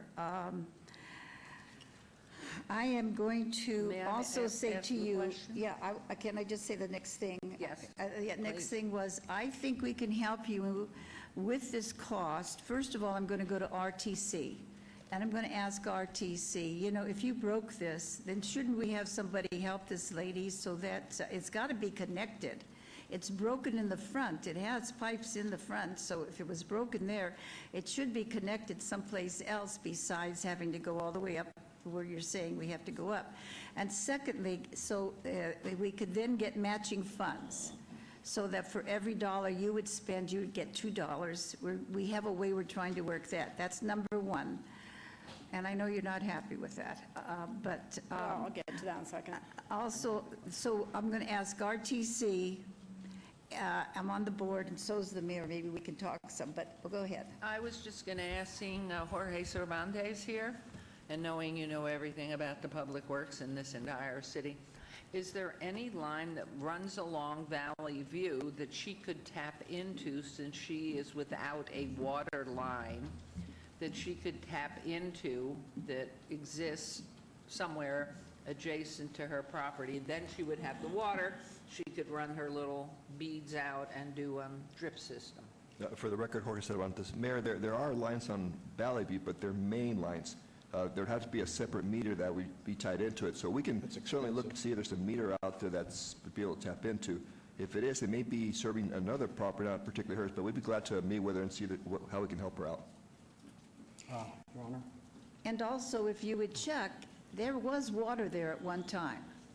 So it had to be hooked up somehow to water. Yeah, so if there's a meter there, it makes it easier to just figure out where the break is in the line and fix it versus having to tap into a main line and create a new meter. Okay. If I may say something on that, because I don't think anybody here has as good of a background on the property as I did, because I take personal interest in my own property. LVNet and my property on 800 and 820, it was a shared property. Their water line went all the way around to the corner, which would be the northwest corner of Hinson and whatever that back street is, which I never remember. The water line belongs to LVNet if it even exists. I actually, when I bought the property, tracked down the previous owner, tracked down their previous landscaper. He told me that water line was taken out, I guess now it'd be over 8 years ago. It's gone. My water meter is on the back west side of my building. In between that area are numerous electrical lines, because I don't own the alley. That's my next door neighbor, whose building burnt down, and they're almost done, so it looks pretty nice. The one thing that I haven't really talked about, although I did mention the lead, you remove that, and I no longer have 0 watering plants, and I rely on irrigation. I lose about 6 points. I lose the possibility of becoming a LEED Platinum building. That was something that was very important to me. It's also something that's very important to the city of Las Vegas. When I first started looking at buildings, I wanted to have an energy efficient building, because who doesn't want to pay less for water and power? But more importantly, I wanted to create something that the city could be proud of. And there's only 1 or 2 of us private small businesses who reach LEED, and I'm going for one of the highest certifications because of something that we already have shown over 3 years. Because I put these plants in myself, except for the sage, which came with the building, and which, by the way, every November, I trim them down to about this high. Then they go into dormancy for 3 or 4 months, which is usually when Lois Darkanian has come over and says, oh, there's not much here. Well, they're dormant. The cactus will grow. My big ones have been stolen already. If I put more bigger ones, the neighborhood is such that they take the cactus. Let me tell you what I'll Yeah. do. Jorge, because you are brilliant in all of this, you might be able to help us figure a way out. That's the problem that comes when you're brilliant, Jorge. You get these problems. Because Diane is a good lady. And by the way, I don't go out there just to, you understand I live 2 blocks from there. I go by there every day. Well, you should come over for I coffee. don't have the time right now, but when I'm off this council, I probably will have the time. But if you could maybe help us and look at all ways that we might be able to help, there's got to be something that can be done. You know, she's right in that we don't have the landscape much better in some of the other places, but those are people that we are going to have to get to meet the conditions. We're doing that in different places within the ward now, but that's what we'd like to do. So, Diane, the cacti will stay if we obey.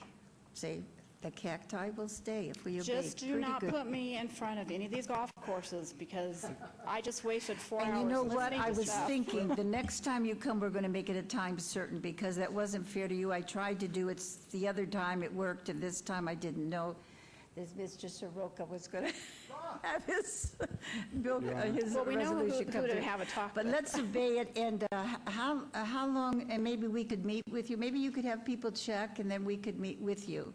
See, the area doesn't look really good right now, but the plan has been, and we've been working on improving that as the gateway, as you know, to the Springs.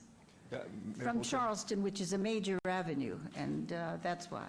Through you, Mayor Pro Tem, we'll meet out there with her. I'll have one of our architects go out there and meet with her and try to track down where the nearest water connection is and what opportunities there are. So if you could obey it for at least 30 days, give us time to meet with her. and see what we Certainly, figure I out. could obey it for 60 days Okay, if that'd that be better would for us. help. Yeah, that'd be better. Okay, so we'll obey it for 60 days. Next time you come, please, clerk, remember we have to make a time certain Comment for on the her motion, to save please. you the time. Councilman Coughlin would like Thank you to very much, comment ma'am. on your Yes, I will motion. support the motion to obey. But I really think we want to make sure we have an irony alert here, an irony alert, because we have our staff telling a constituent that they need to spread water on the desert in order to comply with our rules. A few Thank hundred you. yards away from the water springs preserve, the springs preserve of our water authority, which is all about teaching people how not to spend water on the desert. If And it so- were a lot of water, Bob, that was involved, you know, maybe I would think otherwise. But we can have plants that would have very little water. That Well, would I'm just saying, the irony is that, I'm glad we're not going to vote to force her to put 60 that, days? to spend that money yet on irrigation, because it runs contra to what we're trying to do with water here in the valley. And so that street could be a better entryway with less water. And I appreciate that, because that was why I designed this. More importantly, my sage plants, they're on their 4th bloom for the year. I haven't touched those outside of trimming them way down. The cactus, yeah, I can add more. My thing is, they're just going to get stolen. They're very easy Okay, if to I take out. may But interrupt thank you, you. we've been obeyed. The motion is to obey this to November 1st, at which point Mr. Sorante is going to talk to you right now to follow up on this and through Councilwoman. So please vote on the motion. There's a motion to obey to on number 36. And please post. And that motion carries. Thank you very much. Agenda item 37 has been withdrawn without prejudice. Agenda items 38 and 39, GPA 70682 on a request for a general plan amendment from PF Public Facilities to ML Medium Low Density Residential, and number 39, ZON 70683, and a request for a rezoning from R1 Single Family Residential to R2 Medium Low Density Residential. The applicant owner is Apricot Fingers Corp., Qualified Retirement Trust on 2.14 acres north side of Bonanza Road, approximately 1,550 feet east of Decatur Boulevard. Staff and Planning Commission recommend approval of both items. These are in Ward 5 with Councilman Barlow, and these are public hearing items, which I declare open. And is the applicant or representative present? Good afternoon, Mrs. Mayor, Councilman, Mr. Barlow. My name is Csaba Meisberger. I represent Apricot Fingers. About 6 months ago, we purchased the property, 2.1 acres, from the church, from the neighboring church. We proposed nine single-family detached homes. We had a neighborhood meeting about 2 months ago, which was very successful. We went to the Planning Commission, and the commissioners granted us approval as well. We'd like to kindly ask you for your approval. Thank please. you. And with you is the owner? This gentleman is John Hamilton, my civil engineer, who was able to draw the layouts, what you guys can see right now. Okay, I would like to, this is a public hearing. Anybody who wishes to be heard on these items, please come forward. I'll close public hearing. I'm going to turn over. Is there anything from planning that we need to know here? Madam Mayor, the request here is, as a public or quasi-public use, is no longer contemplated on the site. The medium-low density residential designation would be compatible with adjacent designations in zoning districts. As an infill flag parcel, the site is appropriate for residential development of comparable density to the surrounding developments. The R2 medium-low density residential zoning district allows for medium-low or medium to low density single-family detached units and duplex units, both of which occur on land to the west of the site. No multifamily units are allowed, and as such, staff recommends approval of both the general plan amendment and the rezoning. Thank you. Okay, and if you would be good enough to spell your name for our record, because they lost it in the translation. Okay. My first name is C as in cat, S as in Sam, A as in apple, B as in boy, A as in apple. Pronounce? Yes, sir. My last name is M as in Mary, E as in Edward, I as in India, S as in Sam, Z as in zebra, B as in boy, U-R-G-E-R. Burger. Thank you. You. Thank you. It's Wonderful. kind of challenging. Thank you. Councilman Barlow. Okay, wonderful. I appreciate that. Public comment? Have you opened? I opened and closed public comment, Okay. so we've Thank you, heard Mayor. from staff. Okay, great. The question that I have for staff is, why are we changing the zoning from R1 to R2 when in fact we can keep it R1? Through you, Madam Mayor, that's just at the request of the applicant. Okay, because for the sake of all of the residential, single-family detached around there, moving it to R2, the medium-low would also allow for either condominium or apartments. Through you, Madam Mayor, the multifamily is not a permitted use within the R2 zoning district. They would be limited to the duplex, single-family development, detached units, and duplex units. Okay, but under R1, would that also qualify, or R1 would be specifically for single-family detached? The R1 zoning district would not allow for the duplex. I believe it has, I'd have to look up the string of them, but it does not include duplex or multifamily. Right, but for what they're proposing right now, as far as the 9 homes, that would fall under R1, correct?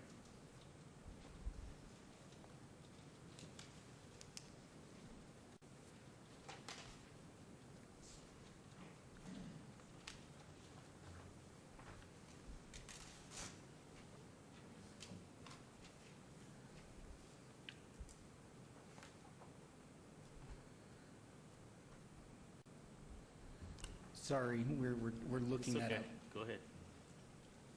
Excuse me, sorry for the delay. A two-family dwelling, which is known as a duplex, is not permitted in the R1 zoning district. Repeat it once more. So a duplex, it's called out in the code as a two-family dwelling, is not permitted in the R1 zoning district. Is not permitted. But these homes here are single-family, 9 single-family detached. Attached homes, sir. I'm sorry? 9 single-family attached homes. The way how it Attached looks like, homes. I can show it to you in 1 second. Right. Turn it the other way for me. Excuse me. Ooh, very nice. This is how it's going to look like. Very Okay, so they are attached. So you're saying, that this type of, give me 1 second, this type of product would not be allowed in R1? That is correct. Okay, and so the plans that they're submitting right now, should they change, would that be changed at the administrative level, or would that have to come back before council?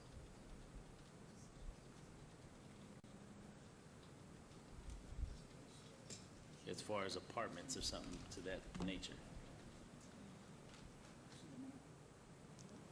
Is there a volume control? I'm a little hearing impaired, and I'm not able to hear I much can ask discussion. everybody if you would speak up as nothing's happening right now. Oh, thank So you. that's why you're not hearing anything. We aren't either.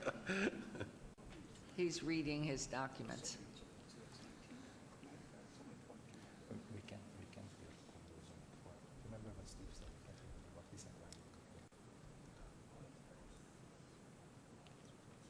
I know, I understand. This is why we are here to see the job.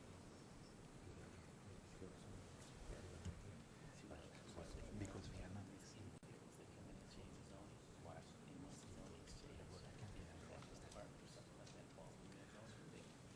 Application number 39 is to change the zoning to an R2. With that, Did you hear that, Mr. Lowenstein? Could you repeat that?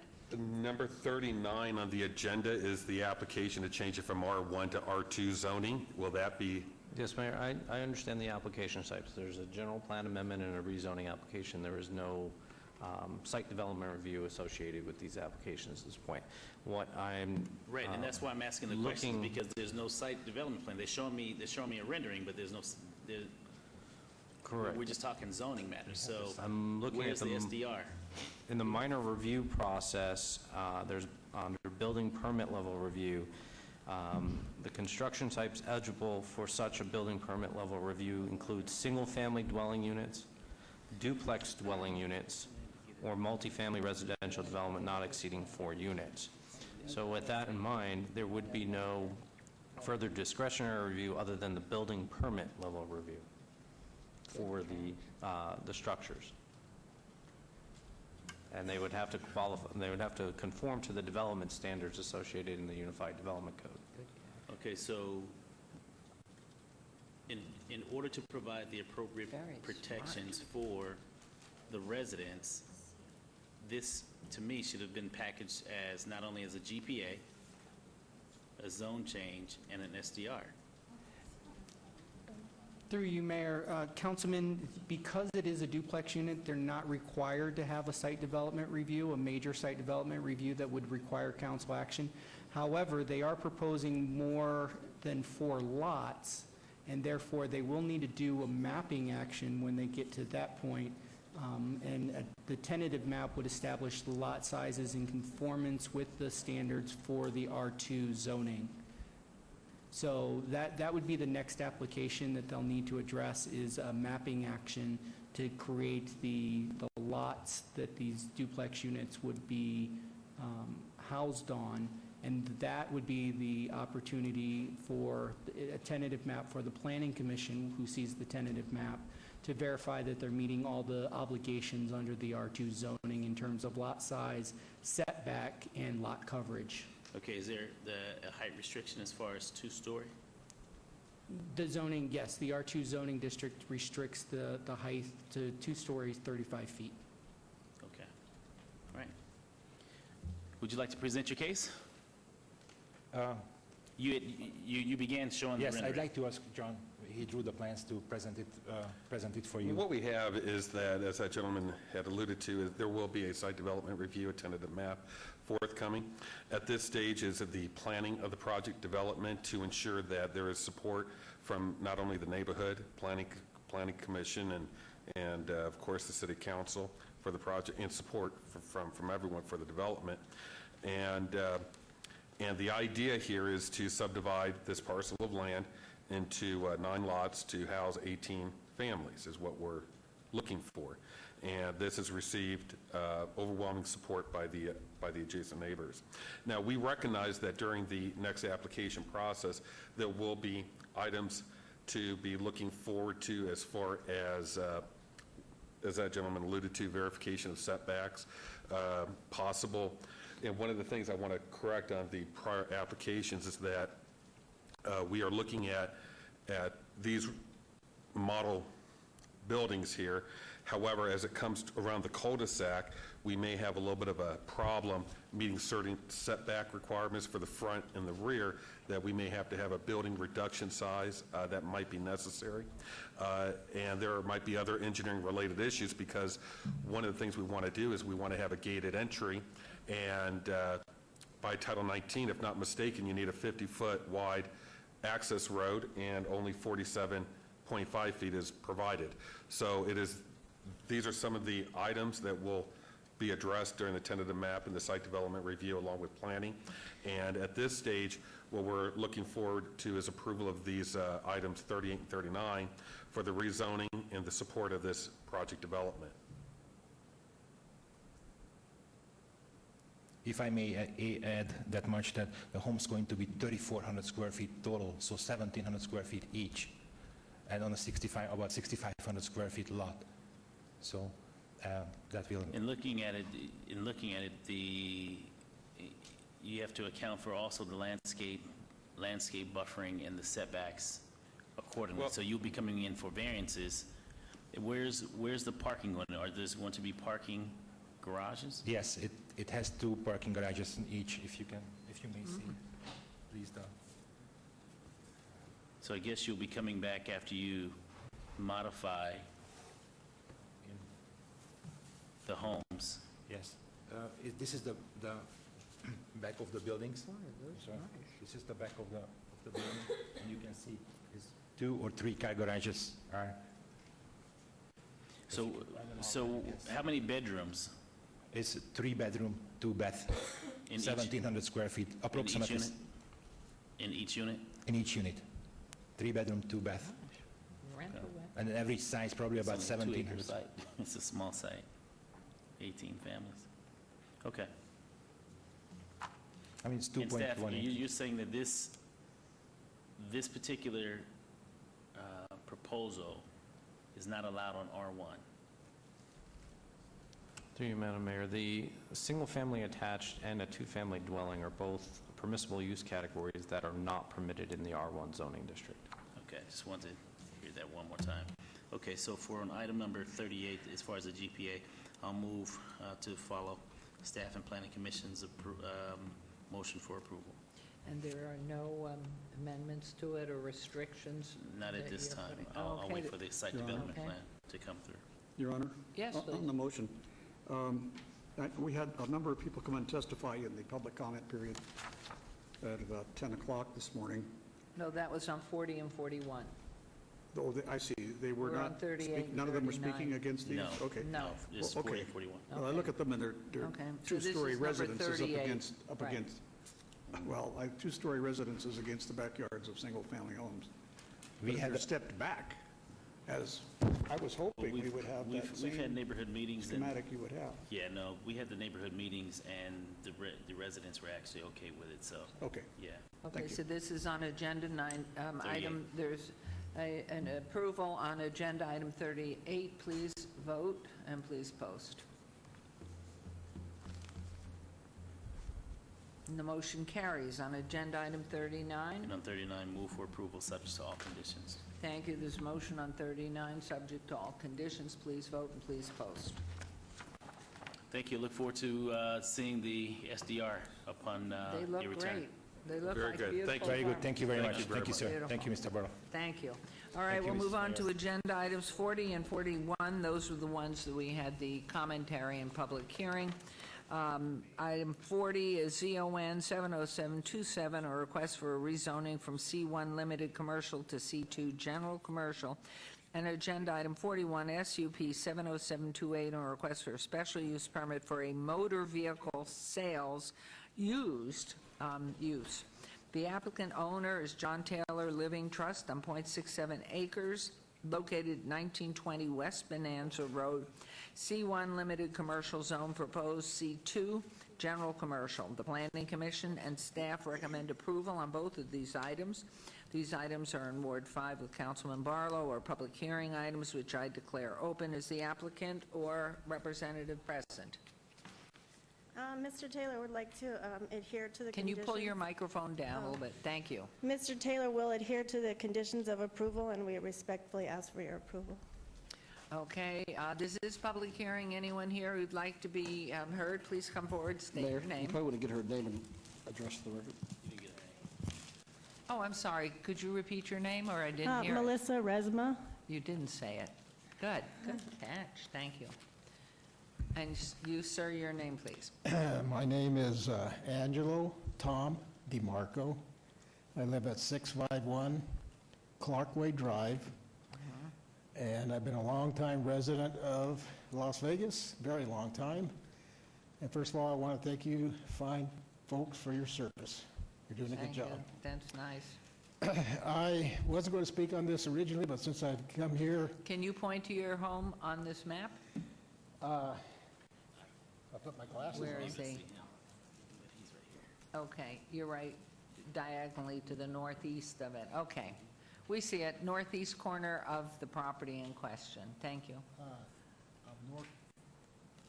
I'm west on Clarkway Drive. Yes. Okay, thank you. Okay, we have it. It's all right. You can go ahead with your comments, please. Their north property butts up against my property, all of it. Okay? Go ahead. Oh. So, first of all, you're aware that Ahern's building, or has built a beautiful orchard on our street. And if you approve this used car lot, it's going to be an eyesore for anybody who comes there. My understanding is Ahern's going to have several public functions there. And again, this will be an eyesore. If you folks approve it, you're going to own it. You own the eyesore. And not only the people of the city, but people that come from all over the area to his public functions will see it. So I suggest you deny it. Okay, thank you. Thank you very much. Anyone else wishing to be heard? And again, to Gene Collins and the other gentleman, I think it was Mr. Hastings, spoke against this project as well. So I'm going to close public hearing, and I'm going to turn to Mr. Summer Lowenstein. Madam Mayor, the proposed rezoning conforms to the underlying mixed-use general plan designation, as well as the allowable uses within the general commercial zoning district are compatible with the existing surrounding land uses. Proposed motor vehicle sales used meets all the minimum special use permit requirements, and therefore staff is recommending approval of both applications. Thank you. Thank you. I just heard, too, from Councilman that Ahern planted a lot of trees there. Where were those trees planted? Oh, my. This is the Cranes and, oh, okay, Binion, okay. Oh, my. Is he allowed to go pick the fruit? He's allowing the community to come in and pick once they go. Oh, my gosh. You're going to have plenty of preserves. Can I say something? Yes, I did Madam close Mayor, public hearing. I'm surprised you haven't visited there. I drive up and down Bonanza weekly, No, but you I have to go haven't come down- down Clarkson. I will have to come It's down supposed there to be the with my largest bucket. in-city orchard in the country, maybe the world. Wow, It's beautiful. awesome. It's done very Awesome. professionally. Beautiful. Like I say, he That's plans to lovely. have, See, there are perks living here. Huh? It's wonderful. There are perks, so that's great. Okay. Public hearing's closed. Councilman. Yes. Thank you so very much for being here. One thing that I've noticed right away is when this item came before my docket, residents in this entire area, Bonanza Village, and this entire community are adamantly opposed to automobile sales on Bonanza. When you look at what East Sahara, as well as Boulder Highway has turned into when it comes to used car sales, that's the imagery of what these neighbors are totally afraid of. And being that Bonanza is although it's an arterial roadway, it's not a major frontage such as a Sahara or a Boulder Highway. And so for that, they've asked that I not support this, and personally, I don't support it either because it's just not the right street to create used car sales, because if in fact we allow one to come in, then this entire street can actually be turned into a used car row inside of a residential community. And with all of these half-acre lots, Mr. DeMarco has been living there for many, many years. You're probably born in the house. You've been living there so long. And all of his neighbors, there's no way that I can impact Bonanza Roadway as far as this is their entrance into their community each and every day. And so I can't support this item specifically for the reasons I've just laid out in the residents' 100% opposition. Not one resident contacted me basically stating that they're in support of this item. And so for that, I'm going to deny item 40 before us, Mayor. Okay, there's a motion to deny agenda item 40. Please vote. Item 40, and then if you'd post that, and then that motion carries, and then let's go on to 41. And on item 41, I'll be denying that as well. Okay, there's a motion on agenda item number 41 to deny that. Please vote and please post.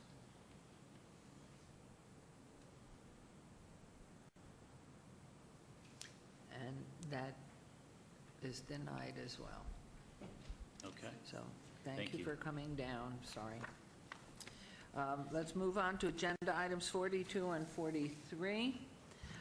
42 is VAR 70791 on a request for variance to allow an 8-foot-tall wrought iron fence in the front yard area where a maximum of 5 feet is allowed. And agenda item 43, SDR 70792, on a request for a major amendment to a previously approved site development plan review, SDR 48811, for an existing delivery and service vehicle storage yard with waivers to allow a 0-foot wide landscape buffer along the northwest and east property lines where 8 feet is required, a 0-foot wide landscape buffer along the south property line where 15 feet is required, and to allow chain link perimeter fencing with slats. The applicant owner is DREA or DREA 357 LLC on 2.39 acres at 2020 West Bonanza Road, General Commercial Zone. The Planning Commission and staff recommend denial on both items. These are in Ward 5, also with Councilman Barlow, and are public hearings which I declare open. Is the applicant or representative present? Well, there you are again. He's a resident. A resident? Nobody representing? Okay. You are then part of the public hearing. Let's hear comments on this one. Gladly. First of all, I want to know, since I'm the last... You have to say your name again, please. Oh, my name's Angelo Tom DeMarco at 651 Clarkway Drive. Great. And since I'm the last public speaker, is there any type of reward or award I get? Yeah, you get to go home at the end of the day. Oh, that was great. What a reward. So you know where I live. Let me give you some quick background. You asked the applicant, or you asked the participant if he went to high school here. I've gone to grade school through high school in Las Vegas. So, Okay, which ones? Sunrise Acres, Twin Lakes, Hyde Park, Rancho, and Western. Wow. I was in the first graduating class at Western. Congratulations So to you. Well, that's now I'm giving away my age, huh? No, you That's when we used to don't. win We won't tell trophies. anybody. That's when we used to win trophies. My 3 boys went to Hyde Park. It's still there, and now it's a magnet is. school. It's a little harder to do the work now, though. So anyway, you're happy about Anyway, this? So this particular property, Commissioner Barlow, he was there several years ago when we put together some conditions on this property so that they could have a rezoning done. Well, the rezoning went through, but they haven't lived up to all the conditions. And one of the major conditions is, since his property butts, not counting the Binion property, but he butts up against 3 other private properties, residents. He butts up against mine. He's supposed to build an 8-foot block wall on our property lines. He's never done it. He never intends to do it. He keeps pushing the envelope to do something else. So I'd like to see him meet that condition. If not, take away his rezoning. That's actually the business. And that little property line you see indenting into his property, that's mine. That used to be give you a little history real quick, since you're the mayor. There was an access road there, and my other neighbor was running a business. He still runs a business there. That's another issue. So we thought that access road was owned by the city. Well, we found out it's owned by Julia Russell, whose brother was mayor of Las Vegas at the time. And he passed away walking around in Charleston, so be careful, Madam Mayor. Passed away with a heart attack. You need to fight him. Anyway, so I had to research the survivors and purchase that land. So that is now part of my property. Like I say, I offered to sell him that land that butts into his property. He wasn't interested. So that's 25 by 100 feet. He needs to build a 8-foot block wall around that, according to the conditions. The conditions are cast in concrete. Councilman So I'm opposed Barlow to. will respond to you, I'm Right. sure. Let me just, anyone else wanting to be heard on these items? I'm going to close public hearing, and I'm going to turn to Mr. Summerfield, who's going to turn to Mr. Lowenstein. Madam Mayor, staff finds the applicant has created self-imposed hardships with, as evidenced by the variance waivers and landscape exceptions, and is recommending denial. Okay, thank you.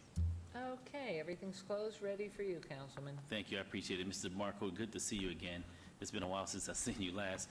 I have been out on the site on countless occasions from the time I was a liaison to the present, and so I do know that the current applicant is in discussions to potentially acquire the adjacent parcel to the east, and so he stated the only reason for the delay was the fact that if he places a block wall right in the middle of the parcel that he's looking to purchase, and I'm telling public information, that, you know, it could potentially have to take it back down to basically reparcel it. So what I'm looking to do right now is require him to not only to reinforce the fence, but also provide screening as far as the slats in each one of the, and you all help me with the terminology as far as the screening, the slats, so that there's no ability to see into the property. The slats that go inside the fence, what is it? Am I saying that correctly, Mr. Lowenstein?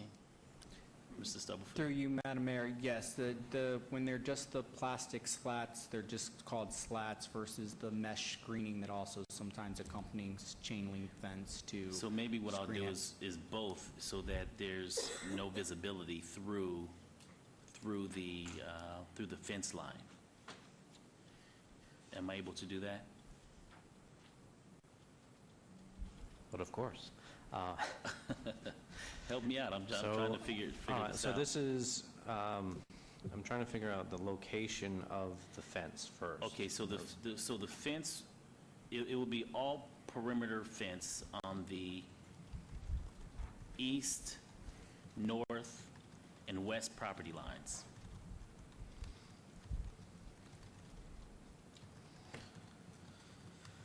Okay, so all perimeter fencing along the northeast and west property lines shall include slats or combination of slats and mesh to provide visual screening for adjacent properties. Correct. And I know you'll work out the language as we move forward, but yes, that's what I'm looking for.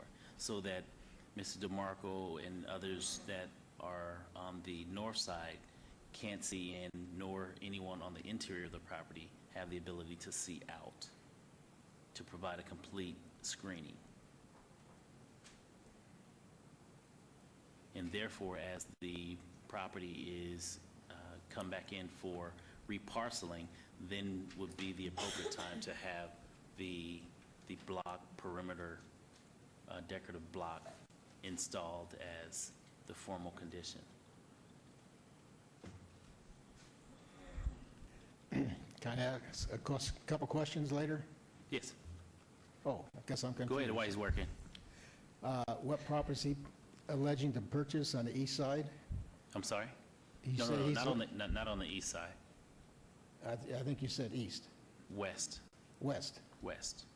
The only property there is the 5 acres of then Well, I'm again- not, we'll keep in mind, I'm not trying to speak for him. I'm not trying to I'll speak say- for him or give up any type of private-to-private negotiation. So I don't want to say too much Okay. about it because I All right. really can't speak to So it. my other but- question is, Yeah.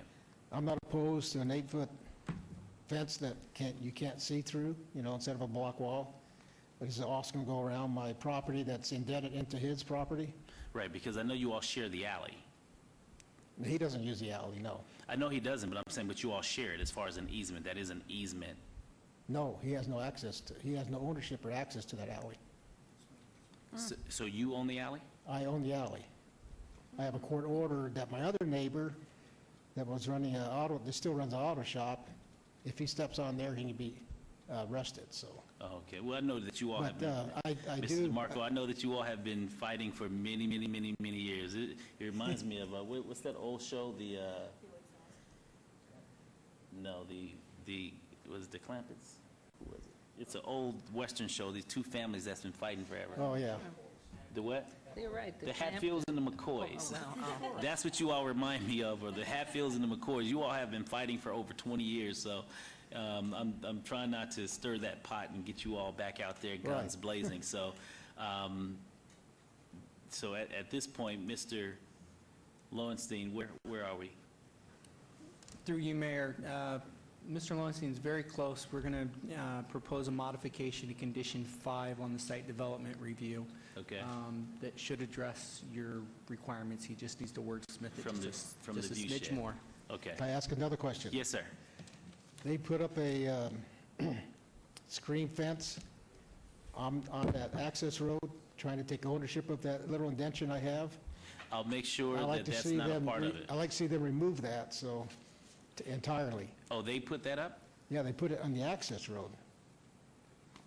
Well, So they should only touch what property belongs to them, so. I know. We'll make sure that that's I that, like to have that removed, okay, so that I have complete access on my property. okay.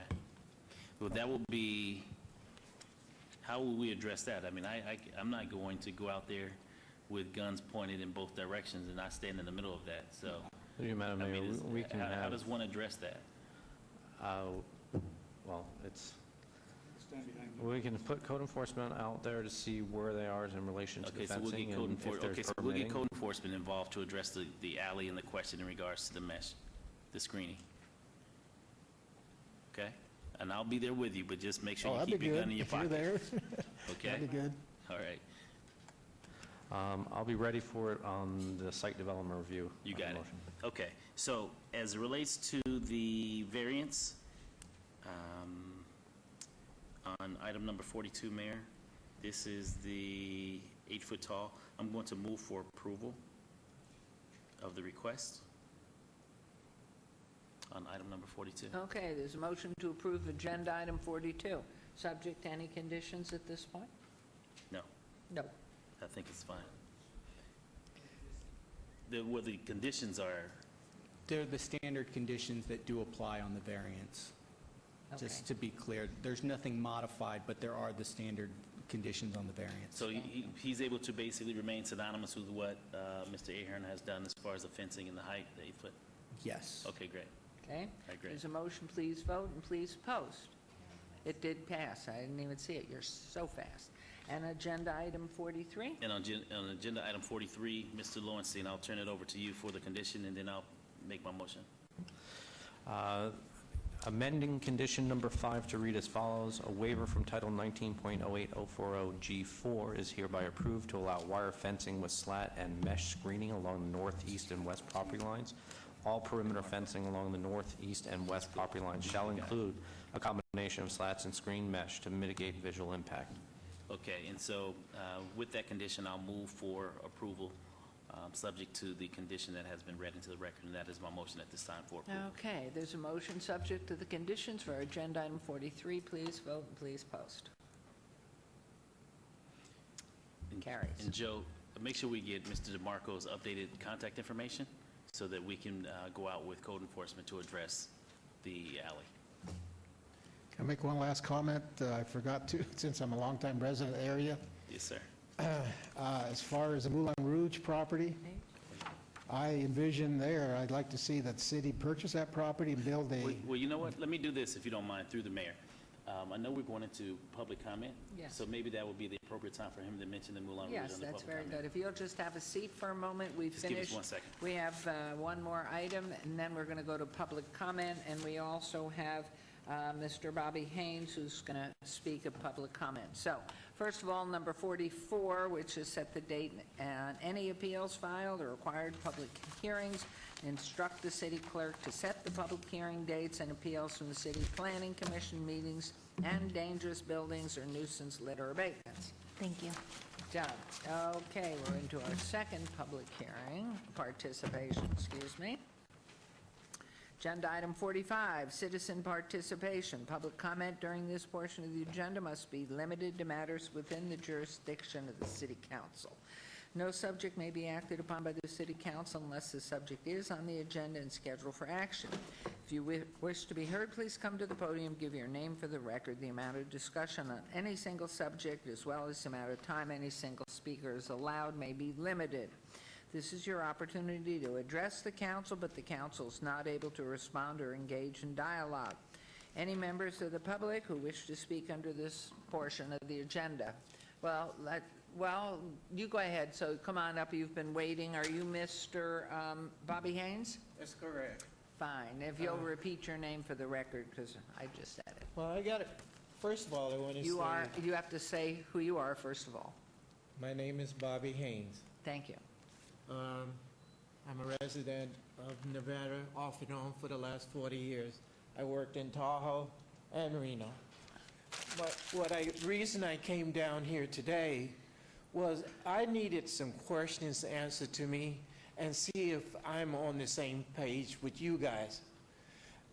I'm at I'll be 68 this year. So I live in retirement or senior citizen accommodations for me.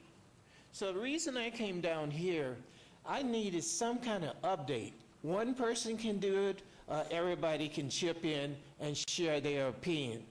What's going on in the town right now is I'm being told that in the next 5 years, the vision is good. Don't get me wrong, Ms. Mayor and City Council. The new vision for Las Vegas is great. Compared to any cities, I've been in 40 countries.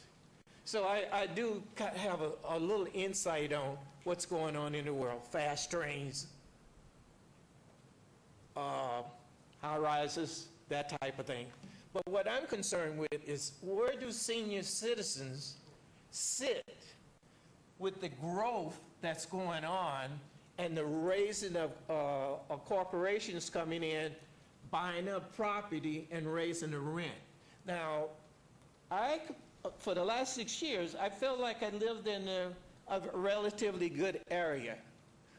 I lived Valley View and Charleston and Oakey.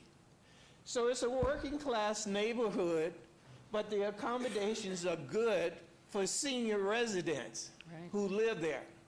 Now, I'm being told that the reason the rents are going up is because of the new vision. I share the new vision. I want young people to do well. I want the city to do well. My problem is the people that are coming in, raising the rents, and like you're living in Summerlin or somewhere in Henderson, makes no sense to me at all. I'm in your district. You didn't heard my name before because Bobby Haynes have called. You my councilman. But I'm a little. Okay, Mr. Haynes, I'm going to let Councilwoman Tarkanian address you. You are a resident in Ward 1 if you're in Valley View in the Oakey area. We she might have have understanding and communication. Okay, and I think we might be able to. Do you have any of your assistants here that could take this information, or have you already met with them? Okay, yes, we'll ask him to come. Is everybody on the council feeling the same way about this retirement senior citizen situation? Because as I know it, senior citizens start relatively at 60 onward. Okay, Now, what I'm in going to some do, cities, Mr. it's Haynes, 70 over. I'm going to ask Kim Reed from Councilwoman's office she's right behind this wall, to come out and get your information, because some of those residents there have had an increase in water and power and everything else, so they're turning it on. But the way she can help you is, here she comes, here's Kim Reed, and this is Bobby Haynes. If you will do your best, get the information so he can then meet with Councilwoman. And I just wanted to say, Bobby, that the problems, we are having problems in other places where they are raising the rents, they are raising electricity and everything. We don't have control over that. That's the problem. But there are concerns. Yeah. My final statement on this issue is that the reason they say they're raising the rents, laugh at this if you want to, is because these people, senior citizens, are coming in looking for jobs in the new Las Vegas, which is nonsense. The snowbirds come in and they leave in the early spring as the snow, wherever it is. Well, Kim will take that information and write it down too, because I missed the initial part of that, exactly where he's talking about. I know it's on Oki, but exactly where, okay? Yeah, it's 1600 South. Okay, she's going to take it down. Yeah. And Mr. DeMarco, come on back, and now it's time for Moulin Rouge, but you have to say your name again, please, for the record. Yes, my name is Angelo Tom DeMarco. I live at 651 Clarkway Drive. This is scary. They must have known I was coming. Everybody left. Well, you know what, Mr. DeMarco? I just want to give you a kiss as a present, like you asked, for sticking with us throughout all day long, and that's our gift to you. Well, thank you. I appreciate that gift. No, you folks are doing a fine job. That's what they give us too. They let us go home. Anyway, I have a suggestion that the Moulin Rouge property could be bought by the city and build a beautiful, large basketball complex. Could have built into it a request that, I don't know, a certain percentage should have employees that have to be hired and live the West Las Vegas area. But it could have multiple courts, it have living facilities. As you know, there must be 3 or 4 major high school basketball tournaments that are held here in Las Vegas, anywhere from 50 to 100 high schools at a time. And right now, they're farmed out all throughout the city. They're farmed out through the high schools for gyms. You can have one place, can make a name for itself. We might even have another winning team in UNLV someday. But anyway, that's my suggestion. Live in that area and driving by all the time. And Thank you. Appreciate it, and appreciate your staying. thank you. And so you got an extra kiss from our councilwoman. Beautiful. And sometimes we get blow-off kisses. It's not often that you get a kiss from the city council. Well, Thank you I very much. got my son and 6 kids living there, so you'll get those votes in your district. Would you like a little bag of popcorn as a going-away present? Here. You've been with us, you're probably hungry too. We're full of gifts. Thank you. Okay, we'll move on now on to agenda item 46, which is See you later. council member participation. And so we will start, where did I start last time? All right, we'll start with councilwoman at the end. Thank you, and I just want to thank my peers again for having the faith to appoint me to the Tule Springs National Monument Advisory Council. I'm very, very excited about that. I also want to give a big, big thank you to Officer Jeffrey Burr again for keeping my ward safe and doing the right thing. And I want to make sure that our Metro Police and our city marshals and our first responder know that we do and will always have their back. And then we have a Movies in the Park coming up Friday night. We're going to be seeing the new Beauty and the Beast. That is this Friday night over at the Centennial Hills Park. And then Monday, September 11th, I am having my grand opening and Mondays with Michelle kickoff at the YMCA location in Centennial Hills.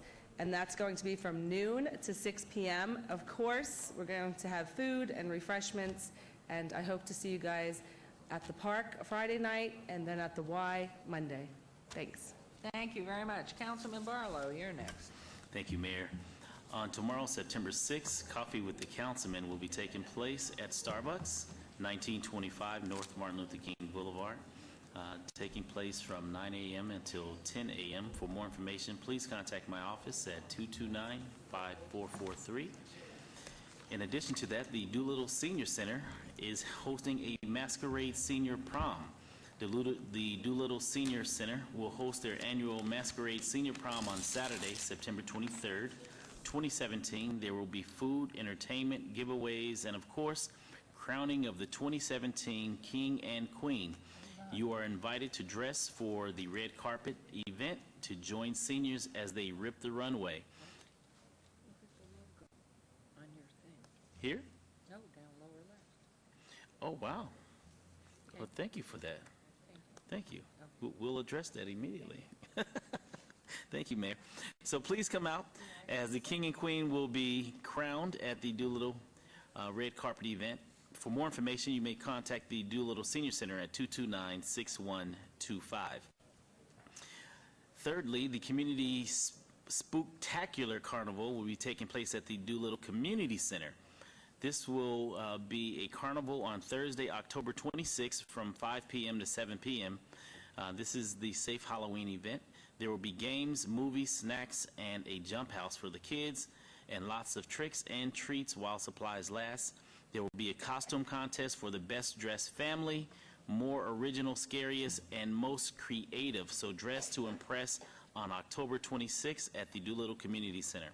And you may also contact that center at 229-6374. The Strong Start Academies, thanks to Dr. Lisa Morris-Hibbler, the City of Las Vegas is investing in early childhood education sites to help expand access to high-quality early learning services that will increase student achievement in schools and beyond. The Strong Start Academy offers a nurturing and educational program that ensures the optimal physical, social, and emotional and intellectual development of each enrolled child. For more information, for ages 6 and above, you may contact 387-0179 for more information, 387-0179, if you're looking forward to providing your young person pre-K access, right? It's a 6-week. I'm sorry. 3, 4, and 5-year-olds. That's right, 3, 4, and 5-year-olds. Thank you, Mayor, for that correction. For 3, 4, and 5-year-olds. It is a 6-week. Yeah, and it's a 6-week program. There we go. Thank you for that correction. And of course, the historic West Side School located at Washington and D Street has professional offices available. So if you're looking to move your office or move into a new location, please consider the historic West Side School, newly renovated. Please contact Julie Quisenberry at 229-6551. And lastly, the Ward 5 social media. You may find me on a variety of social media platforms, or just reach out to me directly at 229-5443. And that concludes the update for Ward 5. Thank you very much. Okay, Councilman Soroka. Thank you, Mayor. We're happy to share that tomorrow, Thursday, September 7th, is Ward 2's back to school, and I will be delivering school supplies to schools throughout Ward 2.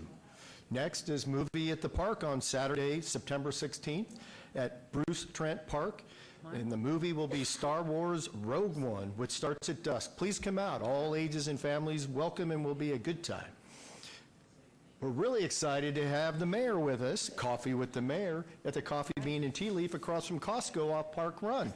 And that will be on, if I can find the date on here, I think it's September 27th. Yes. From 8 to 9 a.m. So please come out and join us, and we're happy to have discussions regarding city issues. And of course, very important to all of us are our first responders. We have police community meetings with Metro on the first Tuesday of each month. For those of you in north of Charleston, your Northwest Area Command meeting is at 6 p.m., and their location is off Cheyenne.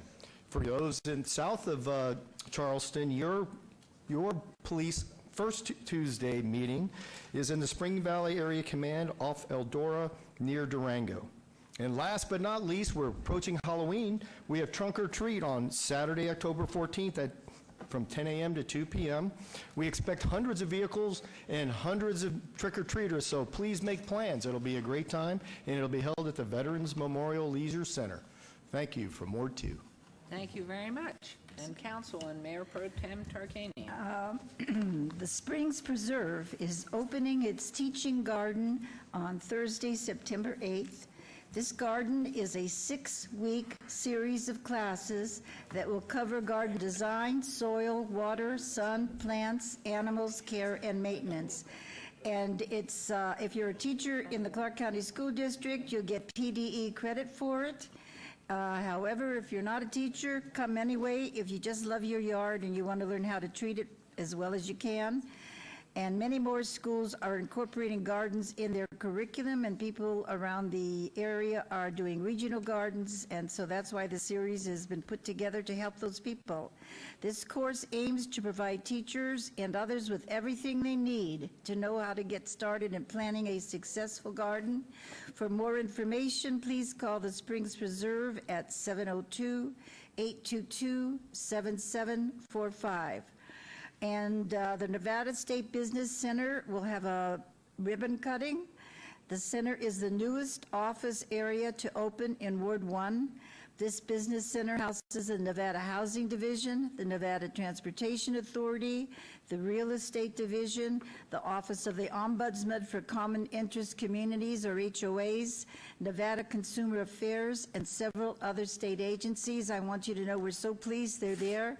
We had a little shopping area that was declining and not having enough people business, but now with all these state offices there, it'll offer more businesses for them.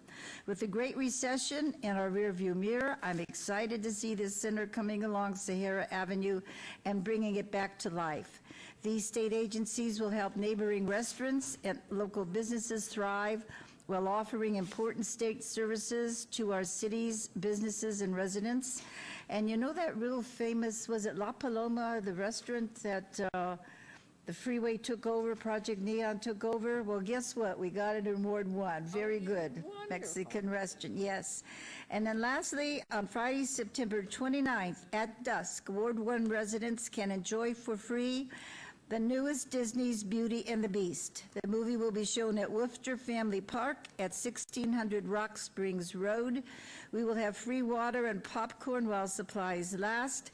And for all those dog lovers in the Woofter area, if they want us to bring dog biscuits, just call our office and let us know. We'd be glad to do so. Please bring low-back chairs or blankets for viewing since the seating is on the grass. And I'm hoping you'll all show up there. Our last meeting there, we had more people than we ever had in that area because they were dog lovers and they wanted to see the park get better. I don't know. I asked them, are you better than children lovers? Because they didn't come the previous meeting. Yeah, but thank you very much. Thank you. Okay, just to close this on down, of course, you know we have our Life is Beautiful Festival held in downtown with exciting music, art, education, great food. It'll be Friday, September 22nd through Sunday, the 24th. So complete information's online at lifeisbeautiful.com. Councilman Soroka mentioned the Coffee with the Mayor and with the councilman out in Ward 2.